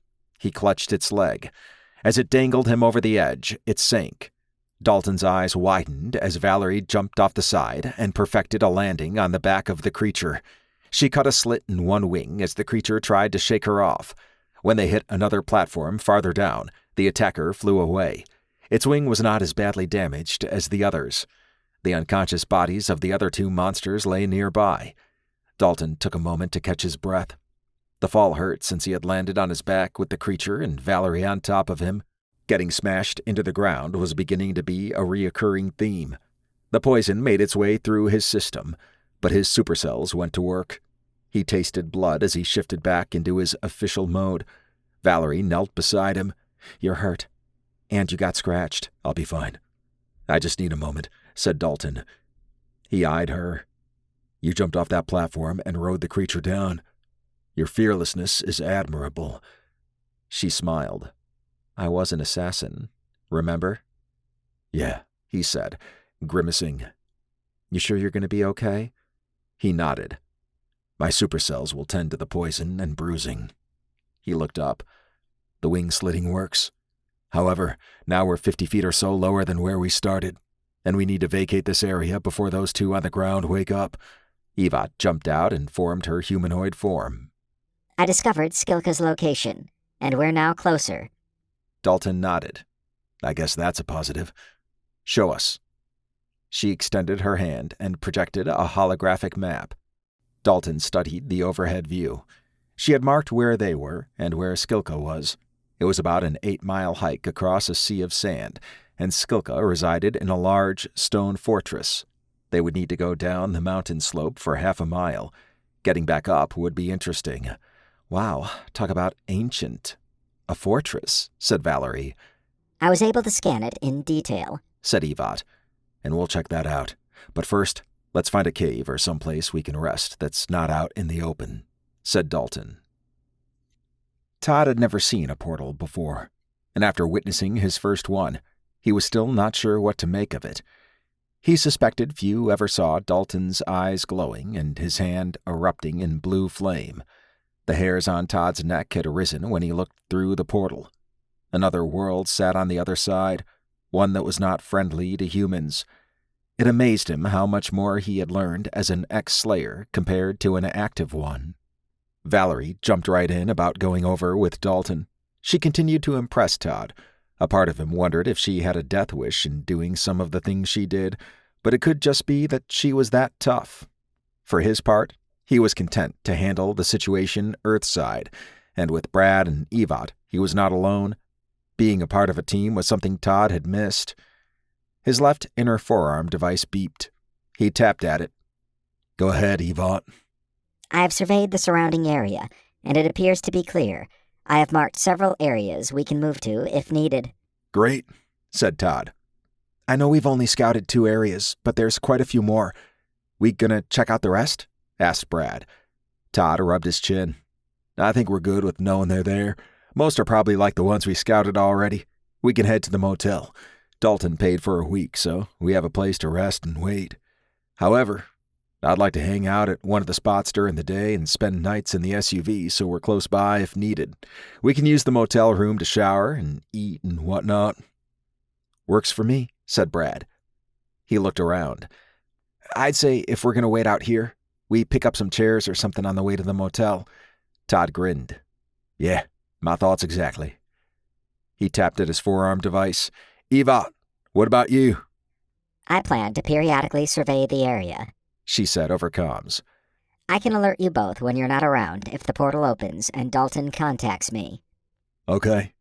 I think since he won't be contacting us right away, we have time to pick up some chairs and maybe some other things at the local retail store along with the motel visit. Brad motioned off in the distance. Lead on.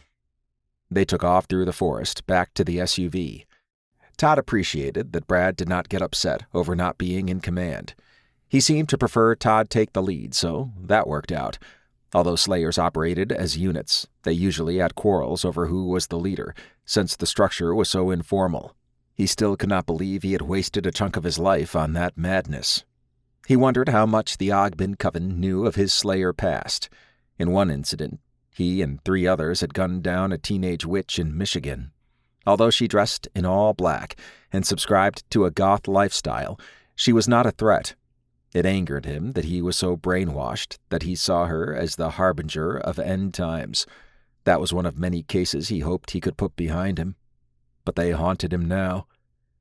After an hour and a half, they reached the parking lot where the SUV was. Todd's eyes narrowed at the pickup next to the SUV. The 3 men outside in camouflage outfits with guns on their backs indicated they might be a threat. Brad, drop Gizmo and have him stay out of sight. Try to get him to the back side of these guys. Evot, we may need you as a distraction, said Todd. Activation word is donuts. Of course, said Evot. Brad laughed. Donuts? It's out of place in the conversation we're about to have with these guys, said Todd. He pulled out his SG-5. Hopefully, I won't need this. Brad let Gizmo out, then grabbed his SP-8. I'm with you there. They walked up to the men. A heavy-set man with a red beard stepped forward. This your truck? Sure is, said Todd. The man sucked on his teeth as he eyed Todd's SG-5. What you got there? Prototype gun I was testing. He said. You seen anything odd out here? Todd wrinkled his brow. Not that I'm aware of. What do you mean by odd? The man glanced back at the other 2, then faced Todd. They say these woods have some crazy bitches in them. Some call 'em witches, even. You're hunting witches? Asked Todd. Maybe. And if we find any, we kill 'em, said the man. Well, good luck with that, said Todd as he moved toward the SUV. The man stepped in front of him. I think you're a little different, too. How so? Armored SUV? Fancy weapons? That ain't normal out here. Todd sighed. We're Earthward, and working a case. Earthward? The other men laughed. What is that, some club for hikers? You protecting the environment or some stupid shit like that? Todd wished he had a badge wallet. No. It's a UN-approved law enforcement agency with global jurisdiction. Got a badge? No, we're new, so we haven't gotten them yet. I see, said the man. He studied Brad, then faced Todd. I think you're full of shit, and I think you know what's out there. Maybe that's why you're here. Todd saw Gizmo under the SUV by the right rear tire. Well, we need to get going, and you're in our way, so go around me. What if I told you that there's a dozen donuts in it for you if you move? What? Asked the man, laughing. Evot generated a ferocious growling noise. Eyes wide, the men looked around. Todd took aim and stunned the first man. Gizmo popped out and stunned another, while Brad got the third. Todd shook his head. These assholes just couldn't leave it alone. He glanced at Brad. You get anything from their phones? Oh, they're Slayers, said Brad. And now they know we're here. They had to have known what the Earthward was, and were probably messing around with us. Plus, we got a big ol' logo on the SUV. Yeah, said Todd, sighing. We'll need to cover our tracks when we come back out here. He heard another vehicle coming their way. Let's go. They jumped into the SUV and took off. Todd checked the rearview mirror. A sporty black sedan pulled up next to the men. That was definitely not Slayer style. Men in business suits hopped out, shot 2 of the men, then loaded the one Todd had talked to into their sedan. From everything he had read about the Kaz Lodat, this fit their profile. What they wanted from the Slayer was unknown, but the Slayers may have been hunting the Kaz Lodat as well. Todd grimaced. The Slayers did not have a fighting chance. A part of him wished he had put them in their truck, but he did not want to stick around if more were coming. Now 2 were dead, and he was directly responsible for that. Then again, if they had not pressed their luck, all this could have been avoided. Brad shook his head. I'm going to say those were not more Slayers. They're Kaz Lodat. On a positive note, I don't think we were tracked, but I hate that stunning the Slayers made it like shooting fish in a barrel for the Kaz Lodat. Brad shrugged. That's on the Slayers. They decided to be assholes and, well, actions have consequences. Todd cast a sidelong glance at him. That's a hardened view. I'm no stranger to death. Where I came from, if I talked to anyone, they usually ended up dead within a week. Yeah, I felt bad about it and went out of my way to avoid people, but that wasn't my fault. It was those asshole executioner androids. Those Slayers' deaths aren't on us. They're on the Kaz Lodat. Todd noted Brad's mental toughness. He must have seen things that forced him to keep it together in such a harsh environment. All right, let's regroup at the motel, he said. He tapped at his inner forearm device. Evot, you seen any more traffic in the area? There is another black sedan nearby, said Evot. Sounds like the Kaz Lodat are swinging their weight around. We can figure out our next move over some grub. Brad nodded. Works for me? I'll stay out here by the portal and alert you if anything changes, said Evot. Excellent, said Todd. Okay, talk to you in a bit. Out. Out where? Asked Evot. Todd and Brad chuckled. I mean, the communication is over, said Todd. We usually say over after every communication, then over and out at the end. But this communication is just us, secure and stable, so I omitted the over part. Oh, I see. Okay then. Out. Todd grinned. He liked interacting with Evot. She had a childlike innocence, but he figured she had probably seen horrors while traveling with Dalton. He attracted tough cases. Todd focused on the road as they continued on. He wondered what the Ogbin Covens and the Tanner Pack's takes were on the Kaz Lodat in the area. Chapter 12. Valerie surveyed the cave she and Dalton had found. It was large and opened up some farther in. Perhaps it was an entrance to something that went much deeper. The important thing was it was high enough that they could stand, but creatures would not be able to fly in and around. Dalton had taken a beating, and she understood that if the monster had landed on or scratched her instead of him, it would have been lights out. He was tough, and it amazed her that he could still move. The fight ran through her mind. When she had seen Dalton sinking, she went with her urge to jump down on the creature. Looking back, she realized how crazy that must have seemed to him. At the moment, everything told her that she needed to get it off him. It was only when the creature flew away that she had noticed her adrenaline was through the roof. There was no shortage of action being around him. She gestured at him as he sat against the rocky wall. So is every case with you like this? He chuckled. No, but this case is definitely different. I'm glad I have a team with me on this one. I can see why you wanted to put one together. I have no doubt you could probably do the case solo, but yeah, some crazy shit for sure. Dalton nodded. I didn't expect there to be 3 creatures this time. Evot popped out and formed her human shell. Your injuries are healing, but the poison will take some time. Yeah, and thanks to Valerie's quick thinking, it's not as bad as it looked. Evot faced her. You jumped off a cliff without knowing if you would land on the creature. Valerie smirked. I couldn't let Dalton have all the fun. Evot smiled. He does like to have fun. Valerie laughed. Dalton shook his head. Evat, let's take a closer look at what you found. Of course, She said. She extended her hand and showed an aerial view of a massive stone fortress. Valerie's skin crawled the first time she had seen it, but now she realized how sinister it appeared. The place was ancient. It stood tall among a forest of twisted trees with gray leaves. Red vines snaked around the outer walls. Strange lights flickered in the towers, and a mist rolled through the grounds. Each corner of the structure had a skeletal face carved in it with lights where the eyes would be.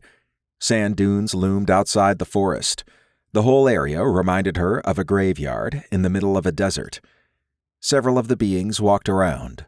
They had digitigrade legs, red skin, and a goat-like head with horns. Others looked like humanoid skeletons who wore a bare minimum of armor. They had some type of glistening rubber band-like strip that ran over all their bones and connected them. That place doesn't look inviting at all, she said. Sure doesn't, said Dalton. Evat, when you were being chased, you were in crow form, I assume. That is correct, she said. Dalton rubbed his chin. Maybe you can go in as a swarm of insects. You'd be able to scout inside with the binding stone. Evat transformed into a swirling mass of flies. Also, if you stretch it out and make it sparse, it would be hard to detect. She did so. Evat's shape-shifting ability fascinated Valerie. She understood it was a swarm of nanobots that could form anything, and this was yet another example of its utility. Valerie cocked her head at Evat. You could actually find Skilka. Then we could talk with her. That's the goal, said Dalton. He eyed Evat's swarm. But the moment you're in danger, you get out. Are we clear? Of course, she said. Also of note, I detected a subterranean network that connects this area to the fortress. Dalton offered the binding stone to Evat. Interesting. Traversing that would be preferable to trekking over sand for 8 miles. While you're out there, try to get more information on the underground system. Understood. She consolidated around the stone, and then flew off with her swarm following her. Dalton stood and watched her fly away. If we can establish communication, the next step will be to retrieve Skilka. So we're going to infiltrate that dark fortress, said Valerie. Dalton nodded. He pulled off a small cube and set it on the ground. This can relay what Evat sees. I'd use my hand to project, but this'll free it up. Valerie sat opposite him. Sounds good. Did you see those others walking around outside there? They resembled guards, although those skeleton ones creep even me out. I did. They don't look anything like the Kaz Lodat. Valerie smiled. It said that when they first came over, they looked very different. It was the hybrids that survived the Helian Purge, mainly because they appeared human, and the only way to know otherwise was a DNA scan. I'm guessing this is where the pure Kaz Lodat live, and they might be some type of parasite. I guess if they created a hybrid, only the DNA would tell you if they descended from a pure Kaz Lodat being. Dalton nodded. Maybe that's how their mind control works. They infect you somehow. Could be, she said. After 30 minutes and some light chatting, the projection showed Evat approaching the fortress. Looks like she's almost there, said Dalton. He studied the projection. She hasn't been noticed yet. Evat flew into the eye of one of the large skeletal faces carved at the base of a tower. Valerie's eyes widened at the diamond-shaped red crystal. It gave off the unusual light. It hung in the air, which confused her. Unfortunately, the door to the room was sealed, so Evat had to leave. She flew around outside until she found an open area to fly in. The room she entered was long and had a black stone dining table that spanned the area. Valerie frowned at the fancy plates and silverware. Okay, I was not expecting that, she said.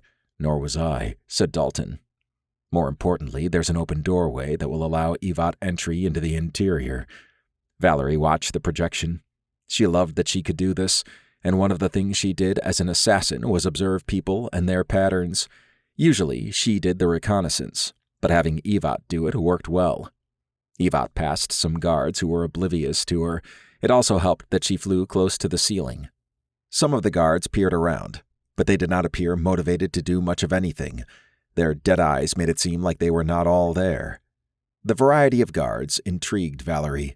While most resembled the goat humanoid or skeletons from earlier, some were large humanoids that resembled wereboars with big tusks and a nose horn. She was not sure if the parasite controlled how the body appeared or if it only took over a body and used it. "Those are some crazy-looking guards," she said. Dalton nodded. Per Evat's scan, the only thing connecting them is some type of worm thing inside them. At this point, I think it's fair to say the Caslodat are a parasite species. They must propagate by taking over a host, then reproducing via the host system. Valerie shuddered. Her heart accelerated as Evat flew into a massive throne room.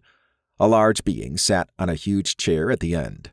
The horns on its head were sharp, and its clawed hands suggested they could do some damage. It sat almost stone-like on its throne, which appeared to be made of bones. Its black eyes, red skin, and black battle armor made it look menacing. If she had to guess, it probably stood over 20 feet tall when standing. "What is that?" she asked. Dalton shrugged. "No idea. But let's hope we don't encounter it." Evat exited and continued down several stone hallways until she found a set of stairs. She flew down them to another level. According to a data label, Evat went down at least 400 feet. It was almost like entering another facility, and the stairway was the connection. The new area ended in a massive tunnel. Hallways led off to destinations unknown, and the only light was red crystals hanging from the ceiling. A few guards and other beings moved around. Moans and groans floated through the dusty air. "I'm going to guess this is a dungeon or something," she said. "Looks that way," said Dalton. After 15 minutes, Evat paused before a steel door. It had a small window filled with a mesh at eye level. The binding stone indicates this is her cell. Valerie found it interesting that the doors were steel when everything else was stone.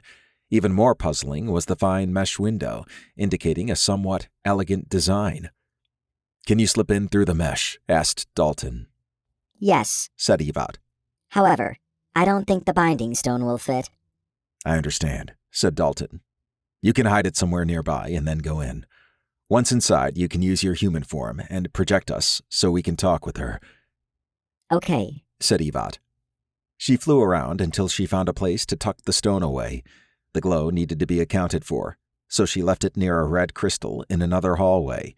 Since they now knew where Skilka was, the binding stone would not be needed, but it was still good to have in case she got separated during a rescue attempt. Evat flew back to the door and approached the mesh. Valerie was not sure how they would rescue Skilka, but being able to communicate was a big first step. It showed Valerie how unique it was to be on Dalton's team, and up to this point, she was even more impressed than she thought she would be. Dalton studied the cell as Evat filtered through the mesh. Her control unit was too big to fit through, so it rested on the outside of the mesh, while the rest of the nanoswarm formed a tendril to her humanoid form. He got a good view of the dismal inside. A red crystal in the ceiling provided a dim glow to the room. A stone slab jutted out from the back wall, and a hole in the ground on the side most likely was the bathroom. There was a faucet of some type near the hole, but no cloth or towel in sight. Skilka resided on the slab. She was naked and curled into a fetal position, facing away from the door. Evat's scan indicated she was awake, but her life signs were weak. As if on cue, she rolled onto her back and peered at Evat's human form. Skilka sighed and looked away, then back at Evat. "Are you real?" asked Skilka. Evat nodded. "I am, and I have someone who wishes to speak with you." Dalton adjusted the projector box to include him and Valerie. "Go ahead, Evat." She projected a hologram of them from her hand. Dalton flashed his badge. "I'm Inspector Dalton Kingston, Earthward, and with me is my teammate, Valerie Simmons. The woman projecting this is Evat, an artificial intelligence, and she controls a nanoswarm that can morph." Skilka sat on the edge of her slab. "Earthward, I haven't heard that name in a long time." She scrunched her face. "How do I know this isn't a trick?" Dalton wondered what torture she had undergone to come to that conclusion. "This is no illusion or trick. We are outside the fortress where you're being held, but I wanted to verify where you were first. High Priestess Kreela gave me a binding stone, which Evat used to track you." "You are real," said Skilka. She immediately ducked her head as if expecting to get hit, then looked back up. "Are you here to rescue me?" "We are," said Dalton. "How did you get captured?" Skilka leaned back against the wall and crossed her legs. "It was one of the Dagothian scouts. It scratched me, and I must have passed out because when I awoke, I was here in Bargul's castle." "Dagothian. I'm guessing that's what species the Kaz-Lodat are." She nodded. "On Earth, they're known as demons, and their alliance there is known as Kaz-Lodat. Also, they're not pure like here. The Dagothians are parasites that can control a body. The Kaz-Lodat are humans, where a Dagothian controlled a body, then used it for reproduction while sneaking in their own DNA. They're not fully Dagothian and not fully human. The Dagothians here call themselves pure and can body hop, and the ones on Earth are known as lessers and are bound to their bodies. The lessers are supposed to serve the pure ones, not be on their own with their own lives and thoughts." "Interesting, but twisted," said Dalton. "I'm not familiar with Bargul. Is he some type of commander?" "He's a pure Dagothian, one of the powerful old ones. He captured his current body from some large creature that used to roam these lands. He recognized me for what I was and kept me alive for his amusement. Apparently, wherever here is, the place is divided into old ones and their clans. Bargul is particularly ancient and claims he is over 10,000 years old," said Skilka. "You know quite a bit about this place." Skilka scowled. "I do, actually. Bargul liked to talk to me while he ate something alive. Naturally, I probed to see if there was anything that might help me escape. But once I learned I was no longer on Earth, I knew it was a lost cause." She surveyed her cell. "I don't know how long I've been here, but I can't sense anything like I could on Earth. It's like the planet is corrupted. I do understand, though, that I came through a portal, one of many on this planet." "You did," said Dalton. He motioned at Valerie. "We both came through it." "This place is a hellscape," said Valerie. Yes, it is," said Skilka. "If you rescue me, will you be able to open the portal and get us back?" Dalton smiled. "I can. It's one of my abilities. The hard part will be reaching you, then escaping. What do you know of the guards?" She shrugged. "Most are not that smart. They're lessers, and they obey Bargul and carry out his wishes. It's not like they have an education system here. The pure ones occasionally take on a body to reproduce lessers as slaves and servants. Like the guards, then the pure ones return to their main body." "Sounds great," said Valerie. Dalton rubbed his chin. "What about the guards' senses? Are they enhanced?" I don't know. Why are you asking?" Dalton activated his camouflage shielding. "Because I can do this. But if they have enhanced senses, they'll still be able to track me." Skilka sat up. "That's a powerful ability." "Yeah, it is," said Valerie. Dalton became visible again. "Maybe with a combination of Evat as a scout and camouflage shielding, we can reach you undetected. Leaving will be another issue. Once outside, we'll need to go 8 miles back to where we are now, and then up a mountain to reach the portal. There's an underground network we might be able to use, but it still needs scouted. The goal is to get at least within 50 feet of the portal so I can sense it." "An ambitious plan," said Skilka. She grimaced. "I'm sorry.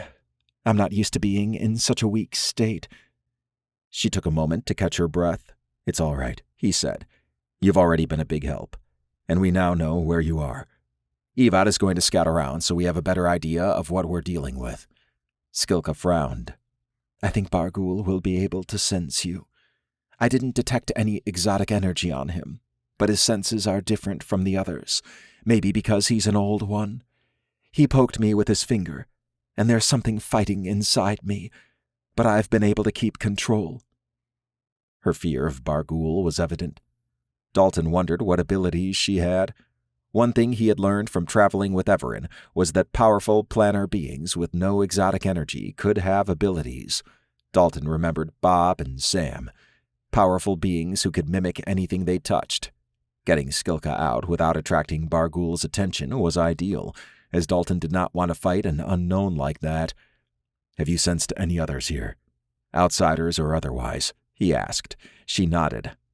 "I sensed 3 outsiders a while back, but since then only 1, although I can't detect them from here. Only when I was taken to the throne room." "Okay. Conserve your strength until we come. We'll figure something out," he said. She smiled weakly. "I appreciate your effort, even if you fail." Dalton nodded. "Evat, get the layout for the rest of the facility, then check out that subterranean network." Of course, she said. The hologram ended. Valerie shook her head. "The Cas loadout are known to have minor mental abilities. I can only imagine what a pure old one must have. I bet they use some type of injection that messes with the mind. That's probably what's affecting Skilka. Then again, her resistance to it might be why she's still alive." "I think so too," said Dalton. "She seemed like she's already convinced herself that the rescue will fail. Maybe that's a side effect. Speaking of which, what's the plan? We gonna look for that other outsider while we're in there?" Dalton gestured toward the fortress. "Evat will continue to gather reconnaissance data. Once we know the layout and what we're dealing with security-wise, we'll go from there. She can also try to locate the outsider. However, I suspect it will be me sneaking in and getting Skilka, and potentially the outsider out. If we can use those tunnels, it would be a huge advantage. Otherwise, we're going across sand, where we'll stick out. Overland might be preferable, depending on what's underground. But I prefer the subterranean network at this point. Once we get to the fortress, we can try something." Dalton eyed her. "How much do you weigh?" Chapter 13. Todd glanced in the SUV's rearview mirror to admire the new folding chairs he and Brad had purchased. While at the store, Todd also got some minor things to help make their stay out in the woods more comfortable. Bug repellent was high on the list, as was a shield lantern that could keep mosquitoes at bay. Although the product said 15 feet, his experience was it was hit or miss outside 10. Brad had gone wild on the snacks, and he had secured a small box of beef jerky. Todd had thought Brad would grab 1 stick, but apparently he thought about the long haul. He also picked up a small bag to carry some items. The idea was that Gizmo would become a workhorse. Todd was not fully sure how that would work, but Brad insisted it would. As they approached the motel, Todd's thoughts changed to Dalton and Valerie. How they had no fear about entering a hellish-looking place still amazed Todd. It made him and Brad buying beef sticks and supplies appear comical. Evat being able to be in 2 places at once was powerful. Todd saw a real-world application on this case, and it impressed him. She had not heard anything, but Todd planned on staying the night near the portal. He suspected it opened naturally on a periodic schedule. Perhaps then she could get an update. "Whoa, check it out," said Brad, pointing at the motel parking lot. Todd had not pulled in yet, but he slowed down and looked over. A black sedan sat next to where they would normally park. He sighed. Maybe the Cas loadout had somehow discovered where they stayed. "All right, let's not jump to conclusions," said Todd. "They may actually just be renting a room. It might not even be them." Brad nodded. "Maybe, but I'd feel a lot better if we asked the motel owner about it." "We can do that," said Todd as he parked next to the main office. "You coming?"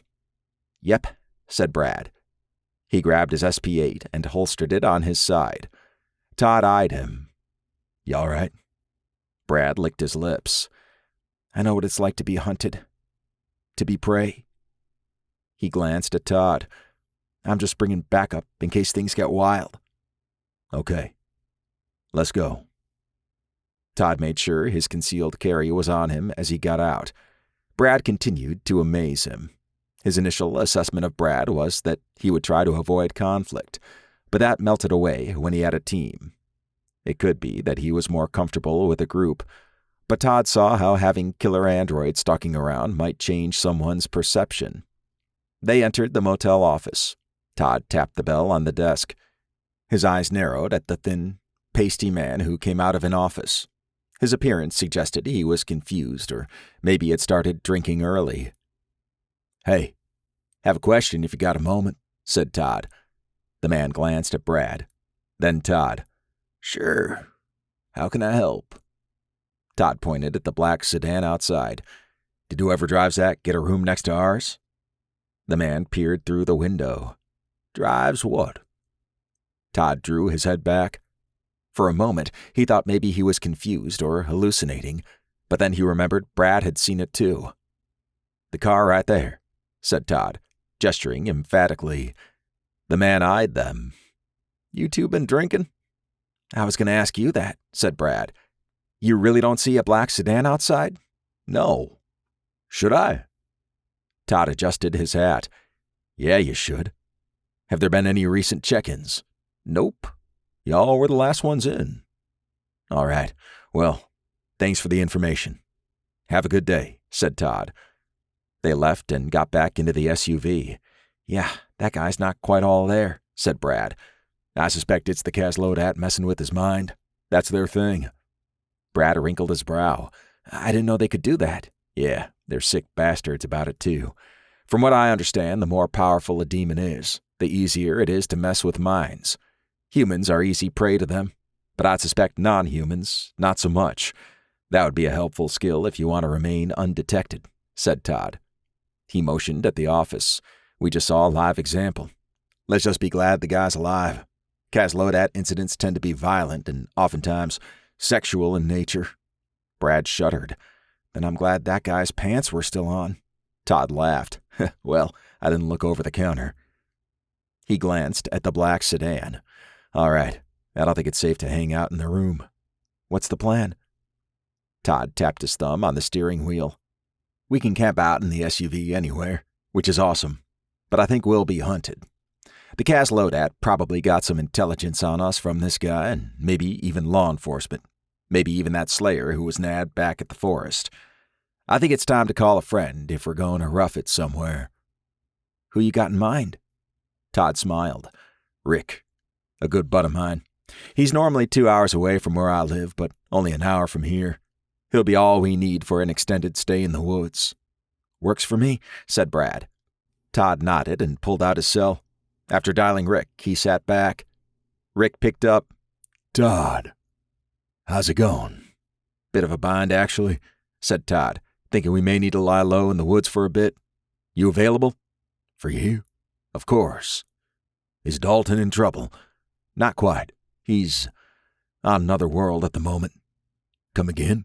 asked Rick. Todd sighed.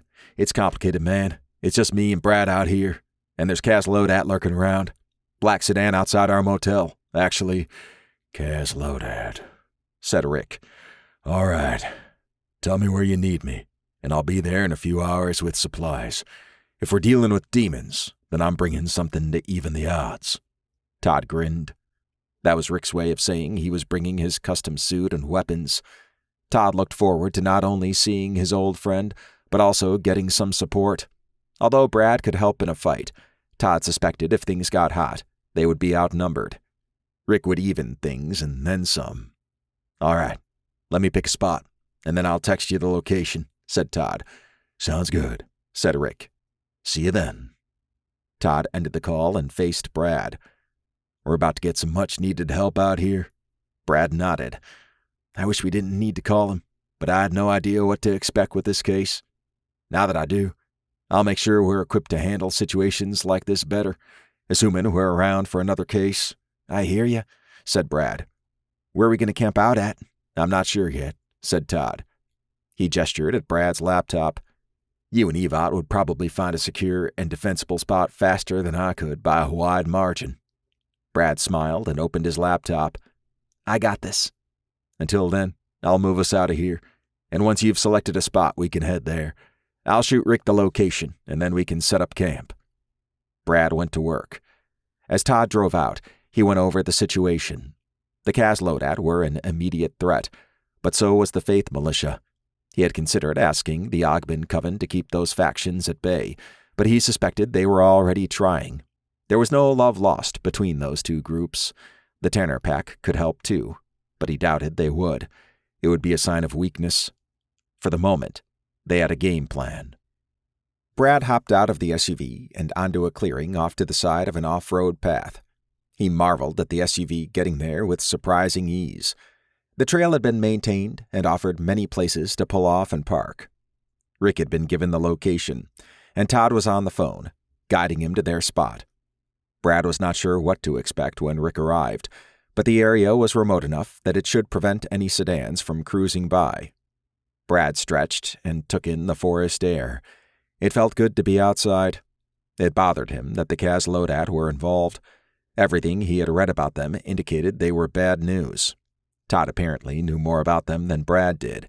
He would make an effort to study them more in detail after this case, assuming he was still on the team. After an hour, Rick arrived. Brad scrutinized the worn-down pickup truck. It wheezed like it was out of breath. After the truck parked, Brad studied Rick. He wore camouflage pants with black boots and a tight black t-shirt. His red beard and shaved head stood out. Brad suspected he was ex-military of some type, as he had that look. Todd and Rick walked over to Brad. "Brad, this is Rick, and Rick, this is Brad." They shook hands. "I hear you two have some demon problems out here," said Rick, looking around. Brad grinned. "Yeah, some. We're also in Ogbin Coven Woods, with slayers out and about, and a monster from a hell world." Rick arched an eyebrow at Todd. Todd grinned. "He's not lying." "All right, then," said Rick. "It's going to be dark soon. I brought some supplies, but if your SUV is bulletproof, we should sleep there." "Yeah, makes sense," said Todd. "I'm guessing a campfire might attract too much attention." "Definitely. But that doesn't mean we can't sit outside. I brought a small grill," said Rick. He walked over to the truck bed and pulled back a metallic cover. Brad noted the variety of supplies. A large black container caught his eye, but Rick avoided that and grabbed the grill. "You can get the lantern repellents," said Rick, glancing at Todd. "I brought 4, so we should be covered." "I got it," said Todd. He gestured at Brad. "I could use some help with that." "No problem," said Brad. He grabbed 2 while Todd got the others. It made sense that a campfire might be too bright, but some lanterns with a grill was perfect. After 30 minutes, the grill had been set up with foldable chairs around it. The lanterns were placed in a square formation encapsulating the area. Everyone sat and had grilled hot dogs. Brad liked that, if needed, they could hop into the SUV at a moment's notice. Any type of sneak attack could be deadly. The night had begun to settle in, and a quick check on his watch showed it to be 8:20 p.m. The lanterns did their job and kept bugs at bay. He bit into a juicy hot dog and eased back into his chair. The light chat did him good, and it was obvious Todd had a lot of respect for Rick. "Well, I better get suited up," said Rick, standing. Brad wrinkled his brow. "Suited up?" "Just wait," said Todd. "All right." Rick headed for his truck and returned 10 minutes later. Brad's eyes widened. Rick had on a custom black and gray suit with dual blades on the back in an X pattern. His first layer was black cargo pants and a loose black shirt. The second layer was armored pads of various types scattered around. Some were on his shoulders and upper arms, while others were on his quads. Each upper thigh had a pistol holster, and he wore a utility belt packed with gadgets and pouches. His bandolier crossed his chest and also had pouches and what looked like large rounds for something, but it was the helmet that stood out. It had a fiberglass-like appearance, similar to some of the pads. 2 eye holes were cut out as well as openings on the side, but the helmet appeared sturdy. Brad also sensed technology in it. Brad stood. What's all this?" "I'm Executioner," said Rick in a deep, digitized robotic voice. "You have nothing to fear." "Right," said Brad. Todd laughed. Executioner was one of the most feared slayers out there until he reformed. "Less reformed and more freed," said Rick. He took off his helmet and sat, then motioned for Brad to sit. "I didn't want to alarm you, but in this environment, it doesn't hurt to be prepared." Brad sat back down. I guess not. I'm surprised I never saw your name pop up in the Earthward knowledge base. That's because I stopped executing non-humans, said Rick. I'm sure I'm there, but maybe it's not current. Brad nodded. I have experience with being hunted by executioners. The cyberpunk Earth I came from had the android version. They didn't like that I could talk to technology. Rick smiled. So you're non-human. And from another Earth. Yeah, said Brad, eyeing him. That's not a problem, is it? Maybe long ago, but not now, said Rick. I'm going to guess you're wild-born. Todd pointed at Brad. He can do some amazing shit. It's really helped us out. Rick studied Brad. I bet. And this other Earth. I guess then that the multiverse is real? Oh yeah, said Brad. Dalton came through like 10 before coming to this one. Rick glanced at Todd. You have an interesting team. Todd shrugged. Yeah, but I like 'em. Brad gestured at Rick. Why did you stop slaying, if it's not too personal? He doesn't really talk about that, said Todd. Oh, it's fine, said Rick. He smiled. Brad shared his background openly, so I'll do the same. Brad perked up. Rick gazed off into the distance. It all started when I left Special Forces and went into mercenary work. I got into some shit and almost died. I was sent to a facility where a group known as Cargus Tech experimented on me. They enhanced me. Superior strength, speed, and regeneration, in addition to better cognitive skills. I became an elite mercenary after that. Rick did not have any exotic energy, but he had some of their benefits, although the cost seemed to be almost dying and being experimented on.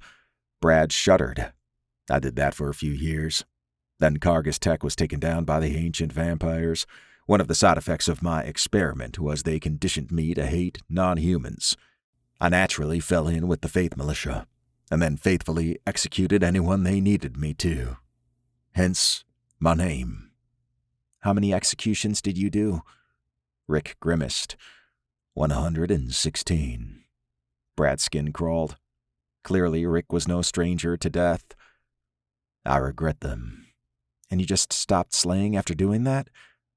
Rick sighed. It wasn't by choice. I ran into an ancient vampire enforcer named Blake Brown.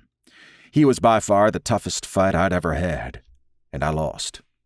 He should have killed me, but instead, he bit me. He circled a finger in the air. Hypnotic bite or something. Whatever it was, it broke the Cargus Tech conditioning.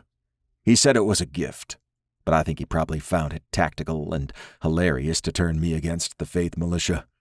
I was free, and, of course, I left the hate-filled Faith Militia. Blake Brown, said Brad. I've read about him. He's a badass. Lord Noskov's right-hand man. Unfortunately, Blake was exiled from Earth a while back.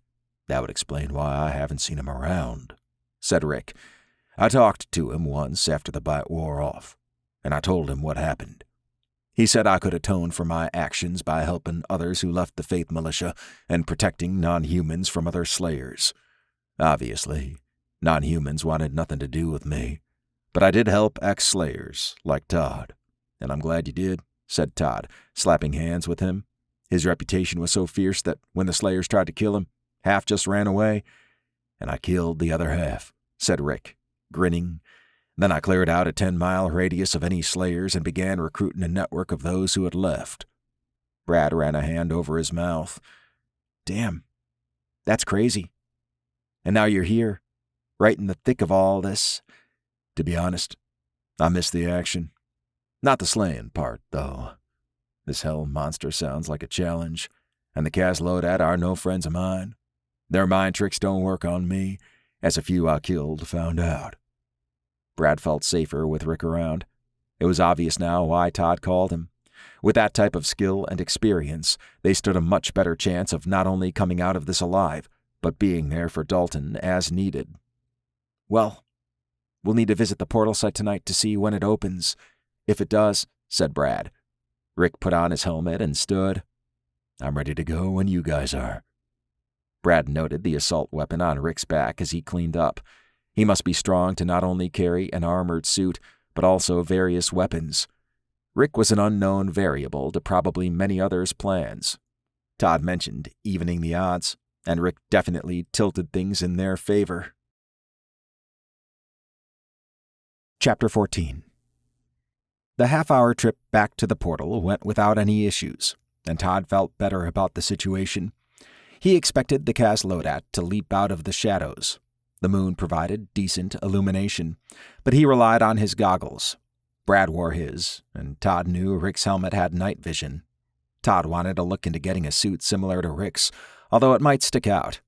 Maybe there was a compromise. "We're here, Evat," said Todd. "I take it that we've had no visitors?" Evat landed and assumed human form. We haven't.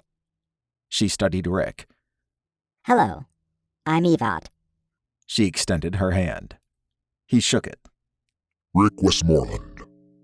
Your executioner. He nodded. I like your suit, she said, smiling. Thanks, but, what are you? I'm an artificial intelligence that is shackled to Dalton. However, I can control 2 servbots, each being a nanoswarm with morphing ability. Rick drew his head back. That's seriously impressive. She definitely is, said Brad. Todd looked around. All right. Now that we all know each other, here's the plan. The suspicion is that this portal opens on a periodic basis, so it could be any moment. We're exposed out here in the open, and Evat can hide in crow form in a nearby tree to communicate. For the rest of us, let's pick a spot that's not so vulnerable. Rick pointed at a dense cluster of trees. I'll wait over there. I'll hold the tree's base down, said Brad. Todd grinned. All right, I'll join you. Let's go. They moved into position. Todd was glad he sprayed on repellent, but the mosquitoes did not care. They were thick, and June bugs were also out. He hated that they were clumsy, and they appeared to like the dim glow of his goggles. Brad hunkered down next to him, not appearing to like the bugs either. Todd could barely make Rick out in a tree. He must have been fearsome on a hunt. An hour later, a light shimmered where the portal would be. Heads up, said Todd. I've never seen a portal before, said Rick. Just don't hop through, and you'll be fine, said Todd. After a moment, the portal formed. You're up, Evat. Of course, she said over comms. I have made contact with myself on the other side. Dalton is requesting a visual. The area is still clear. Okay. We'll meet in front of the portal then, said Todd. Everyone assembled. Evat changed to human form and projected a hologram of Dalton and Valerie. It's good to see you're all in one piece, said Dalton. He scrutinized Rick. I see you brought some backup. Rick Westmoreland, he said, nodding. Your executioner. I'm familiar with you, although your involvement is strange. It's a long story, said Rick. Besides, Todd's my bud. I understand, said Dalton. He surveyed the group. We found Skilka and talked with her via Evat. Skilka's being held in a fortress owned by Bargul, an ancient Dagothian, which is the Cas-Lodat species. As expected, there's no sign of exotic energy. They're just alien. We're about 8 miles out, so Valerie and I are going to infiltrate the fortress and get Skilka out. So the Cas-Lodat are aliens, then? Said Rick. That's interesting. Dalton nodded. Where are you now? Asked Brad. Looks like a cave. Because it is, said Valerie. We got jumped by 3 of those scouts. Scouts? Asked Todd. The winged creatures. Oh. Dalton made a cutting motion. We cut a rip in their wings, which made them try to flee. Todd gestured at Rick. Well, we may not have the luxury of getting close enough to do that, but he might be able to. Right. And you need to do whatever is needed to defend yourself should they attack, said Dalton. I'm thinking this portal is only open for an hour, maybe 2 tops. Have you had any issues on your side? Todd sighed. Brad and I ran into some slayers, and we had to take them out. Then the Cas-Lodat picked them up, and they also had a car at the motel. That's when I called Rick. Rick glanced around. I don't think we were followed. But if the Caslodat have some connection to where you're at, do you think they can sense the portal's location? I know some non-humans have a bond with one another, and although these Dagothians are alien, they still might have one too. That's an excellent question, and something I pondered too, said Dalton. Maybe no one will come, but I wouldn't plan on that. They're drawn to this area, and the only thing of note is the portal. Just be alert. Todd nodded. Will do. If I had a suit to go where you are, you know I would be right there beside you. It's all right, said Dalton. I think this rescue will go well. We'll be back on your side in no time. Todd wanted to share Dalton's confidence, but infiltrating a heavily defended fortress on a demon world with just him and Valerie sounded nuts. Okay, we'll be around out here if you need us, said Todd. Valerie saluted, then smiled. Out, said Evot. The projection ended. Todd pointed at Evot. There you go. He focused on Brad and Rick. I guess we wait until the portal closes, then come back tomorrow night. Rick gestured at the tree. Sounds good. I've got my spot all set up. Brad sighed. I'm glad our undersuits stop bites, but we don't have coverings on our hands and face. He raised a finger. After this case is over, I think we need to assess some new gear. I want something that's a mix of our undersuit and what Rick has, said Todd. I'm sure the boys in the Earth Ward R&D can come up with something. My suit is original, said Rick, raising his head. Todd nodded. I know, but the Earth Ward has some fascinating tech. He motioned at Brad. Show him Gizmo. Brad opened his backpack, and Gizmo jumped out. Rick took a step back. A drone. Yeah, and I can control it as if it's an extension of myself, although it does have its own rudimentary programming, said Brad. Gizmo beeped at Rick. He laughed. This is probably the most unique group I've ever encountered. Hot damn. He glanced at Todd. This is a good gig. Crazy, but good. Yeah, said Todd. We're not out of the woods yet. Figuratively and literally. No, we're not, said Rick. All right, back to my spot then. As they went back, Todd reflected on the situation. He thought they had enough to hold the spot if attacked, but he did not know how long they would need to be out there. Things could get hairy if a Dagothian scout came through. Rick's observation about the Caslodat sensing the portal had been unexpected, but Todd saw that as a possibility. Hopefully, Dalton would rescue Skilka and reach the portal without issue. He and Valerie seemed to be in good spirits, although Dalton had been seated against a cave wall. Maybe he conserved his strength, but Todd suspected the fight may have been rougher than explained. If something did attack the portal area, they now had the means to defend it. Hanging out in the woods on a summer night was not Brad's idea of fun. Nonetheless, he enjoyed the banter between Rick and Todd. They were clearly old friends, and Rick reaching out to help Todd after he left the Faith Militia probably strengthened that bond. Brad had talked with Evot some. She had been interested in Gizmo. He had basic programming, and Brad had updated some aspects of it. In some respects, Gizmo was like a highly trained dog that could be controlled as needed. Evot had been curious if Gizmo would be upgraded to a full AI or stay as is. Brad was not sure, as he had never created an AI before. Although he could talk to technology and even affect a code base, designing an AI was another world. Evot had been in curiosity mode, as she also had questions about Rick. Brad suggested she ask him directly, but she said he did not have a comms system to link to. He grinned when he told her she would have to do it the old-fashioned way and talk to him face to face. She made a note to do so. Brad enjoyed discussing topics with her. She was open and honest, and she was a departure from the AIs he knew. After an hour, Evot contacted the group. There are 6 people moving toward the portal. Rick jumped down from the tree. Caslodat? Asked Todd. I'm not sure, She said. They have business suits and sunglasses and are carrying assault weapons. Sunglasses at night? Asked Rick. What? They trying to do their best rendition of an 80s song? Todd laughed. Probably not. He swiped his inner forearm. Check out the map.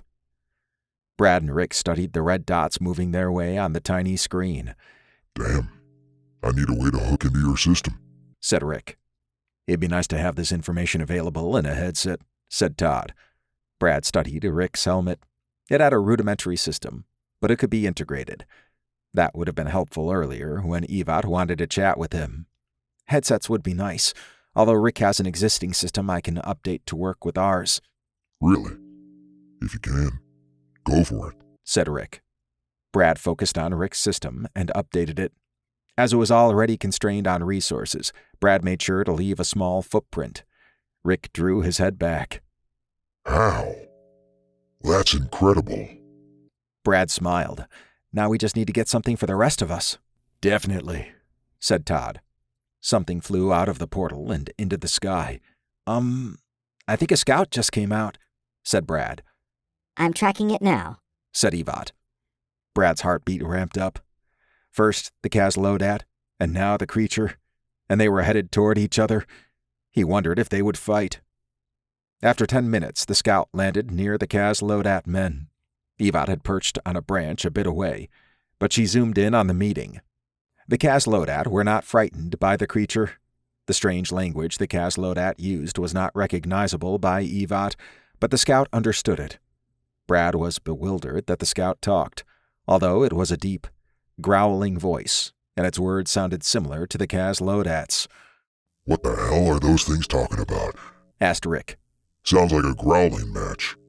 No idea, said Todd, chuckling. As long as they talk and aren't causing trouble, I'm okay with that. As if on cue, the scout flew in the group's direction. It's coming our way, said Brad. So are the Kazlodat, said Todd. Let's move back some. They moved half a mile off. They're still coming. And the scout is almost on us, said Brad. His mouth went dry. It appeared the scout and Kazlodat were working together, and they were now actively seeking them. That could only end in disaster. Maybe they want to talk, said Todd. Rick laughed. Yeah, I don't think so. We have to try. That's what Dalton would do, I bet, said Todd. Todd was right. Dalton would try to talk things through first, but Brad was not sure the Kazlodat were in the mood to chat. Why not have Evat as a go-between? She can hide in the trees but still relay communication, said Brad. Worth a shot, said Todd. Evat, that work for you? Of course, she said. I'm going to them now. Rick shook his head. All right, we could try that. But if we discover they're here to push our shit in, we'll need to fight. If that happens, let me take the scout. You two and Gizmo can use your stun magic on the Kazlodat. You want to fight the scout by yourself? Asked Brad. I can handle it, said Rick. Brad appreciated his bravado, and given his history, he may be one of the few qualified humans on the planet who could handle the scout. After a few minutes, Evat landed on a tree out of the Kazlodat's line of sight. He loved that he could see through her eyes via the link she had with his forearm interface. I'm ready to relay you, she said. Todd straightened and took a deep breath. Brad gulped. It was not every day you talked with a monstrous creature and demons. Brad hoped there would not be any fighting, but everything told him that was what would happen. The fate of the Slayers roamed around in Brad's thoughts for a moment. He did not want to end up like that. Todd normally had nerves of steel, but the situation could get ugly. He liked being able to talk to the Kazlodat without them seeing him, but he also understood that the creature probably already knew where he and the others were, as it flew directly toward them. Looking at his forearm interface, he saw what Evat did. Although it was dark out, it appeared like daylight, and he had a zoomed-in view of the men's faces. He gripped his SG-5. All right, Evat, I'm ready. You are alive. Now, she said. Todd nodded. Kazlodat, what is your purpose here? They stopped and looked around. One stepped forward while continuing to search for the source of the audio. You speak for the group that attacked one of our scouts. I do. But we didn't know it was one of yours. All we knew was it was killing things it shouldn't have. The man scoffed. Whatever it killed had the privilege of dying to a pure Dagothian. Yeah, I don't think so. I ask again. What's your intent here? The man smiled. to welcome an old one to this world. We know your group is trying to interfere with that. Therefore, you will be eliminated. Surrender now, and your death will be quick." "Not happening," said Todd. "Besides, I don't think the Ogben Coven is going to allow an old whatever to walk around their woods." "One of their most powerful has already been captured," said the man. "If they had the strength, they would be here now instead of cowering in the safety of their grove."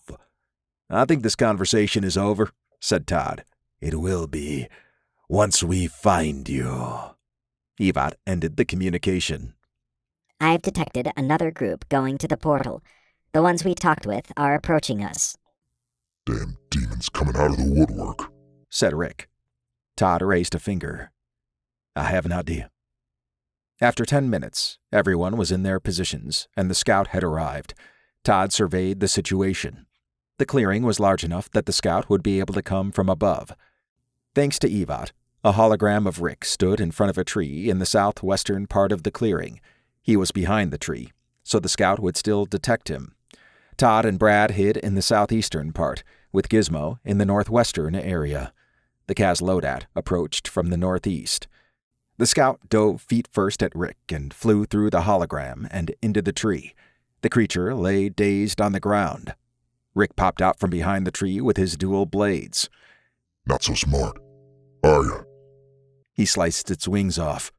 The scout shrieked and clawed the ground as it tried to get away. Rick faded back into the forest. Todd grinned. The ruse had worked. Now there was the approaching Kazlodat to deal with. "Okay, first part done. Get ready for the second," said Todd. The 6-man group of Kazlodat arrived.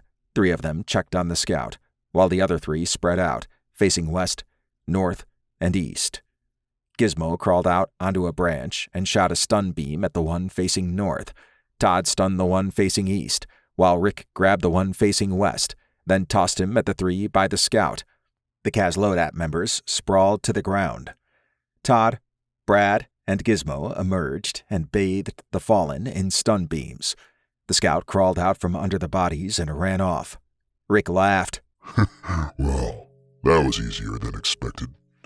The only thing still conscious is the creature." "And we wanted it that way," said Todd. He tapped some of the Kazlodat with his boot. "We gonna let that monster thing run away?" asked Rick, gripping his blades. "It may not have had a choice in this. I prefer to show mercy. If it comes back, all bets are off. Besides, Evat is tracking it from the sky. As for the rest of these Kazlodat, let's put them together. They'll wake up after a while, but we'll be gone by then." Rick waved a blade around. "Or you could not worry about all that and deal with it now." Todd shook his head. "Let's not make it worse than it already is." "I'm with him," said Brad, crooking a thumb at Todd. Rick shrugged. "Your call." Todd suspected that if Rick was left to his own devices, there would be a dead scout and 6 decapitated Kazlodat. However, the fight had gone smoother than Todd expected. The scout would cause a disruption when it reached the other Kazlodat at the portal, but he and the others would be back at the SUV. Evat would update Dalton on the other side about the scout talking with the Kazlodat. He would also know the area was a hot spot. For now, hunkering down near the SUV was the goal. It was obvious that the Ogben Coven's help would be needed to secure the area for when Dalton and the others returned. That would be a challenge in itself, but Todd suspected the Ogben Coven did not want Kazlodat walking around. After 30 minutes, they reached the SUV. The darkness provided some cover, and Todd looked forward to resting.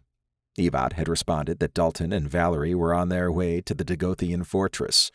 Todd was still amazed they planned to go there. Thankfully, the portal had closed, and the scout had gone through before it did. The other Kazlodat at the portal went to the ones who were downed. Apparently, they had some method of tracking them. Todd now knew there were at least 12 Kazlodat in the area, and, at most, 2 sedans, maybe 3. After a good night's rest, they would head for the Ogben Coven to convince them to help. It would be much easier with Dalton around, but maybe this was why he chose Todd. For his part, He would try his best to do whatever was needed to ensure that when Dalton, Valerie, Evat, and potentially Skilka came back through the portal, they were not walking into a Kaz-Lodat trap. Chapter 15. Dalton was confident that he and Valerie could rescue Skilka. The only concern was crossing the sand dunes. Evat had detected multiple types of creatures that Dalton did not want to mess with. It also did not help that Dagothian scouts patrolled the area. It had been 6 hours since Evat left Skilka, and Dalton had wrapped up a quick discussion with Todd and Brad on the other side. It was 10:30 p.m. Earth time, and he had rested enough that he was ready to go. He had studied the subterranean network Evat had flown through. It would allow them to get close to the fortress. A nagging thought in the back of his mind asked why the tunnel system appeared abandoned. The temple they had seen upon arriving also had been in disrepair. Perhaps the Dagothians had lost interest. It was an odd choice for Bargul to not fortify the portal. If he knew Skilka and the others came through there, and the scouts were bringing back specimens, the portal would be of great value. However, Skilka mentioned there were other portals. So maybe Bargul was stretched thin, or his resources were being used to fight other old ones. Dalton focused back on the underground network. Part of it led up to the temple via a long, angled stone tunnel. The cave they were in went up to the tunnel, but the connection was sealed. If opened, it would provide an entry point. It worried him somewhat that the other end of the network near the fortress ended in a deserted underground city. There was an entry point into the fortress from there, but he suspected the city held some secrets. He morphed into his Scout Spectre mode. All right, let's get to that tunnel. Evat jumped off and formed into a cat. She scouted ahead. He glanced at Valerie. This is going to be rough. We can go back to the portal once we're in the tunnel. It leads to the underground network to the fortress. But if we walk up, it goes to the temple. I can get you to Earth, then. She eyed him. Really? After I jumped on a Dagothian scout for you? He chuckled. All right. I appreciate the support. It'll take more than that to get rid of me. Besides, we got Evat. Evat peered back and gave a toothy grin. Dalton enjoyed having Valerie along. Most would have been scared, and for good reason, but she had been around for so long and had seen so much that this did not faze her. They walked deeper into the cave until they reached a dead end. Okay. Stand back, said Dalton. Valerie complied. Dalton extended his hands, then vibrated his hand armor. As he touched the wall, it began to crumble. It took some effort, and he had to clear some areas out before others, but after 30 minutes, he had cut out a hole to the long, downward-sloping tunnel. That's new, said Valerie. I didn't know your hands could vibrate like that. He nodded. They always could. But it wasn't until I traveled with Everin that I discovered a different use for that ability. Like this. She laughed. I'm sure there's another use that's friendlier. He eyed her. Evat tilted her head. Which way are you suggesting? Valerie laughed. Oh, Evat. So much to learn. I do. I'll fill you in later. Thank you. Valerie winked at Dalton as she stepped through the opening. Although she flirted with him and the others at times, Dalton could never be in that type of relationship with her. His supercells would try to heal her, effectively killing her. Plus, he did not like to mix romance and work. He had seen that be the cause of multiple problems in the past. Maybe one day he would enter a relationship, but he was content now with where he was in life. He stepped through and analyzed the environment. Evat took off down the tunnel and scanned. The stone appeared worn down, and the ground was solid rock that was most likely smooth at one point, but was now broken up. There was no light anywhere, and he was thankful he could see in the dark like Valerie. The temperature was also much warmer than expected. Wow, this place stinks, said Valerie. Dalton nodded. I'm sure it does. My scans indicate a hint of sulfur in the air. I really wish I had a helmet like yours, said Valerie. She ran a hand up and down in front of him. Actually, I'd love a suit like yours, although maybe a little less robotic looking. When we get back, we can look into it, said Dalton. Assuming you want to stick around. We have the entirety of the Earthward research and development team at our disposal. Valerie smiled. I'd love that. As much as I like what I have on, it's not really cutting it out here. I hear you, said Dalton. Should I be in crow form to provide illumination? Asked Evat. I think we're okay since we can see in the dark, and light might attract unwelcome visitors. He waved forward. Let's move. They reached the bottom of the sloping tunnel, which led into a larger, leveled one. As they ventured into the dusty passageway, he checked for life signs. There were some small ones, most likely insects. Although debris littered the main path, it was clear for the most part. Valerie pointed at the ceiling. Notice those smaller holes?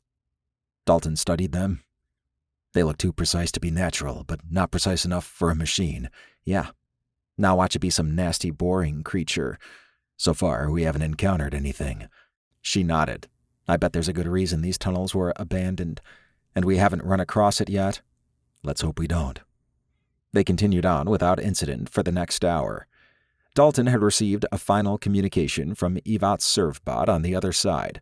Todd and the others had fought a scout and some Kaz Lodat, and the group had retired to the SUV.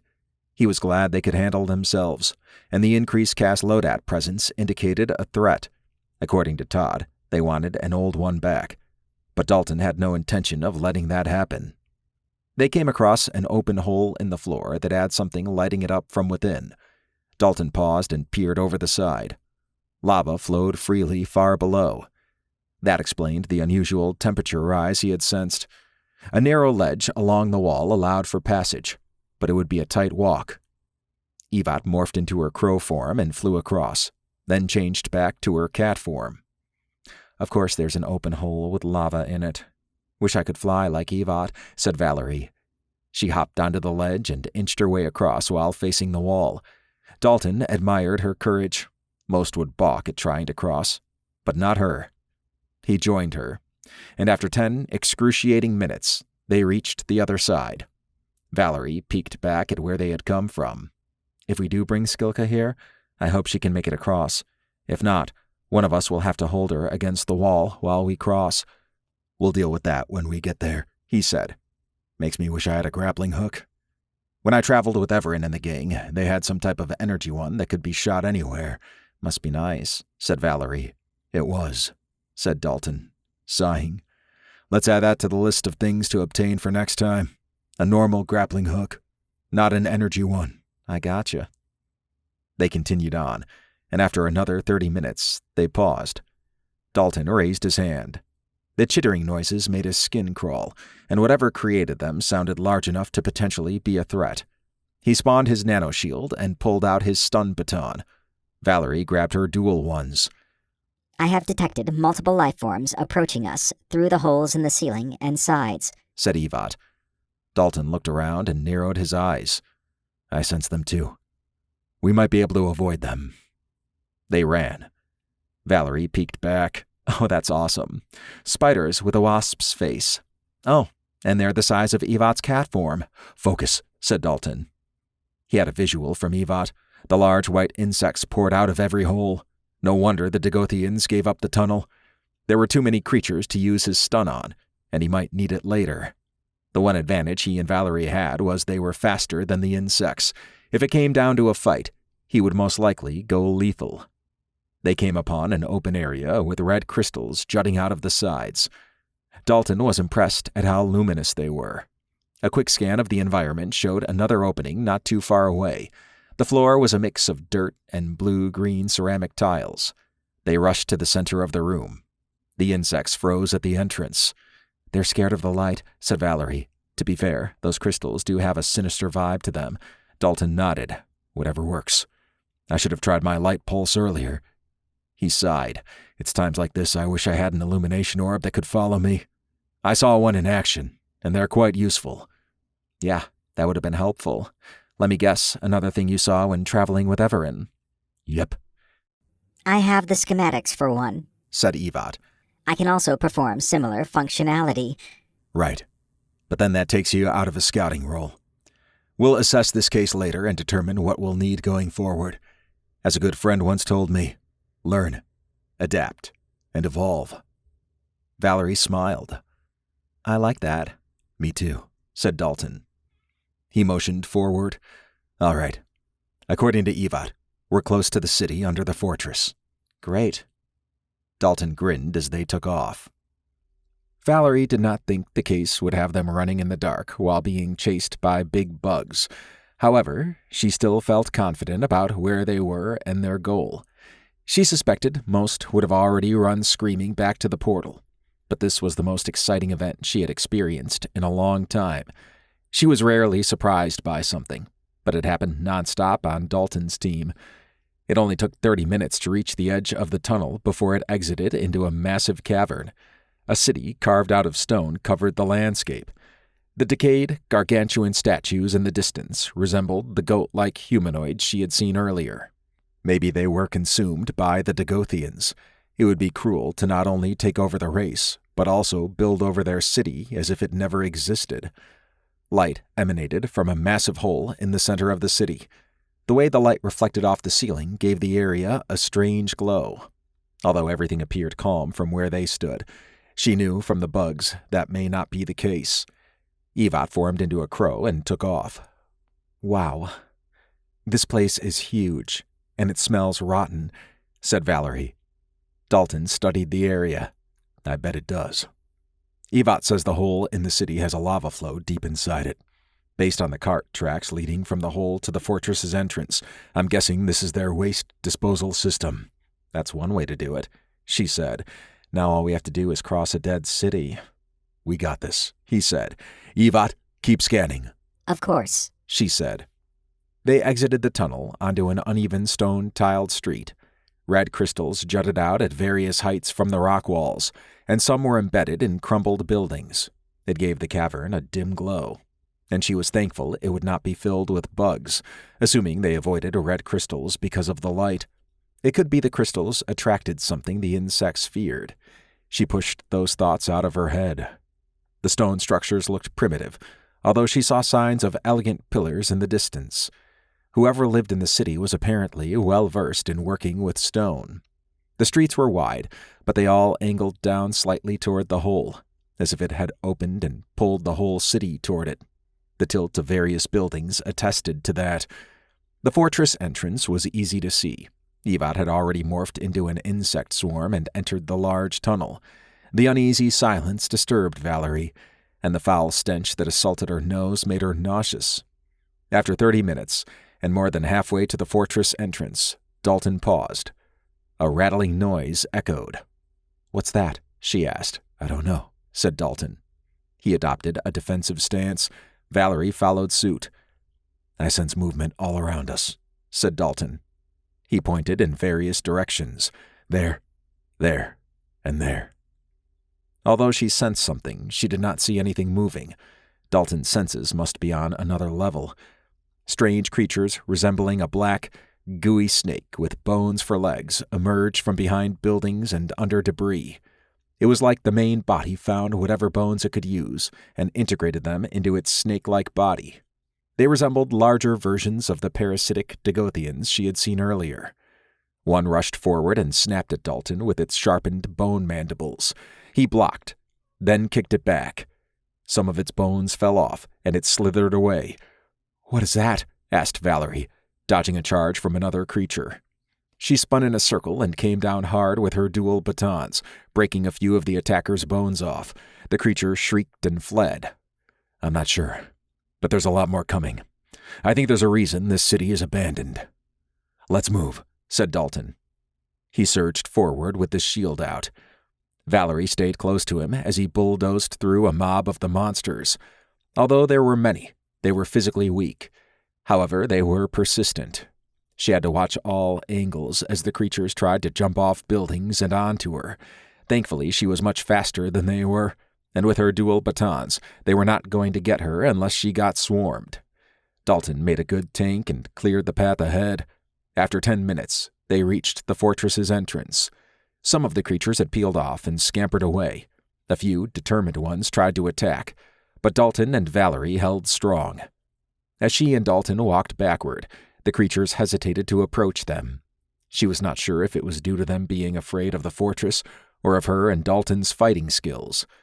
They entered the tunnel leading to the fortress. The creatures stopped their attack and returned to the city. "I wasn't expecting that," said Valerie. "Same," said Dalton.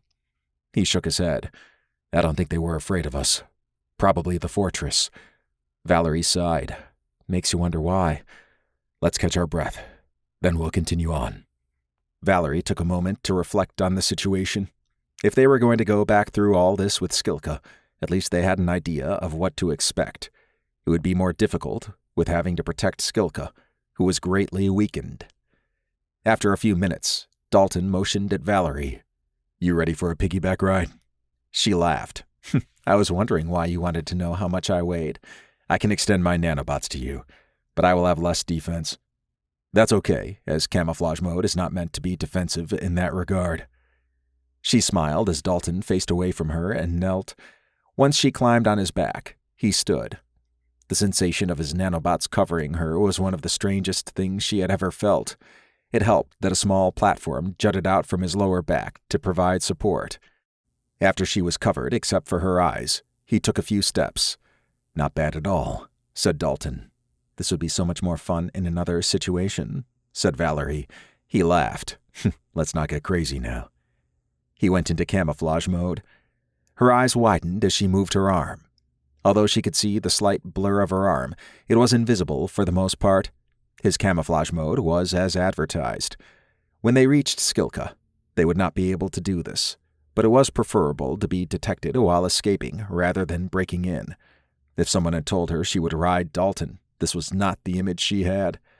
Nonetheless, she relaxed as he took off. Chapter 16.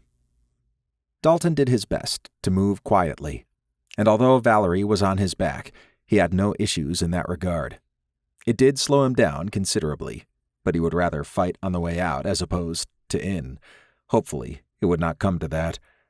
Evat had helped guide him through the dungeon-like maze. The grimy stone tiles had a green shine to them, which was illuminated by red crystals. He would have thought there would be red illumination, but whatever was on the walls appeared green. The initial tunnel they had entered led to an area with crude carts. Massive side-by-side holes that sat a few feet off the ground covered the right wall. Based on the refuse on the ground, he suspected the holes were some type of sewer pipe bending. A few Dagothians shoveled the mess into the carts. Past the room were smaller tunnels that sloped upward. At some parts, it leveled out into an area with some stone tables and chairs. Maybe they were rest stops or even rudimentary guard posts. Thankfully, they were empty. After an hour, they reached a large tunnel that had doors similar to the ones he had seen Skilka behind. Along the way, they had discovered a storage room of some sort, and they paused to grab some sheets with a hole in the middle. Dalton suspected they were the bare minimum used to cover prisoners. Sounds of despair haunted him. His gut instinct was to free them all, but that would be suicide. In addition to the strange creatures in the cells, there was an outsider nearby. "I'm sensing an outsider," said Valerie. Dalton nodded. "Let's check it out since it's on the way." "Okay," she said. They reached a door similar to Skilka's. "Evat, take a peek at what's inside." Of course, she said. Dalton studied the cell in his ARI. It was dismal, and a naked man cowered in the corner. Evat projected Dalton's head toward the man. "I'm Inspector Dalton Kingston, Earthward. I sense you're an outsider. You're not related to the Tanner Pack by chance, are you?" The man stood. "What the?" He studied Dalton, then cleared his throat. "I am, actually. I'm Gary Turner. What the hell's going on?" Dalton nodded. "Good. Then we'll be rescuing you. Jim Dugan is anxious to get you back." Gary perked up. "Jim? Yeah. I'd like to get the hell out of here, and we plan to. There's another person we need to retrieve first, and then we'll stop by here and unlock this door. Be ready to go." "Why not open it now?" "Because I'm in stealth mode. Evat, an artificial intelligence with a nanoswarm that can morph, is projecting my head to you. We'll become visible once we get the other one we came for. At that point, we may need to fight our way out." Gary morphed into a humanoid bull. In a deep voice, he said, "Good. I'm ready for another round. These assholes poisoned me last time or something. They used paralyzing poison. Hopefully, we won't have to deal with that. Sit tight, but be ready to go.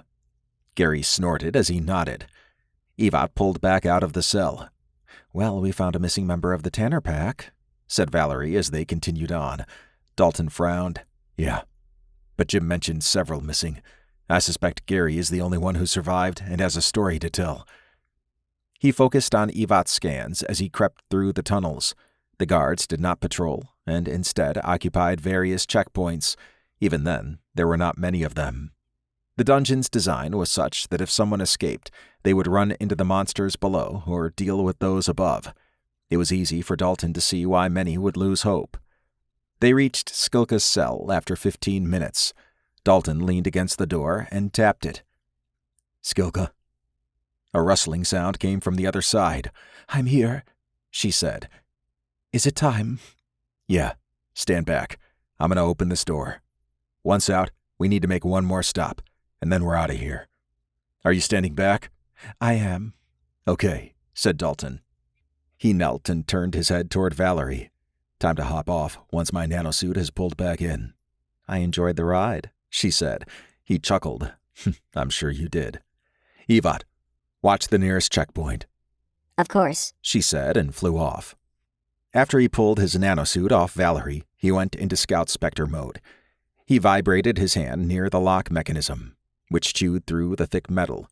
It was louder than he expected, and although he tried to use his body to muffle the sound, the view from Evat showed the guards had been alerted. Shit, he said as he opened the door. Skilka rushed out and hugged him, then Valerie. I hate to cut this short, but we need to move, said Dalton, handing her a sheet. Skilka stepped back and studied the sheet before transforming into a wooden humanoid. Small branches poked out at various points. Her green eyes slightly glowed. Whatever you are, thank you. I won't need a covering, though. Let's go, she said. Dalton nodded. We have one more stop. Evat, stay on the guards. We're on our way to Gary's cell. They hustled to Gary's cell. Dalton tapped the door. You ready? Hell yeah, I am, said Gary. Dalton opened the door and handed Gary a sheet. He wrapped it around his hips, then stared at Dalton. You're a robot.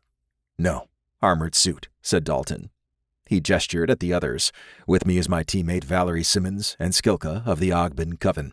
Skilka, this is Gary Turner of the Tanner Pack. Skilka and Gary nodded at each other. A loud, guttural roar echoed through the hallways. I think that's their alert system. We need to move. Now, said Dalton. He tossed the spare sheet on the ground. They hustled to the entrance, arriving in 40 minutes. 2 guards waited for them. Valerie stunned one while Gary gored the other. Dalton appreciated that Skilka, even in her weakened state, had kept up. Her tree form was powerful, but she was probably tired due to being imprisoned and tortured, and her sleep cycle being disrupted. It did not help that it was 3:50 a.m. Earth time. She ran like her life depended on it, which in this case, it actually did. Gary was eager to fight, and the guard he ran over stood no chance. Valerie performed as expected and took down the other sentry with ease. The dead look in the guard's eyes made Dalton uncomfortable. Even while being defeated, they did not appear to care, as if the body was merely a shell. Gary drew his head back as he gazed over the stone city. What is all this? Waste disposal, we believe, said Dalton. It's a prison for lessers, said Skilka. Everyone stared at her. Bargul liked to brag about what he did to them before leaving them here to feed on waste.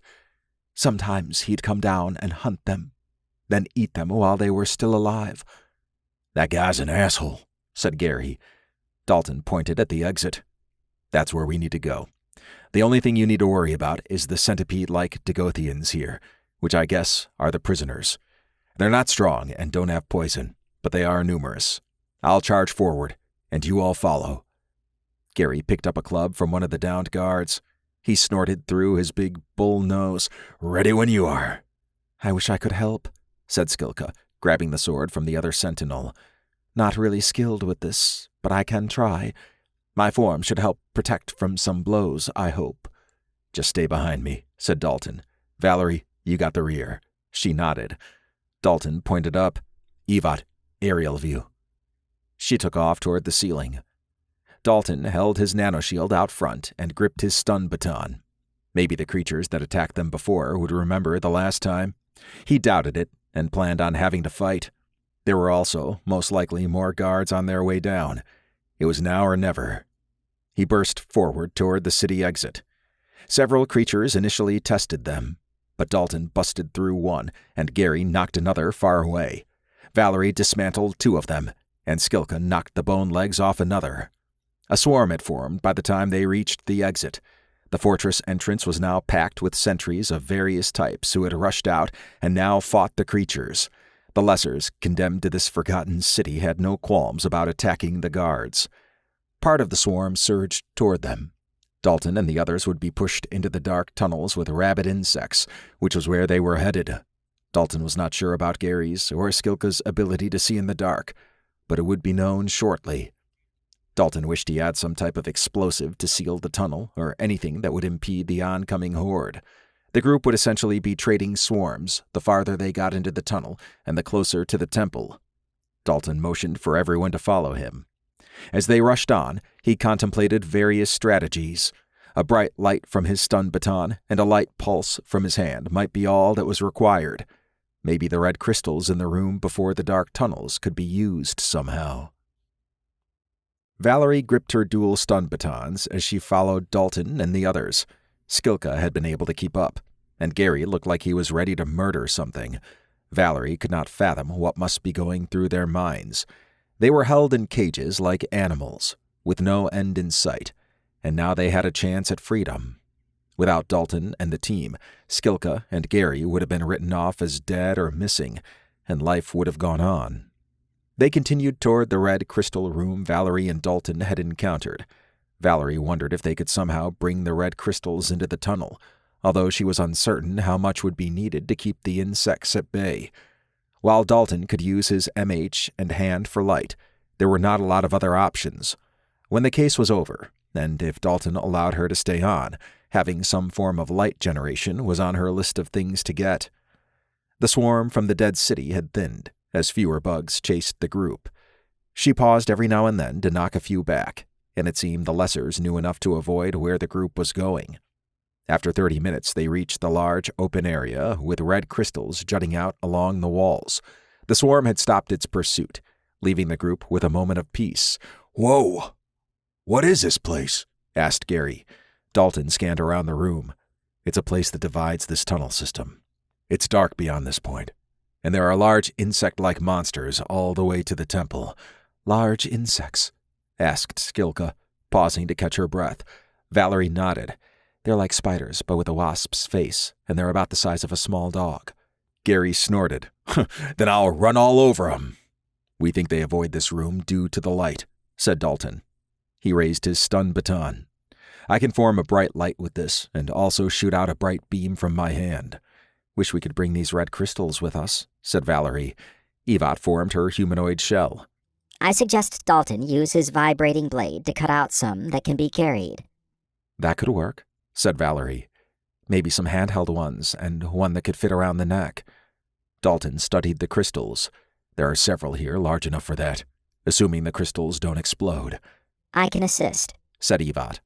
Dalton pointed at a massive crystal on the other side of the room. "All right. You get something made for Gary and Skilka. I'll cover Valerie." Of course, said Evat. She flew over and morphed into her swarm mode, then landed on the crystal. Evat formed 2 thick necklaces and wristbands. She also cut out 4 handheld rods. Dalton did the same. Valerie slipped on the red crystal necklace and squeezed her hands through the 2 wristbands. Although Dalton made 2 rods, she only required 1 since she needed a free hand for her stun baton. She placed the second rod on her back. Gary wasted no time in putting on his necklace and wristbands. He waved the rods around like he was an air traffic controller. Skilka donned hers, and between everyone in the group, they were a red light factory. Dalton surveyed them. "I think we're good to go. The next step is to reach a cave area before going to the temple. We can rest there while Evat scans the last part of the trip to the portal. Your survival skills are most impressive. said Skilka, waving her red crystal rods around. "You act like this is all a routine." Dalton shrugged. "I've been in far worse situations. The main thing is to remain focused. We have a roughly 30-minute trip ahead to a room with a hole in it. Then it's another hour after that to get to the tunnel that slopes up and a place we can rest. I suspect we'll make better time since we know what to expect." "So an hour and a half until we can rest," said Skilka, sighing.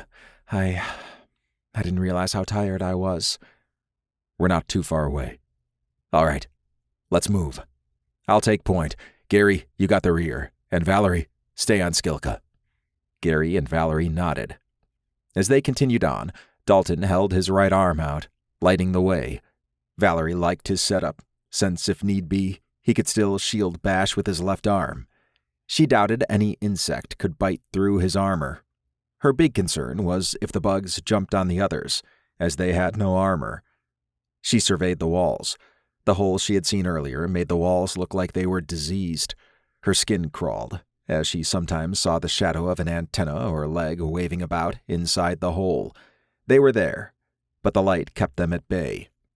After 15 minutes, Dalton peered back. "Everyone okay?" Gary rubbed his arm.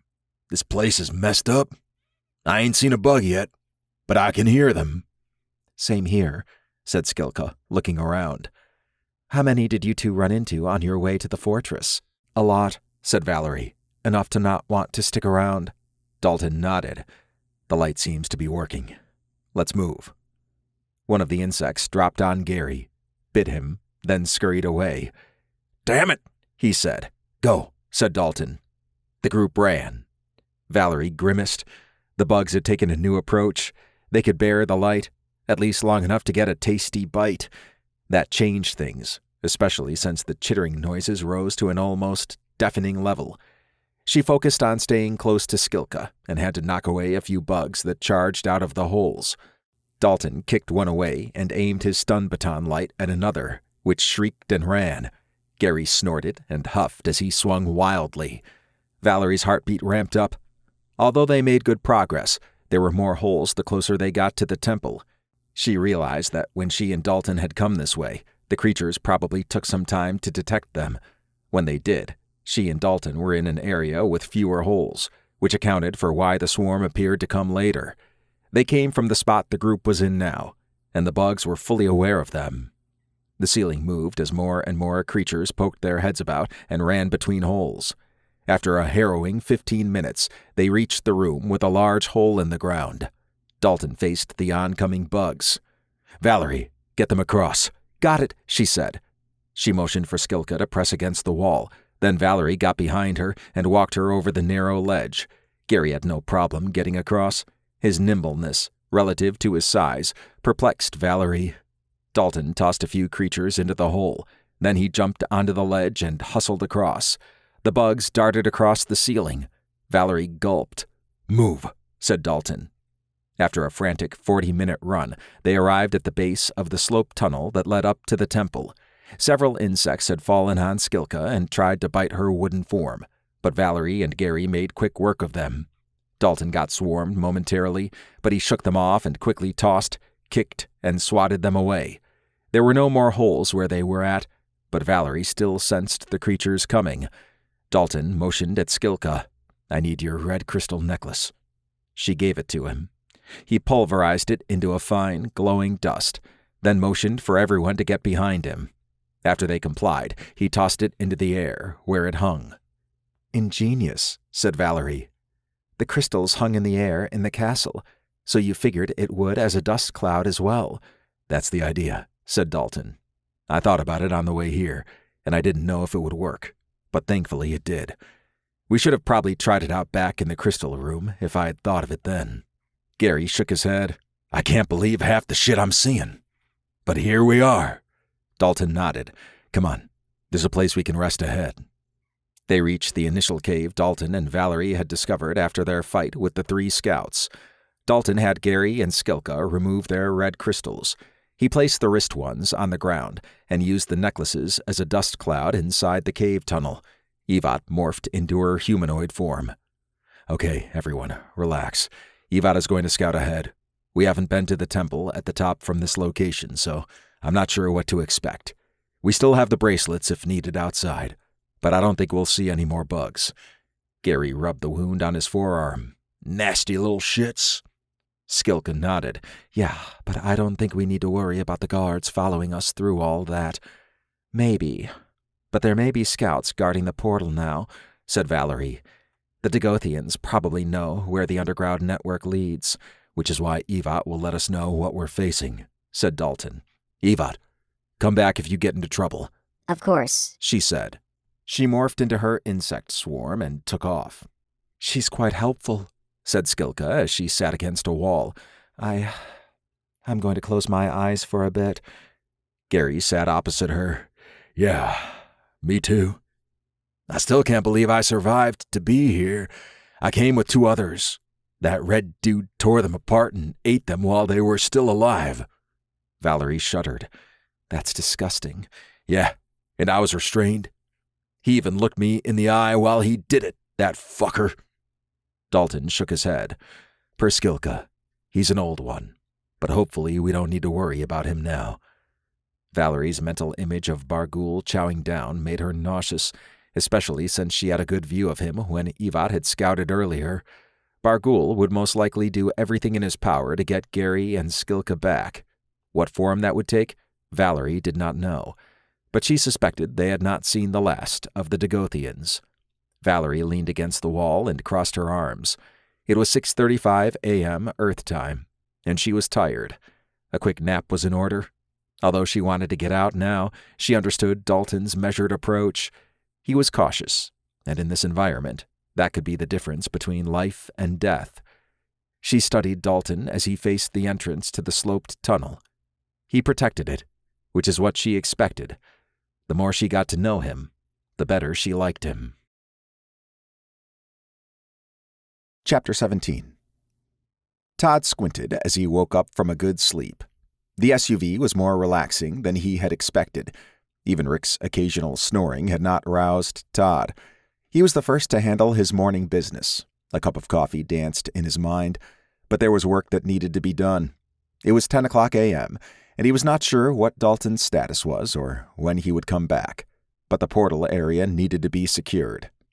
It would be a challenge to convince the Ogbin Coven to help secure the area. He did not have a name in the non-human world, or at least not a good one that carried gravitas with the Ogbin Coven. Maybe they would listen to reason and understand it was in their best interests. The fact Dalton risked his and Valerie's lives to rescue Skilka should be all that was needed, but Todd needed to frame it in a way the Coven would find acceptable. After everyone was up, they assembled outside the SUV. "What's for breakfast?" asked Rick. "I got some beef jerky sticks," said Brad. "Quite a few, actually." Rick nodded. "I have a better idea," said Todd. "Now that Rick is with us, I say we pick up breakfast. Hit up the motel room for a shower and some coffee, then visit the Ogbin Coven and ask for help." "The Kaz Lodat might still be parked outside," said Brad. Todd crooked a thumb at Rick. "I bet he's hoping they are." Rick grinned. "I could use a morning workout."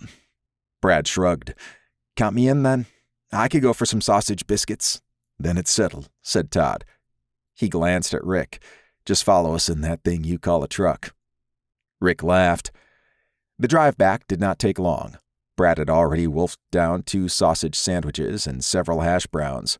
He must have one of those eat-all-you-want and not gain anything metabolisms. It could also be a wild-born thing. When they arrived at the motel, the Kaz Lodat sedan was gone. Perhaps that was the group they took out the previous day, or they could have been the ones who went to the portal.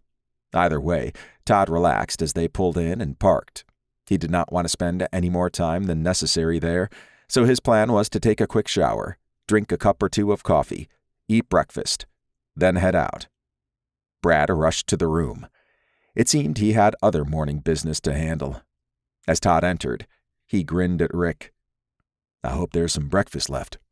Brad went wild. "Well, there's a vending machine around the corner if need be," said Rick. "I'm messing with you. I got more than enough." "Come on," said Todd. After an hour, everyone had cleaned up, eaten, and was ready to go. Todd enjoyed their discussion about the plan. Rick had some experience with the Ogbin Coven, although it was not good. There were 2 on his list who he took out long ago. Hopefully that would not compromise anything, but it was in a different area, much farther north, and 10 years before he left the Slayer world. I'm riding with you this time, said Rick as they exited the room. Todd locked up. Not a problem. Let's move out. After a half-hour drive, they arrived at the same trailhead used when they first met the Ogbin Coven. Todd remembered the last time they were there. He wished Dalton and Valerie were with them. But now it was up to Todd to make sure they had a secured area to come back to.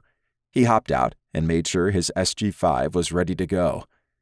Evot, any signs of the Caslodat or otherwise in the area? He asked. I have seen no activity so far, said Evot. It's also good to see you all again. We missed you, said Brad. I am easy to miss, said Evot. Brad laughed. All right, said Todd. We're going to the same place we met High Priestess Kreela. Feel free to join us if you want. I will do so, said Evot. Okay, meet you there. After Brad and Rick got their gear, Todd locked the SUV. Brad had his backpack, but Gizmo was out and roamed around. Rick wore his suit and looked like he was ready to scrap if need be. They entered the woods and reached the site where they had their first encounter with the Ogbin Coven. Todd recalled the forest coming alive. He was thankful to have survived that fight. After a 30-minute hike, they arrived at the clearing where High Priestess Kreela had spoken with Dalton. Although everything was quiet, the hairs on Todd's arms rose. Rick peered around as if expecting an attack, while Brad acted like he recognized something but could not pinpoint the source. Evot, are you seeing anything from above? Asked Todd. Yes. The Ogbin Coven has you surrounded, but I believe they are transformed, said Evot. She landed on Brad's shoulder. Okay then. I'll get right to it, said Todd. He raised a hand and looked around. I'm here to speak with High Priestess Kreela. We bring news about Skilka. His heartbeat ramped up as trees changed to humanoid forms. Several large animals walked into the clearing and transformed as well. Kreela, flanked by Renassa and others, appeared opposite the group. You may approach, said Kreela. The group complied. What news do you bring? Todd nodded. We discovered where the creature came from. It arrived through a portal from the Caslodat homeworld. The crowd on the fringes of the clearing murmured. I see, said Kreela. Todd cleared his throat. Dalton, Valerie, and Evot went through and discovered Skilka was a prisoner in a fortress. Last we spoke, they were on their way to free her. This is good news, said Kreela, raising her staff. The crowd's voices rose. Todd sighed. Yeah, that's the good news. The bad news is the portal is now a hot spot with the Caslodat poking around. We fought them earlier. The Faith Militia has been active as well. We've encountered both, said Renassa. She eyed Rick. Executioner, I take it? That's me, said Rick. You're quite bold to appear here, given your past. Others might not know it, but I do. I've changed, said Rick. I help those who leave the Faith Militia and freely offer my aid to non-humans, although I understand why most refuse it. Renassa shrugged. I'm not worried about it. Your actions have been pure since you left, but most won't be as forgiving as us. I know, said Rick, looking down. Todd shared his regret. Some of those they had killed did not deserve it, and it haunted both their pasts. I too have a bad history, but all we can do is try to walk the right path, he said. Kreela studied him. Yes, and if you're with Dalton, that's a good first step. She glanced at Rick. And for you too. Rick nodded. We do have a problem, though, said Todd. Everyone focused on him. Todd gestured at Rick.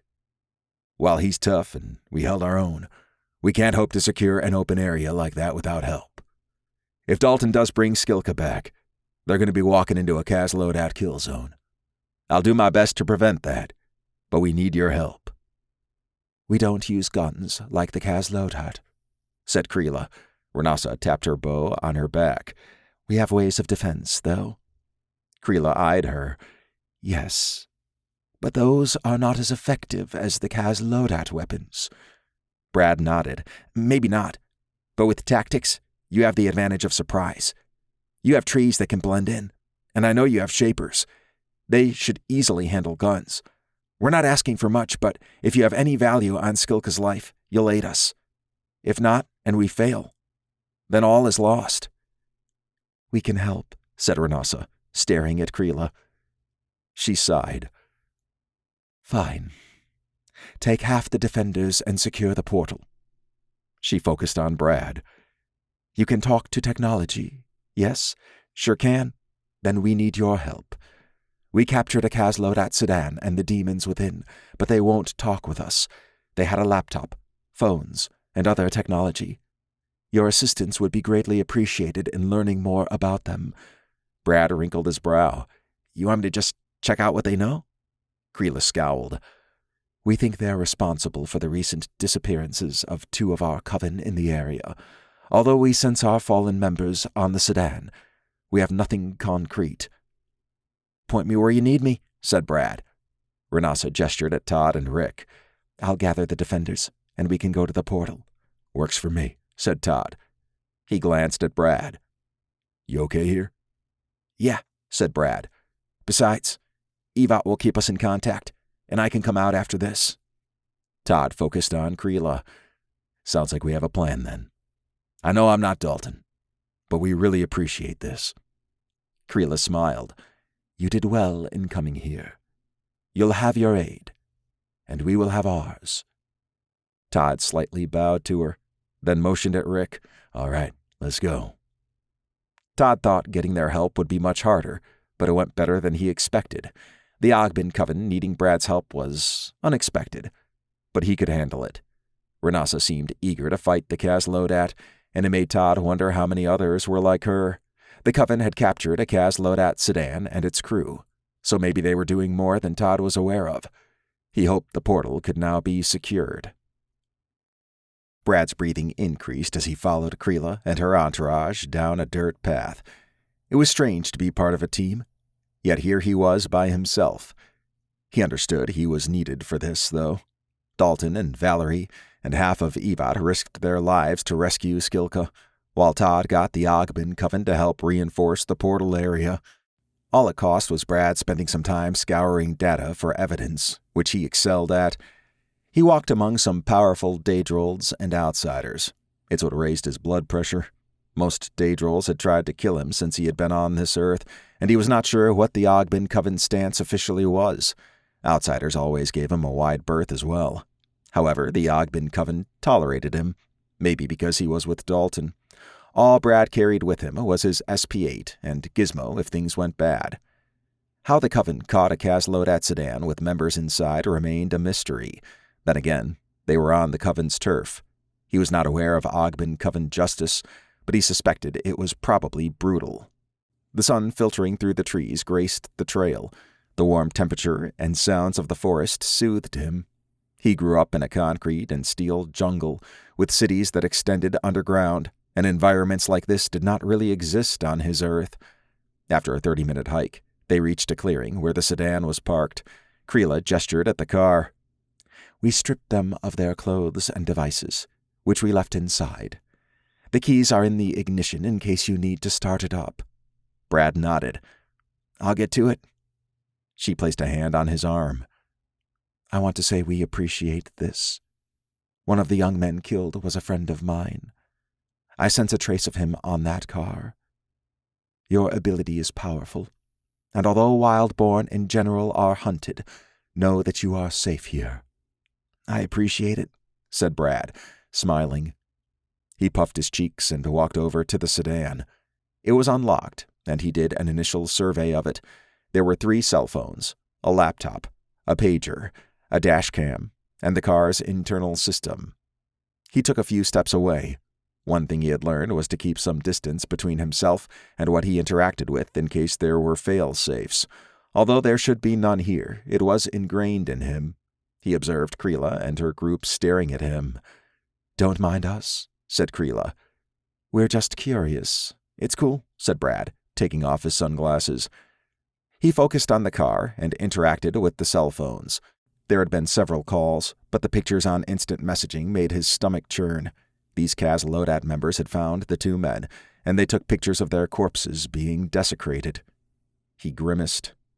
As part of his job when doing searches, he hated finding some of the worst that humanity, or non-humanity, had to offer. He jumped to the dashcam and reviewed its temporary storage. It had looping on, so it overrode as needed, but there was footage of them coming upon the men and subduing them. He hoped that was all there was, but to be thorough, he checked the laptop. The Kaz Lodat had a hidden forum where they discussed various topics. What they did to the two men was apparently a hot topic, and the comments made him sick. He pulled out of the systems and took a moment to breathe. He squinted hard, as if it would erase what he saw. Creela would want to see everything, so he figured the laptop would be the best way to do so. He could stream the dashcam footage as needed. "Did you find anything?" asked Creela. Brad sighed. "Yeah, but maybe I should show it to you first. Alone." Creela raised her arm, and her group faded away into the forest. Brad pulled out the laptop and placed it on the trunk. Creela joined him. "What I'm about to show you is from the dashcam footage. Are you ready?" asked Brad. "I am," said Creela, gripping her staff. Brad nodded. He flipped open the laptop and showed the video. Her face dropped. "So they captured them? Where were they taken?" He pulled up a map with the location, based on the GPS unit on their phones. "They used GPS as a security measure, I'm thinking. Nonetheless, this is where they've been over the last 2 days, and they were there for some time while sending some images." Creela raised her head a bit. "We'll check the area out. What images are you referring to?" Brad licked his lips. "This is from their cell phones." Creela scowled at the pictures. "Then there's this forum post," he said. Creela gasped at the Kaz Lodat posing with the men's corpses while continuing to defile them. I'm sorry it wasn't better news," said Brad. Creela closed her eyes and took a deep breath. She opened them and looked at Brad. "You did good, and I appreciate you showing this to me in confidence." She snapped her fingers. Her group approached. "Can you show the map again?" asked Creela. Brad complied. Creela pointed at the map and swung her gaze across her group. "2 things. 1. Our missing brothers are there. 2. Prepare bio bags for the Kaz Lodat. Go." Brad assumed from the woman's startled expressions that a bio bag was not something pleasant. The women hustled off. "Bio bag? What's that?" asked Brad. Creela nodded. "We bind the prisoner, then put them into a degradable organic bag that is buried. Their corpse feeds the forest." Brad shuddered. "They're still alive when buried, though?" "They are." That sounded like a nightmare to Brad. But then again, the Kaz Lodat were paying the price for their actions. This was outsider justice. "I hope I can count on your silence on this matter. It will be known they were murdered. But the how should remain quiet," said Creela. Brad shook his hands in front of him. "No problem with that. I'll have someone escort you to the others at the portal. You can tell Renasa that the Kaz Lodat killed her friends. Okay?" Brad wondered why the missing members had not been brought up before with Dalton, but maybe that was a trust thing. For whatever reason, she trusted them enough after learning Dalton and Valerie risked their lives. Renasa would most likely be hell-bent on revenge for any Kaz Lodat member who came within view. Any Ogbin Coven member present would be, for that matter. The Kaz Lodat members going into biobags sounded like a horrible fate. He could not fathom being bound in a bag and then buried. The thought gave him goosebumps. On the positive side, Creela trusted him enough to let him help and had even extended a warm embrace. His thoughts turned toward helping Todd and the others secure the area. There was no shortage of things to do. Chapter 18. Dalton smiled as Skilka and the others began to rouse. They had slept for almost 8 hours. It was supposed to be a quick nap, but they looked like they needed the extra time to recharge. Evat scouted ahead while they slept, and he formulated a plan. She was now in her humanoid form. Skilka had curled up and rested her head on Gary's lap. Dalton did not think it was planned, but Gary barely moved when it had woken him up for a moment. Valerie had closed her eyes for a short while, then awoke and assisted Dalton in scouting the area. "How long were we out?" asked Skilka, sitting up and rubbing her eyes. "A solid 8 hours or so," said Valerie, smiling. "It's 2:30 p.m. You're late sleepers." "Whatever works. Best sleep I've had in a long time," said Gary as he stood. Dalton nodded. "I'm sure you probably need to use the bathroom, and there's some side tunnels where you can handle that.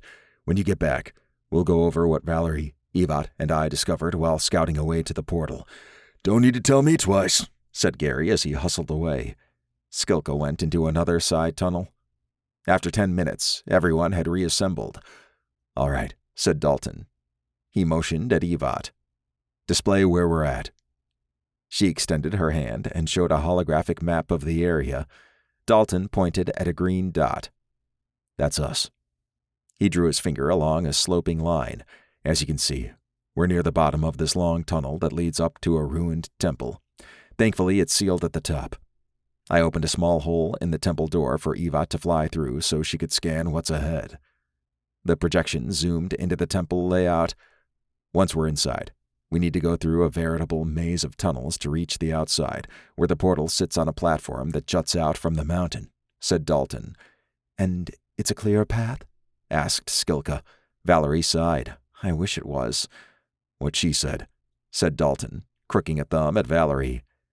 "However, that's not the main issue." The projection focused on the portal area. "Our good bud Barghoul arrived with some friends around the time we reached this spot. I'd rather us attempt a run when you're refreshed, as opposed to wiped out. He also placed some metal bell thing where the portal would be." Skilka shuddered. "He's not going to let us leave." Gary growled. "Then we steamroll that asshole." "Against that many?" asked Valerie. She pointed at the multitude of scouts and guards and other creatures. "He has a small army camped out there. He might even slip into our world." "Everyone, relax," said Dalton, raising a hand. "I have a plan. We're going to get as close to the temple entrance as we can. I'll distract Barghoul and the others and bring them into the temple via another entrance here." He pointed at the left side of the temple. "I'll escape over to where you three are on the other side. Then I'll open a new portal to the existing one on the platform. We go through. Then I portal us back to our world." "You can open portals?" asked Gary. "I can." Gary tilted his head. "Okay, not strange at all. But what if only a portion breaks off to chase you?" Dalton grinned. "Evat is going to use a hologram to portray you three entering this cave from the outside. The idea is for Barghoul to feel like he's in control." "I will be a good distraction," said Evat. "I know you will," said Dalton. "Before we go through my portal to the one on the platform, Evat will merge back into me." Skilka frowned. "I like the plan, but I don't think Barghoul is that easy to fool. He struck me as highly intelligent. Brutal, but smart." "We'll see," said Dalton. "I'm surprised they didn't find this cave," said Gary. Dalton nodded. "I placed my projection cube on the outer entrance, so it looks like it's part of the mountainside. I guarded the inner entrance at the top of the sloping tunnel after Evat went through the temple entrance above." "Damn. You're efficient." "I try," said Dalton. "Okay, I'll lead you through to the waiting point. Then I'll go do my distraction while Evat does hers. All you have to do is hunker down and wait. To that end, I've programmed my projection cube to display a large statue that will cover you. If anything gets close, they might smell you, but they won't see you." Skilka laid a hand on his arm. "I appreciate all you're doing." "Yeah, me too," said Gary. "You can thank me when we're out of this hellhole." "Come on," said Dalton. As he walked up the temple ramp with the others, he went over the plan in its entirety. It was risky, and a lot of unknown variables could be introduced. Some of the guard types he did not recognize. They might have unusual abilities. If the plan worked, then it would be as simple as connecting to the portal, hopping through the new one he created, then opening the other portal back to Earth. His heartbeat ramped up. The worst-case scenario was that the guards went after the others, and there was a pitched fight. There was no place to retreat to, and Barghoul could simply wait them out. Although Dalton was confident in his plan, he would not relax until everyone was safely back on Earth. They reached the wall separating the tunnel from the temple. It confounded Dalton that the temple had closed off the tunnel leading down to the underground network. He wondered if whatever was below caused that. The fact they even had a rock wall that could move was impressive. All that mattered now was it sat between them and escape. He glanced at the others. "Is everyone ready?" They nodded. "Okay. Stand back and to the side," he said. He vibrated his hands and created the outline of a door. Once finished, he pushed the inner part forward enough that the others could slip in. He figured he would leave it that way, and if they had to retreat, he could close it after everyone escaped. Hopefully, it would not come to that. After navigating a maze of dusty corridors, they reached the front hallway that ran across the dual entrances. Dalton motioned for the others to go to the right side. Once they were in the corner, he placed his projection cube in front of them, then interacted with his forearm device. A projection of a stone column appeared. He made sure it appeared as part of the environment. "Okay, get comfortable. This next part is going to be loud," he said. He hustled over to the left entrance and entered camouflage mode. Looking out, he counted about 40 or so guards around Barghoul and 10 scouts flying overhead. A platform with logs of some sort underneath it made it obvious how the guards and Barghoul had gotten there so fast. The scouts must have flown them up via the platform. The metal bell structure where the portal opened presented a problem. He was not sure if the Earth side was secured. They could be rushing from one fight into another. He needed to rely on Todd and Brad for securing the other side, and he hoped they had been successful. It was a waiting game now. Yvonne flew into position to use her hologram. He would reassess the situation after determining how many fell for the ruse. Hopefully, the scouts would go. If not, it would be a much tougher fight, and he was not sure everyone would make it out alive. Todd surveyed the group at the portal area. Renassa had tree shifters lurking at the edges of the clearing. They blended in seamlessly with the rest of the forest. The others roamed around in animal form.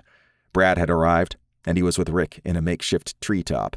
The tree shifter had crafted a hollow branch large enough for them to crouch in. The top was removable, and Todd put that on his list of things to experience sometime.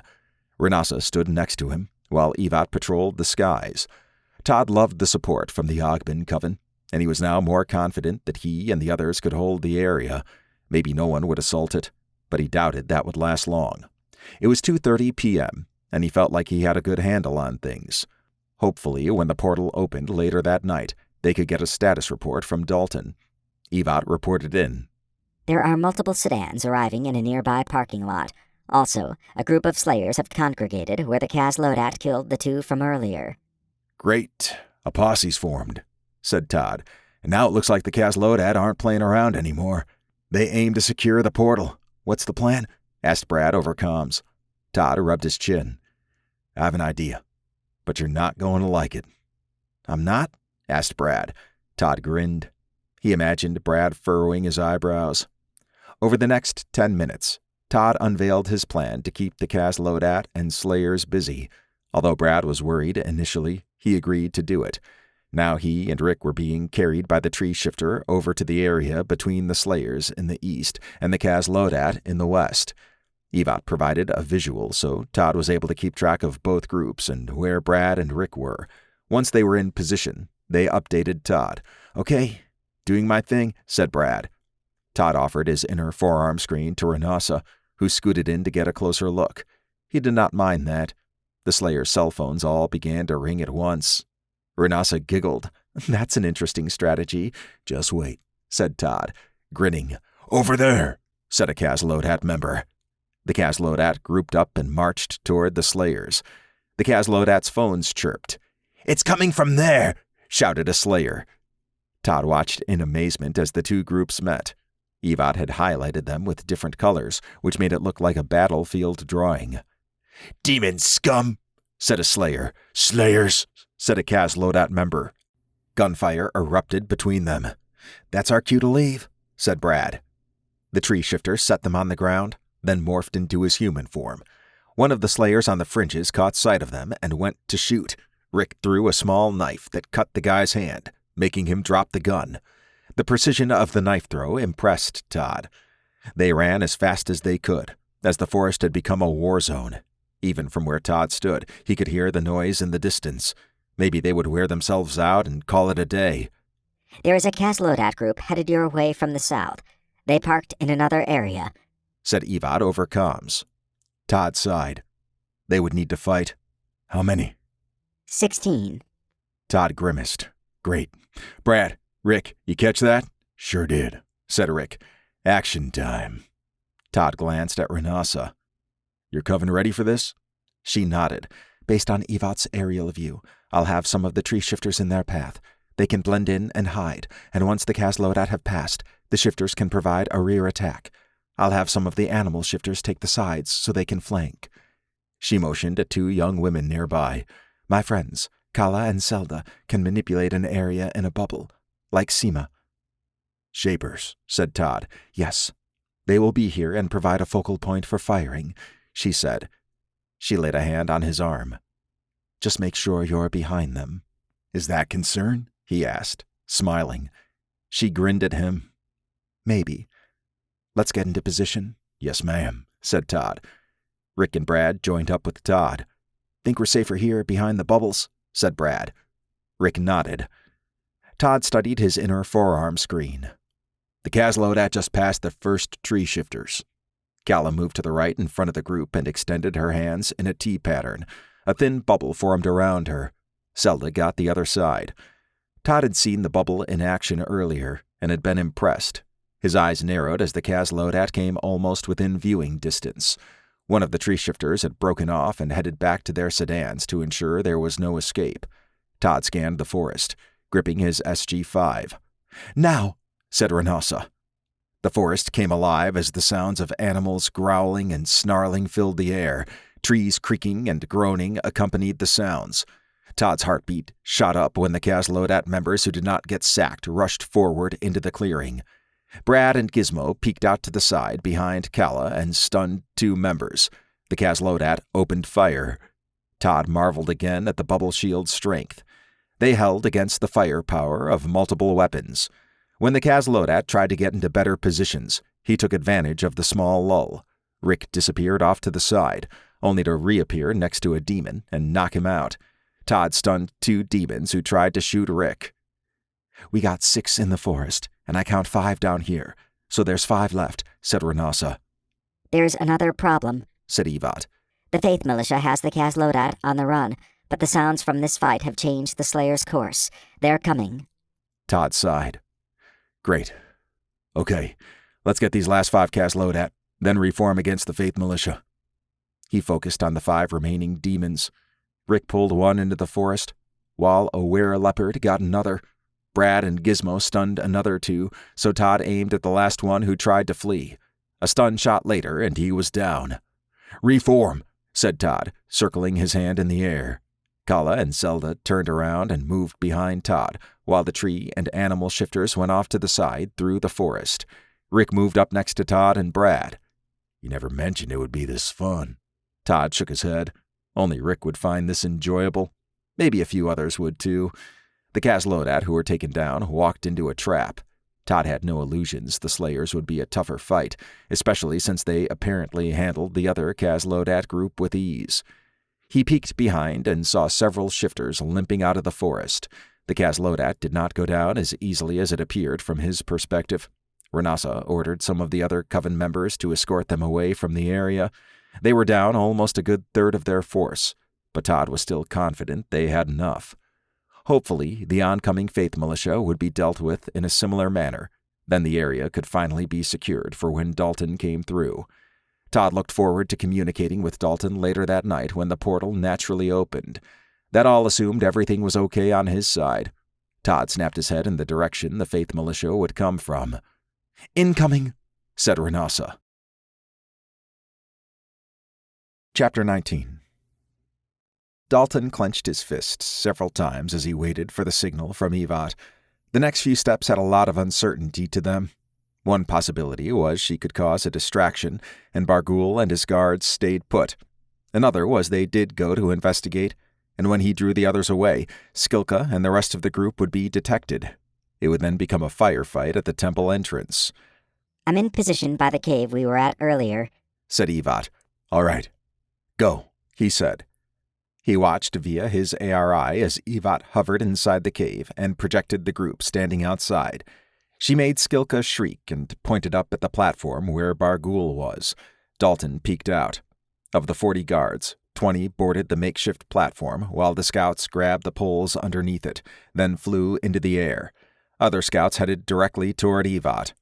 Dalton had hoped for it to thin more, but with no scouts and the portal guarding force cut in half, he would take what he could get.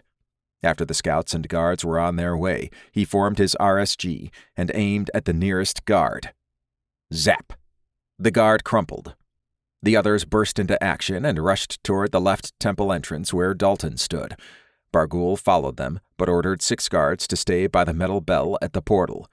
Dalton's RSG only had 25 charges, and he used the heavy stun, which required 3 charges.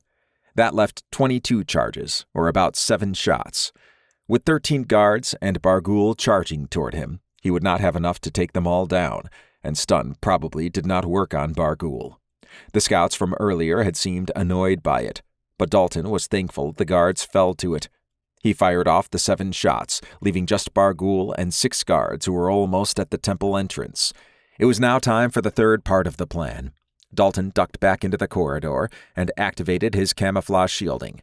He ran into the maze of tunnels and waited until he heard several guards enter the temple. Thankfully, they stayed on the left side. Evat had flown back up the sloping tunnel and merged into his arm. The guards in the cave tore the place apart. Dalton dashed over to the right side of the temple and met up with Valerie and the others. All right, I'm going to open a portal to the one outside. It'll cut that metal bell thing in half, so we'll need to push that out of the way. Oh, there's also 6 guards we may have to deal with, and Bargul, depending on how fast he can run back. Is that all? asked Gary, laughing. Dalton nodded and raised his right arm. It erupted into blue flames, and a portal opened next to him. Looking through the portal showed the inside of the bell structure. Go, he said. Gary morphed into his werebull form and charged through, slamming the metal bell out of the way. As he ran out, a guard struck him in the side with a spear. Valerie burst out and cut the spear in half, then kicked the guard away. Skilka followed Valerie. Dalton picked up his projection cube, then rushed through the portal, closing it behind him. Mayhem reigned on the platform. Gary used one of the guards as a battering ram, while Valerie took on 3 by herself. Dalton formed his nanoshield on his left arm, then used his right to open the portal back to Earth. The sounds of guns firing startled him. Go, he said. He slammed one guard who tried to attack Valerie from the back. Valerie stunned 2 guards and kicked the third away. Then she escorted Skilka through the portal. Gary tossed a defender over the side and followed Valerie. Bargul jumped and landed between Dalton and the portal, then kicked Dalton away. Dalton flew back from the impact. The kick would probably have shattered most humans on the spot. He tasted blood, and his chest ached. So, you can open portals, said Bargul in a deep, grisly voice. You're more valuable than Skilka. I may have use of your skills. Dalton eyed the scouts returning with the guards on a platform, while other scouts hovered off the platform and surrounded him. The situation was not what he had planned, and now he had a small army between him and the portal. I don't know what you are, but I look forward to knowing you in great detail, said Bargul. Your planet is rich in those with abilities. I think I may need to visit it. I'm not going to let that happen, said Dalton, coughing. He went over his options. He could try to open a portal to the other one, but guards surrounded it. Plus, Bargul could reach back and hit him. Another option was to jump off the edge and then survive in this place until there was an opportunity to use the portal, or he could attempt to fight over 20 guards, 10+ scouts, and Bargul. Dalton might be able to run past them, but one thing was clear. The portal needed closed before any of them could reach Earth. A thick vine slithered through the portal and tossed a screaming guard off to the side. "What is this?" asked Bargool as more vines burst through and grabbed anything within range. "Run!"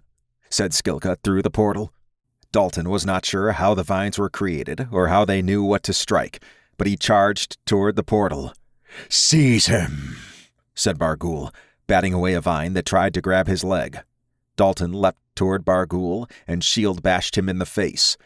As he crash-landed past Bargool, Dalton hopped up and ran as fast as he could. A guard speared him in the side, and another clubbed him over the head. He soldiered on, jumped through the portal, and landed on his back. His breathing went haphazard as Bargool reached through and grabbed his legs. "I'm sealing the portal," said Dalton. He used his left arm to anchor himself. Skilka pulled the vines back. Once the vines were clear, Dalton extended his right arm toward the portal and concentrated. The familiar blue flames erupted around his right forearm and hand. The portal closed, severing Bargool's arm. Dalton removed Bargool's hand from his leg. He took a moment to survey the situation. The silence was not what he had expected after hearing men crying out and guns firing earlier. Todd, Brad, and Rick rushed over to him. "What the fuck was that?"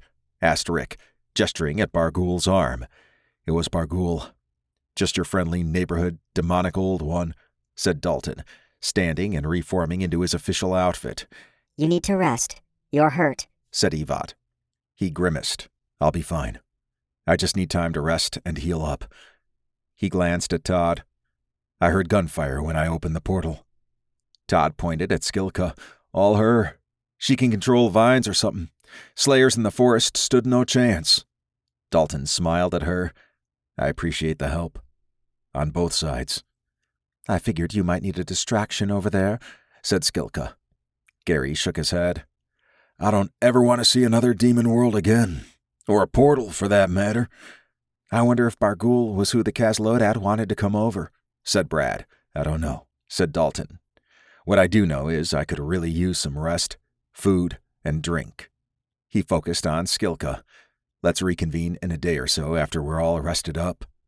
He looked at Gary.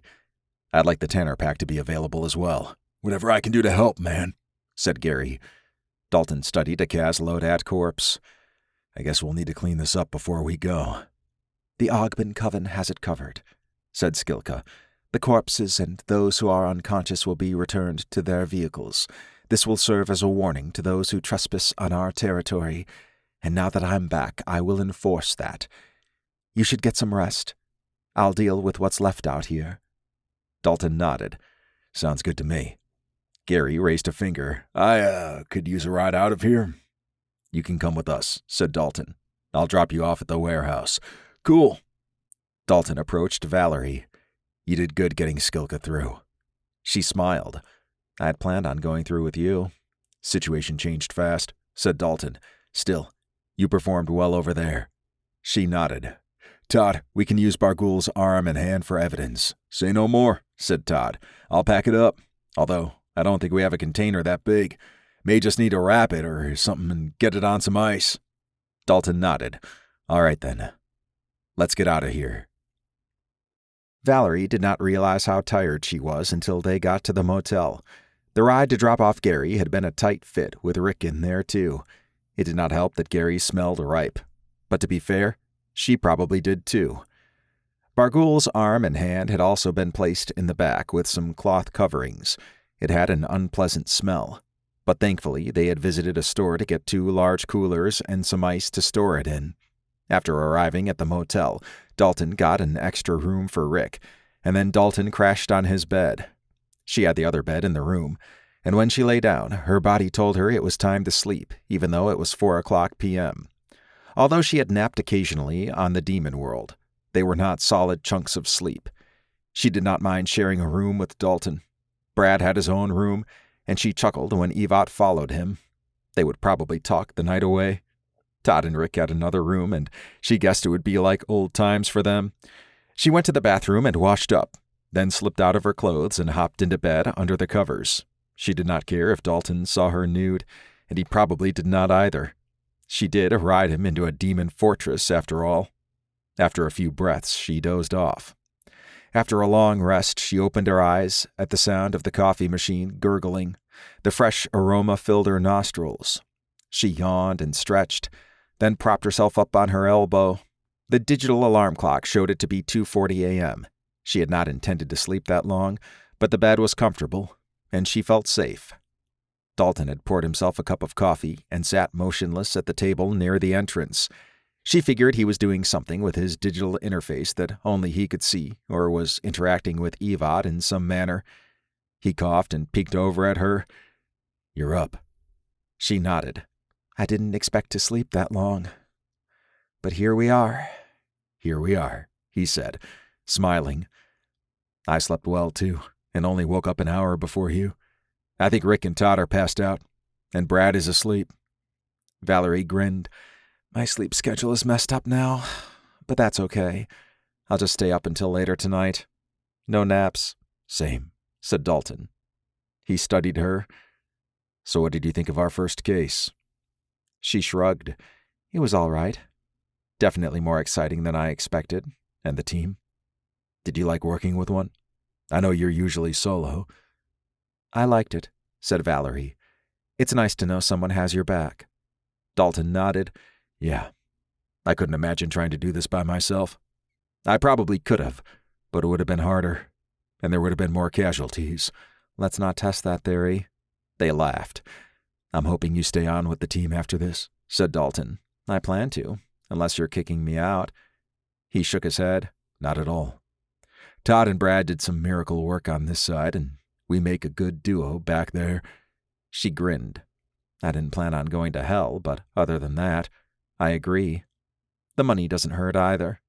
After we check in with the Earth Ward, it should be directed to your account."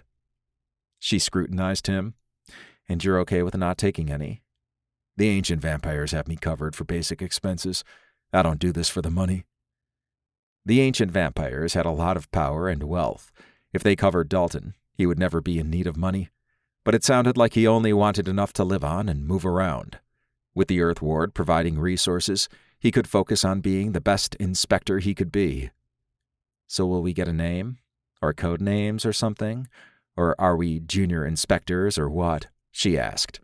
"I haven't thought of code names, but we'll be referred to as an inspector team. In that regard, you three would be my associates. But there are tracks if you want to move up the ranks. The Earth Ward actually requested that I teach some classes on being an inspector." Valerie could see him doing that. He had a ton of experience and could relate to anyone. What she really liked about him was that he did not back down from his ideals, even when there was an easier route. He adjusted based on the situation, and she appreciated his pragmatic approach. "I'll take a cup of coffee," she said. As he went to make her a cup, she hopped out of bed and into the bathroom. Her clothes lay on the ground nearby. She wrinkled her nose. They would definitely need cleaned. After washing up and getting dressed, she came out and sat next to Dalton, who had left her a cup of coffee on the table. She smiled when she saw he had put some creamer and sugar in it, just the way she liked it. It made her wonder how much information he had on her. Apparently, her style of coffee was a data point.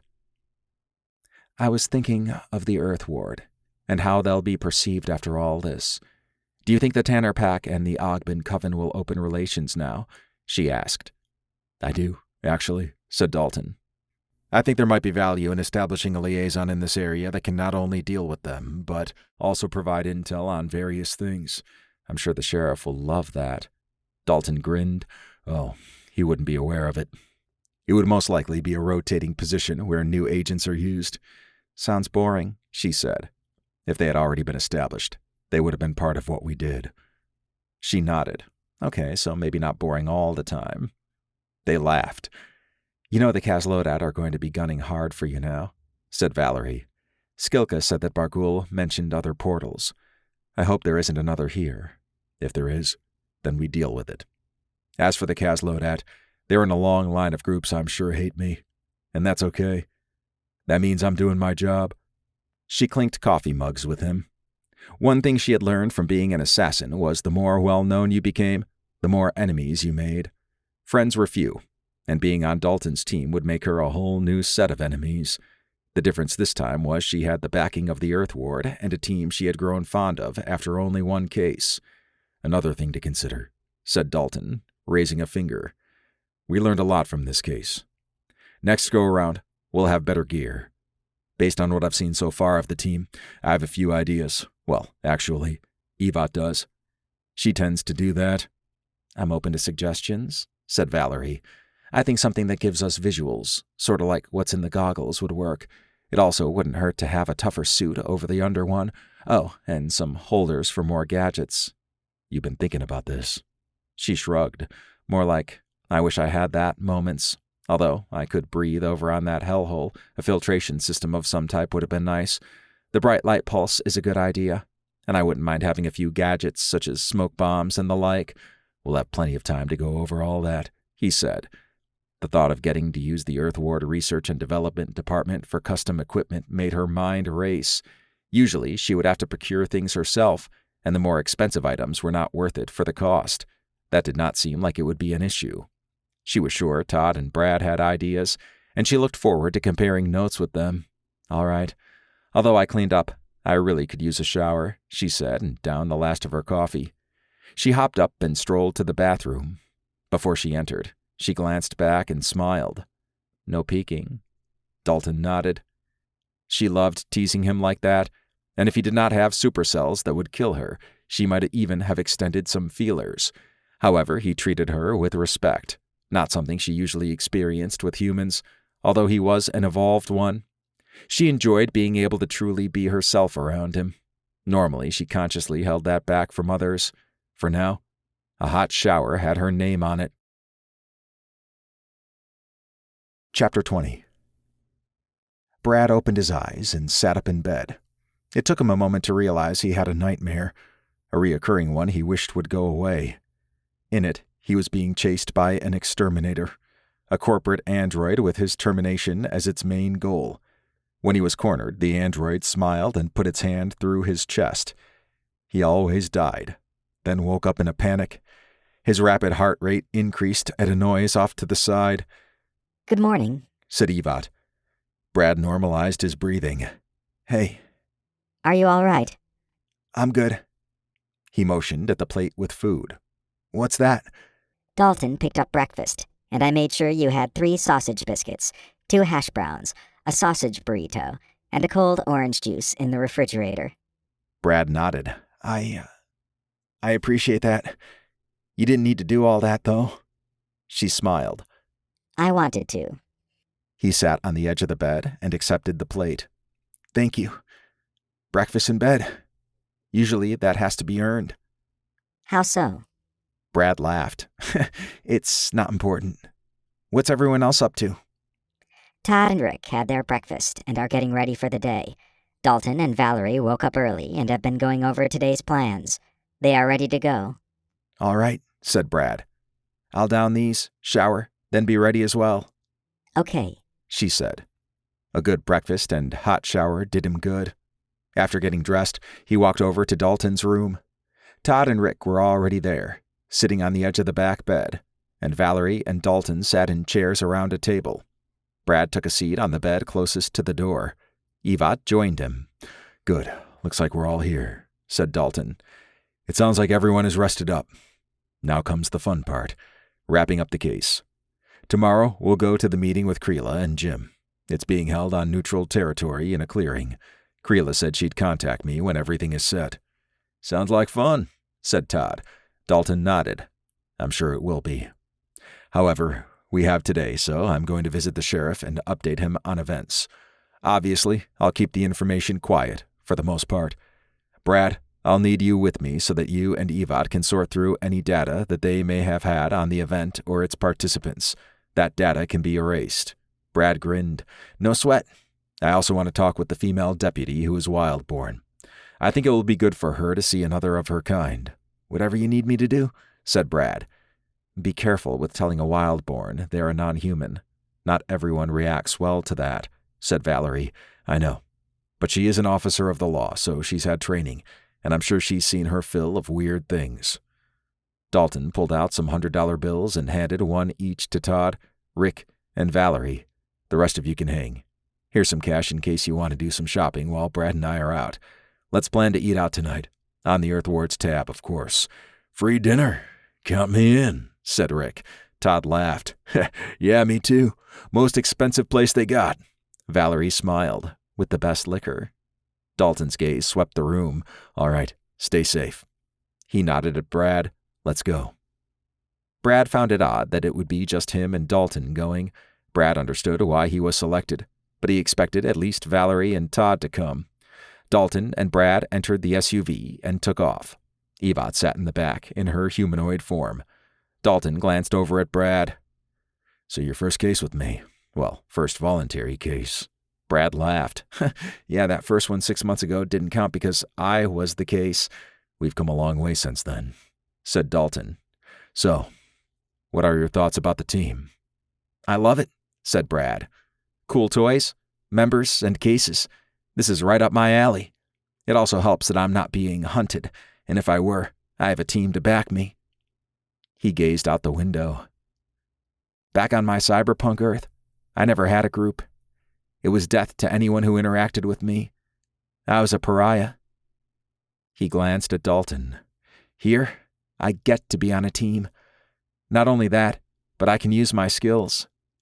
You are quite skillful, said Yvette, leaning forward and peering at Brad. She speaks the truth, said Dalton. Brad grinned. I appreciate that. Assuming there's no issues, I'd like to continue on with the team. I think we can arrange that, said Dalton. He smiled big. I'm sure you have a lot of ideas for new equipment and gear. Damn straight I do, said Brad. He glanced at Yvette. We have a ton of planning to do. I look forward to it, she said. After 30 minutes and some light conversation, they pulled into the sheriff's office. All right, let's make this short. I don't want to be here longer than necessary, said Dalton. Yvette, scan the systems from here. Of course, she said. Dalton and Brad exited the SUV and entered the station. Dalton waved over the female deputy. Deputy Holly Combs? She walked over. Yes? I have to update the sheriff before we leave town, but I wanted to talk with you outside after I'm done. Think you can spare 5 minutes or so at that time? Holly eyed him. What's this about? It's important, said Dalton. He looked around. It's best discussed in private. She shrugged. I guess. Sheriff Paul Anderson walked out. Inspector Dalton, I was wondering when I'd see you again. You could have called, but I'll always welcome a visit. Come on back. As they followed the sheriff, Brad searched the local systems. There were reports of weapons being discharged and strange sightings of people in black sedans. Surprisingly, there were no dead body reports, but Skilka probably ensured there were no bodies to be found. He shuddered at the thought that she might have used biobags on some, even though she said she would return them to their groups. They entered Paul's office. So what's the good news? Asked Paul. Dalton nodded. It turns out there's no case here after all. However, as an inspector, I still had to investigate. Paul studied him. Nothing at all, huh? There's been some strange reports over the last few days. Like what? Paul grinned. Well, you tell me what it might be and I'll verify. It's okay, said Dalton. There's nothing for us to report on, so we'll be leaving. I just wanted to come by and update you. You're not even going to guess, asked Paul. I think we're good, said Dalton. All right, said Paul. Tell me something. Can you at least tell me why you came down here in the first place, or give me some clue? Dalton sighed. Supposedly, someone went missing, but they showed up alive recently. And who was this someone? I can't say, said Dalton. Paul shook his head. Damn. Well, I'm thankful for that at least. Brad figured Paul would hunt down any missing person reports after they left. No problem. Have a good day, said Dalton. Dalton and Brad shook hands with Paul, then exited the office. Dalton gestured for Holly to follow them outside. After a minute, they reached a secluded area at the end of the parking lot. For the record, we do have cameras out here, said Holly. I understand, said Dalton. This won't take long. Now, do you happen to heal fast? What? If you got an injury, have you noticed that you heal fast? Same with a cold or sore throat. Those don't stick around long. do they?" She peeked back at the sheriff's office, then faced Dalton. "I just have a strong immune system." "Not quite," said Dalton. "I'm going to be straight with you, since your profile indicates you prefer that over beating around the bush. You're a Wildborn. You possess exotic energy that gives you a healing factor." Holly wrinkled her brow. "A wild what? Are you being serious right now?" "I am, and for good reason. As you know, I'm with the Earth Ward. We deal with non-humans, of which you are one, a Wildborn. I'm telling you this because, while you may have gotten to this point in life, your type is generally hunted if not affiliated with the Earth Ward or another powerful group." "Someone's hunting me? Or my family?" Dalton shrugged. "They could be. You're in a unique position in that you have 2 large non-human groups in the area, along with a sizable faith militia group." She chuckled. "That's that dingbat group Derek's in. They kill non-humans. If Derek discovered you were a Wildborn, he would send some slayers, what the faith militia calls their members, after you. They're humans, though, and generally, we call humans who know about non-humans wizened." Holly frowned. "He wouldn't. He was outside our motel the other day, spying on us for them," said Dalton. He laid a hand on Brad's shoulder. He verified by checking his phone. "Oh, this is Brad Washington. He's a Wildborn like you." She scrutinized him. "You heal fast too?" Brad smiled. "Nah, I talk to technology. That's how I read Derek's phone." "You talk to technology," said Holly. She pulled out her cell. "All right. Can you talk to this?" Brad read her phone and found a text message. "Your husband, Mike, texted you at 8:42 a.m. and said, 'Hey, babe, have a great day.'" She checked her phone. "Wow, you got the time right. And your eyes, they went all blue or something. They usually do that when my ability is active. I can dim them, but it takes some effort. That's why you wore sunglasses in the office earlier." He nodded. Holly gazed at Dalton. "How did you know about my healing?" His eyes glowed slightly. "I'm an evolved human, and I can see what someone is. I have an exotic energy in me, but it's different from what you and Brad have." "This is a lot to take in," she said, looking down. Dalton handed her a card. "This is for the Wildhaven Institute. It's in upstate New York, and it educates those new to the non-human and human world. I suggest you make the call and at least see what you're dealing with. If not for you, then for your family. On the back of my card is my personal number if you have questions."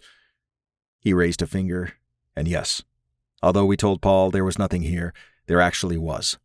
I won't go into details, but I would ask that you not mention any of this to Paul or your department. They don't need to become wizened. She studied the card as she flipped it around in her hands. "I appreciate your being honest with me.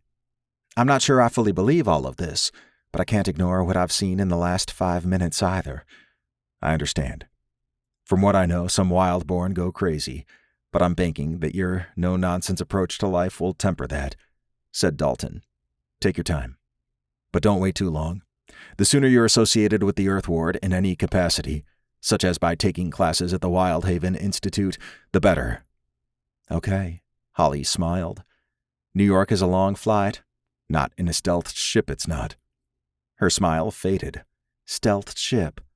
Like an airplane?" "Something like that," said Dalton. "Okay, our 5 minutes are up. Please make the call, and thank you for your time." He glanced at Brad. "Let's go." As they walked away, Brad peered back. Holly studied the card. Her face indicated worry, but she seemed to handle it well. He understood it was a huge change in her perception of what was around her. He remembered learning about his ability, but he also recalled all the problems it brought. After they got back into the SUV and took off, Brad glanced at Dalton. "You think she'll call them?" "I do. Evot will let me know when." Brad appreciated that Dalton looked out for Holly. He could have said nothing, but he went out of his way to help her. She might not believe yet, but he knew it would sink in, then become an itch that needed scratched. There would be a lot for her to learn, but by doing so, she would be protecting her family, and it would be safer for her to operate in a powder keg of a town with all its various groups. Todd surveyed the clearing where everyone had gathered. The previous day had been good, and he enjoyed resting and hanging with his team. They had a good dinner, and everything almost seemed normal. Today was a big day, and it was now 2:00 p.m. Everyone appeared ready for the meeting between the Ogbin Coven and the Tanner Pack. High Priestess Kreela came with Skilka and Renassa, who stood off to the left. Todd was glad to see Renassa, and she had smiled at him when they arrived. Jim brought Bog and Gary with him. They stood opposite the Ogbin Coven. Bog was huge, even without being transformed. Gary looked happy to be alive, and he had nodded at Dalton. For the group's part, Dalton appeared relaxed, while Brad focused on Gizmo, which ran around the perimeter. Evat patrolled the sky, and also was in her cat form on the ground. Valerie was her usual easygoing self, and Rick looked like he had a hard time believing he was there. That was understandable, as meetings like this were rare. Bog stared down Rick hard, and Todd suspected they had probably fought at some point. Dalton raised his hands and cleared his throat. I'm glad you all could attend this meeting.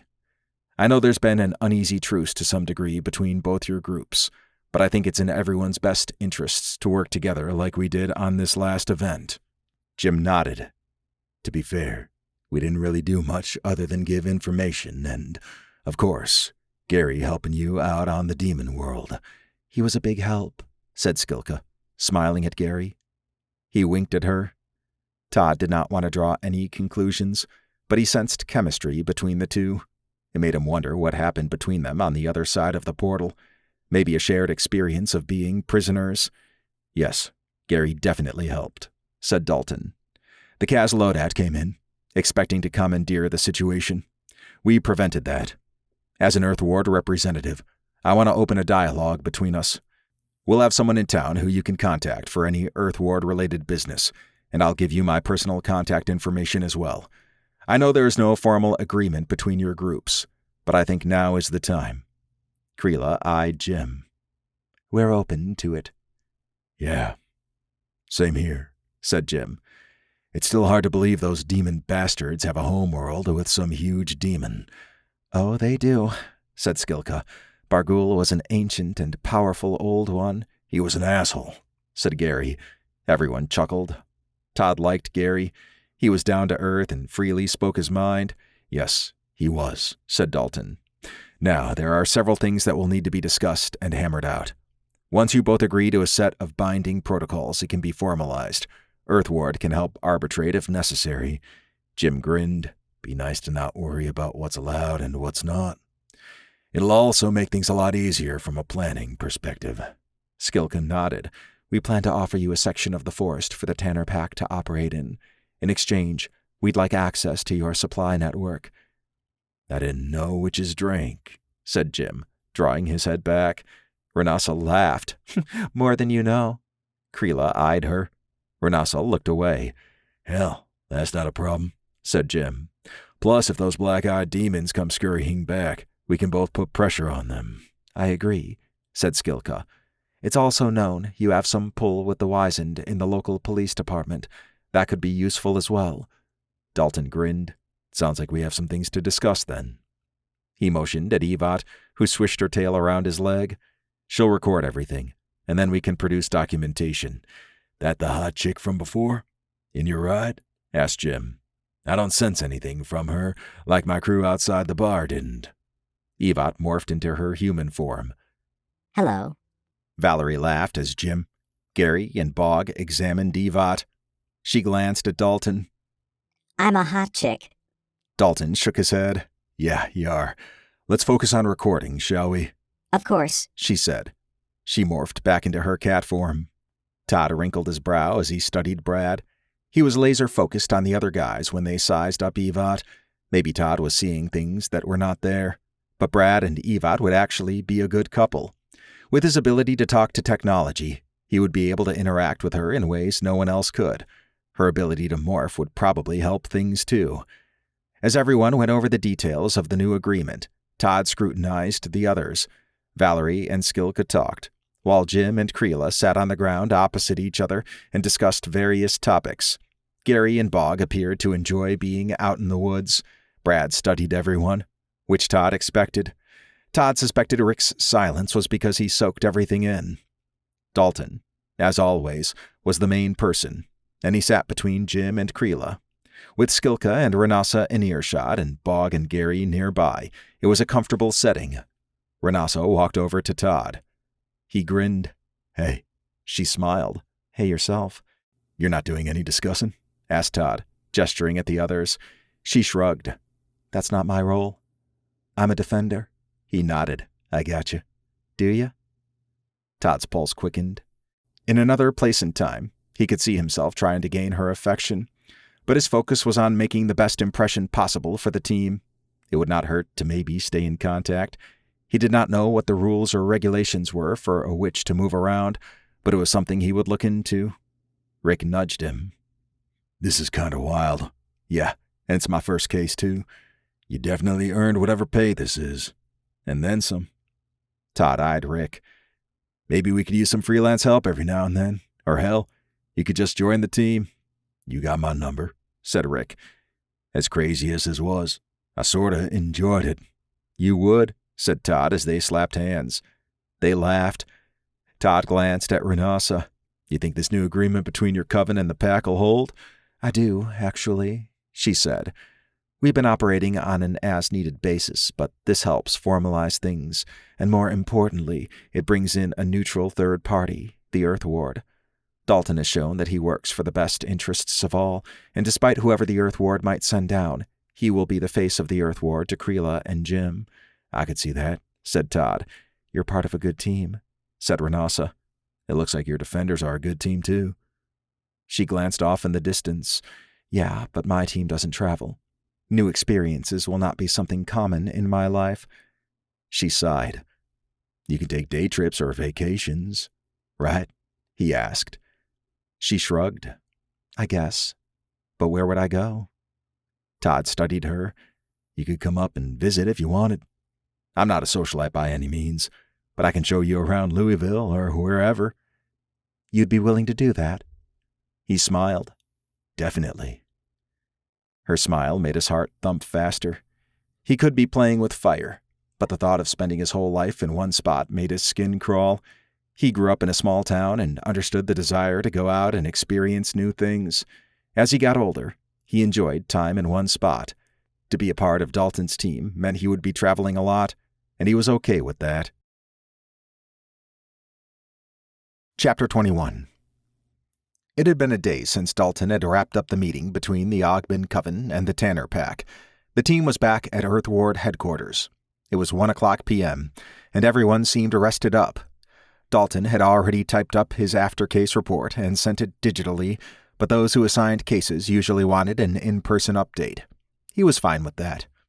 As they approached Case Manager Dacris's office, Dalton went over the group's performance. Valerie was as advertised, and she was no stranger to unusual situations. She had adapted with ease, and when it came to fighting, her assassin instincts kicked in. It was no wonder she was as good as she was. He hoped she would stay on based on their previous discussion, but he would verify that after the meeting. She could have been appeasing him. Brad had extended himself outside of his normal Earth Ward role. In addition to being a valuable asset, he had cleared any involvement of the team's presence in southern Ohio. Evat was happier with Brad around, and although she probably could not quantify why she was, he suspected she was intrigued by human relationships and had chosen Brad. That would be an interesting development to follow. Todd's cool and calm manner made his leadership abilities shine. He had worked with the Ogben Coven and had gotten them to commit resources, no small feat for an ex-slayer who historically would have most likely tried to kill them. Dalton saw Todd as a second in command. His past did not bother Dalton, and if anything, it made him more qualified. Learning from your mistakes and adapting were good qualities to have. The group paused outside Dacris's door. "Great, this asshole again," said Valerie. "Let's hope this is quick," said Brad. Todd shrugged. "I'm sure Dacris doesn't want to see us either." "Probably not," said Dalton. He knocked on the door. "Come in," said a female voice. They looked around at one another before entering. Dalton's eyes narrowed. Director Kathy Sikowitz sat behind Dacris's desk. He was nowhere in sight. "Please come in and sit," said Kathy. They did so. "Where's Dacris?" asked Dalton. He raised a hand. Not that I'm complaining." She smiled. "I figured. He's been reassigned. There have been complaints, and he made choices on cases that hinder them being resolved. Yours was not the only one." Dalton nodded. "I see. I take it you received my after-case report?" "Oh, I did," said Kathy. "We're already getting someone ready to serve as liaison for the area, and I can't believe you got the Ogben Coven and the Tanner Pack to talk to us.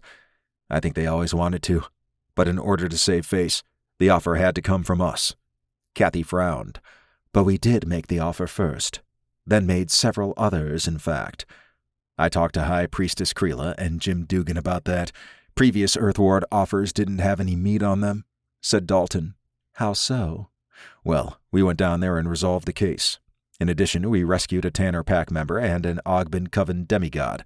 We removed a threat in the Kaz Lodat, and also did some other adjustments digitally for them in regard to law enforcement information. Creela and Jim saw all this, and that is why they came to the agreement I sent. In essence, we had to prove ourselves to them first before they would come to the table." Kathy's eyes narrowed.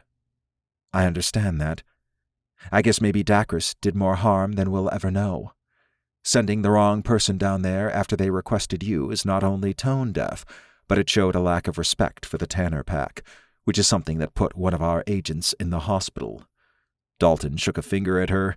"Now you're getting it." "Hopefully the new liaison has some clues about the area," said Todd. "Otherwise, it's going to be a mess." "I agree," said Kathy. "We'll make sure that they talk with Creela and Jim and whomever else you think we should." Todd glanced at Dalton. "That should work." Kathy grinned. "Your team performed well. I still can't believe this is your first mission with them." She studied Brad. "We're going to miss having you on other assignments, but I think you're where you should be." "I like to think so," said Brad. Kathy scrutinized Valerie. "And you're as fearless as the report mentioned. You jumped on a demon scout. I can't even fathom that." Valerie laughed. "It was either that or be stranded up top. Killed 2 birds with 1 stone." "I get it," said Kathy. She glanced at Todd. "And, of course, your contributions helped as well. You have the respect of the Ogben Coven. Not an easy feat for an ex-slayer." He nodded. "One last thing," said Dalton. "I would suggest setting up a monitoring station of some type near that portal area. Although I sealed it permanently, it's only the second time I've used that ability. You want to make sure it doesn't become unsealed." "I get it," said Kathy. She tapped at a keyboard. "I've added a note." Dalton nodded. "Anything else?" She shook her head. "No, and I appreciate you coming in. I hope we can do more cases together in the future." He stood and extended a hand. "Submit it through the normal process, and I'll take a look at it. If it comes from you, I'll give it a higher priority in terms of assessment." She hopped up and returned his handshake. "Thank you." She shook hands with the rest of the team. "Let's go," said Dalton. After 10 minutes, they were seated in the conference room where Dalton initially formed the group. Dalton peered around the table. "Here we are. If you check your bank accounts, the contract money should be there." He glanced at Todd. "Have Rick send an invoice for his work, based on standard contractor market rates." "He did it to help me out," said Todd. "I don't think he's expecting anything. Even so, he put his life at risk and deserves compensation. His payout won't impact the contract one," said Dalton. Valerie whooped. "Money's there." "Sure is," said Brad. "That's a big step up from my normal pay." Todd checked his phone. "Mine's there too." "Good," said Dalton. "Now that that's out of the way, it's time for the big question. Who's staying on for the next case? I know I've already talked with each of you about this, but I want to make sure." "You can count me in," said Brad. "I feel like for the first time in a long while, I have a purpose other than just trying to survive." Dalton nodded. "Well, this sure beats being a bouncer," said Todd. "I'm in too. Pay's good. Work's interesting. And I sorta like y'all." The group laughed. Everyone focused on Valerie. She grinned. "No pressure, right?"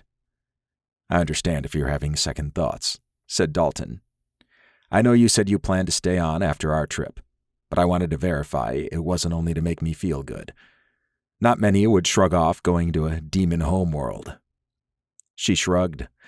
I still plan to be with the team, but there were lessons learned here, and I think we could be more efficient with better gear and equipment. Damn right, said Brad. Dalton eased back into his chair. Good. Then it's settled. Evat walked in with 3 rectangular cardboard boxes, then placed one in front of Brad, Todd, and Valerie. Inside the boxes are your official cards, some swag, and some paperwork that needs filled out, said Dalton. Essentially, everything needed to formalize your acceptance. Valerie rifled through her box, while Todd studied his. Now, there's one last thing before we call it a day. Well, 2, actually. The first deals with a base. As you may or may not know, the new regional Earth Ward headquarters is in Columbus, Ohio. The former base near there is abandoned, or was until I claimed it. It has a parking garage, living quarters, conference rooms, communication ones, and the like. It's similar to a safe house in that regard, but more expansive.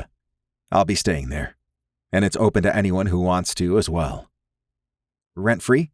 Asked Brad. Of course, said Dalton. Oh, and there'll be some support staff for maintenance.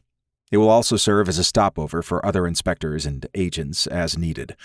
I'm in, said Brad, raising his hand. Yeah, me too, said Valerie. If I'm going to stay somewhere for a while, may as well make it comfortable. Todd cleared his throat. I still plan to live at my house, but I can come up when we have cases or whatever's needed. Excellent, said Dalton. Evat will get you authentication cards, but the base does a bioscan. Evat is also connected to it, so if you lose your card or whatever, you can talk to her directly. Evat's going to spy on us? Said Valerie, eyeing her. I do not plan to, said Evat. I only have access to the external parts of the base, and if Dalton allows it, internally in public spaces. Valerie smiled. I was teasing you. Of course, said Evat, nodding. Dalton gestured at her. Evat's right in that you don't need to worry about that. The only time I would turn on internal is if we had an infiltration in progress. Place sounds like it might be exciting, said Todd. Brad nodded. I'd settle for peaceful. All right, said Dalton. Brad and Valerie can start moving in tomorrow. As for tonight, I wanted to bring you all to your first social event as a team. Where are we going, Chief? Asked Todd. Dalton raised a finger. To Lord Noskov's base in the Appalachian Mountains. There's a platform that sits on the side of a mountain, and he uses it not just as a landing pad for ships, but also for cookouts. I wanted to introduce you all to them since they're close friends of mine. Everin and the gang, as they're known, will be there too. Valerie's eyes widened. Ancient vampire base? Todd drew his head back. The Everin? Brad laughed. I said that too. He focused on Valerie. I think the ancient vampires want to clear the air with you. Sure, said Valerie. And we get to meet Everin? That's crazy. Dalton nodded. I understand. We'll all be there. But if you get uncomfortable, I'll have Jake take you wherever you want to go. It's all right, said Valerie. After this first case, I think I'm ready for whatever comes my way. Okay then. We have a plan. Take a few hours to do what you need to do, then meet outside. Jake will be flying us out, said Dalton. The others exited the room. It felt good to have a team again, although it was no Scout Spectre one. Dalton was okay with that, and the team had proven themselves already. Their first case had its ups and downs, but they persevered. He enjoyed their personalities, and Evat got along well with them. It would probably be 3 weeks or so before the next case. He would need to spend some time determining which one would be a good fit for the team. If there were none, then they might do some of the smaller ones that still paid decently. He felt responsible for making sure the team was well cared for, and he vowed they would not have financial difficulties. Dalton took a moment to enjoy the fresh air on Lord Noskov's platform. The team had been flown out, and it was 7:00 p.m. They had just exited Jake's ship, and Brad and Jake had a flurry of conversations as they reconnected on the flight over. Todd and Valerie had already met Jake, and they appeared comfortable around him. Evat had sat quietly and soaked in everything. The warm, light breeze stirred up memories of his original Earth. Burgers being grilled permeated the air with an odor he never tired of, Even the sounds of insects buzzing did not bother him. After being on a world made of basalt columns, sand, and lava, he was glad to be where he was. He looked forward to seeing Lord Weregang, Lord Noskov, Mikhail, and Robert, Jake's father. This was where Dalton had first stayed when he arrived on this earth 6 months ago. Since then, he had rented a place in Columbus, Ohio, to work from. He chose to live there to be within visiting distance of Dr. Snowden and Emily, Everin's current traveling companions. Now Dalton would have a base to work from. The sight of Lord Weregang and the others approaching relaxed him. He was glad to have a place to do these types of events. Lord Weregang and Mikhail wore their usual black armored suits, while Lord Noskov had on his black suit with a cape that had a red interior. All three had pale skin, but Lord Noskov's eyes were pure black, whereas the others were not as much. Robert had on comfortable slacks and a short-sleeved button-down shirt. Valerie's breathing increased. Dalton figured she was still unsure of what to expect. If she thought they were trying to kill her for years, he understood her apprehension. He laid a hand on her arm. She glanced at him and smiled. Lord Weregang and the others arrived. Dalton forearm shook with them, then introduced them to the team. He pointed at everyone in sequence. You already know Brad Washington. Next to him are Todd Armani and Valerie Simmons. This is my new team, and we recently wrapped up our first case. Lord Weregang stepped forward and extended a hand to Valerie. We're sorry to hear about your sister. We want you to know that since you are the last Zicarian on the planet, we'll do everything in our power to protect you. Of course, joining Dalton's team might be hazardous. Valerie smiled as she returned the handshake. Thank you. It's been a wild ride so far. So we've read, said Lord Noskov. Mikhail chuckled. We're all vampires here, right? Valerie crooked a thumb at Todd. Yep, and I brought dinner. His eyes widened. What? Everyone laughed. Lord Weregang shook Todd's hand. I think you're safe here. I read about your past, and I'm glad to see you're walking a different path now. Todd nodded. Me too. Lord Weregang laid a hand on Brad's shoulder. You've made a name for yourself due to your contributions to the Earth Ward. I try, said Brad, grinning. Dalton pointed at another landing pad. Everin and the gang are here. I don't sense anything, said Valerie. Dalton's the only one who can, since he's bonded to the Torvada, which is stealth at the moment, I'm guessing, said Brad. As if on cue, the Torvada decloaked. Dalton smiled big when Everin, Dr. Albert Snowden, Emily Snowden, and V in a holographic shell stepped out. Everin had on his usual gray suit with armored pads. His pale skin contrasted with the suit, and his dirty blonde hair with a wave never moved. Dalton knew Everin was old, but his human form appeared as someone in their mid-30s. Dr. Snowden had on brown shorts and a button-up shirt, while Emily wore blue shorts and a t-shirt. V's holographic shell resembled an early 20s male. The groups met up halfway to each other. Dalton's and Everin's eyes glowed when they forearm shook. Evot and V high-fived. Everin looked around. It is good to see you all, both new and old. He eyed Jake. I'm glad you could make it. Miss this event? No way, said Jake. What he said, said Dalton. He introduced everyone. Everin extended a hand to Valerie. Dalton suggested you may be interested in reconnecting with where you came from. Valerie returned the handshake. Maybe. We came to Earth for a reason, but perhaps it's changed since then. She wrinkled her brow. How would you find out where I came from? He raised a finger. I would travel back in time to your initial point of entry on the planet, then send a quantum beacon through before the portal dissipated. The Torvada can then track it.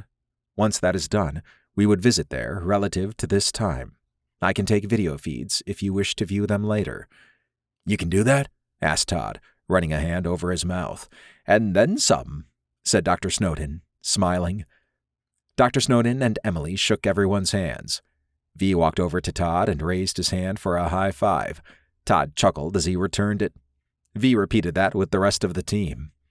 I'd like to see those feeds. Maybe not now, but later, said Valerie. Everin nodded. You can tell Dalton, and I will ensure it is done. I appreciate the option, said Valerie. Everin faced Dalton. Your first case together was intriguing. Yeah, it was, said Dalton. A demon homeworld, said Emily, shaking her head. And a portal to it here on Earth, too. It wasn't all it was cracked up to be, said Valerie. Everin half smiled. It does not sound like it was. Dalton motioned at the grill. I'm sure Robert would like to introduce everyone to some good food and discussion. He waved a finger between Lord Vigon, Lord Noskov, and Everin. However, I'd like to talk with each of you. Emily, Brad, and Jake sprinted to the grill. Valerie and Todd joined Dr. Snowden, Robert, and Mikhail, and walked over. V and Evat formed cats and danced their way across the platform, which made the others laugh. After they were alone, Dalton grimaced. I wasn't expecting an alien world on this case. Especially a Kaz Lodat one, said Lord Noskov. If an old one had crossed, we would be having some issues right now. Thankfully, the demons were still in the reconnaissance stage still. It's a good thing your portal abilities allow for permanent sealing, then, said Lord Vigon. Everin glanced at Dalton. This is only the second use of that ability. Let us hope it holds. Dalton sighed. Yeah, definitely. I think there will be peace in that region. Maybe the first in a long time. Although the Faith Militia will always be a concern. You have done well so far, said Everin. He peered back at the grill. Your team seems competent, and they appear to have already bonded. Dalton grinned. Yeah. Hopefully not every case is as crazy as this one was. However, the more disturbing thought is that the timeline fractures we saw when I traveled with you allowed for the portal to be there in the first place. We know it opened once the Kazloidat or Dagothians crossed over long ago. I don't think the recent opening was by accident. Everin rubbed his chin. Yes. As they are part of the stable timeline, they will need dealt with as you come across them. You could just travel to the future and fix them all, said Lord Vigon, smiling. You know I cannot, said Everin. He eyed Lord Vigon. You are teasing me. Dalton laughed along with Lord Vigon and Lord Noskov. Dalton loved Everin's emotionless demeanor that lent itself to deadpan-like comedy at times. You will need to remain vigilant, said Everin. I plan to, said Dalton. We have a base now, at least. It's within an hour of Dr. Snowden's house, so we may swing by every now and then. I look forward to it, and I suspect the others will too. Lord Vigon gestured at Dalton. You can host social events there. They have a nice platform that overlooks the nearby forest. It's not as isolated as this, but it works. He nodded. I think there's going to be a lot of cookouts in the future. He studied Lord Vigon and Everin. You two probably already know if there are. We couldn't say even if we did know, said Lord Vigon. Yeah, I know, said Dalton. Still, we are here if you need us, said Everin. Dalton grinned. I know. But you all have your own things to do. I can handle these cases, especially now that I have a team. He peered over at the grill. Everyone had split off into smaller groups. Todd, Dr. Snowden, and Robert laughed at something. Evat, V, Emily, Brad, and Jake discussed some topic. Dalton chuckled when Emily swatted Jake's arm. Mikhail and Valerie spoke off to the side, which intrigued Dalton. He wondered what they talked about, but she smiled and appeared more comfortable, so that was a good sign. His gaze swept over Lord Vigon, Lord Noskov, and Everin. Dalton was surrounded by the most powerful non-humans on the planet. That they trusted him to do what he did best made everything seem okay. He would try to do right by his team, and it felt good to introduce them to his close friends. Their first case had been rougher than he expected, and he was not sure he would have been able to do it solo. Skilka or Gary could have died on the way out from the demon planet, or Dalton may not have even made it to the fortress. They all could have walked out of the portal and into a hailstorm of Cas-Lodat bullets. Although Dalton often studied his decisions in order to improve, creating a team was one he had no doubts on. The Ogbin Coven and the Tanner Pack would need to be monitored closely during the initial days of their agreement. The installment of an Earthward liaison would help with that. They would also have to monitor the portal area to make sure it was actually sealed. Local law enforcement would have questions as to where their data went, but that was to be expected wherever Earthward investigated. He thought about Deputy Holly Combs. Hopefully, she would reach out for her family's sake. He would ask the liaison to keep an eye on her. Everin laid a hand on Dalton's shoulder. "You are deep in thought. Is everything okay?" Dalton grinned. "It sure is. Let's get some burgers." The end. This has been Otherworld, Book 1 of the Inspector Dalton Files. Written by Adair Hart. Narrated by Michael Wolfe. Copyright 2020 by Adair Hart. Production copyright by Adair Hart.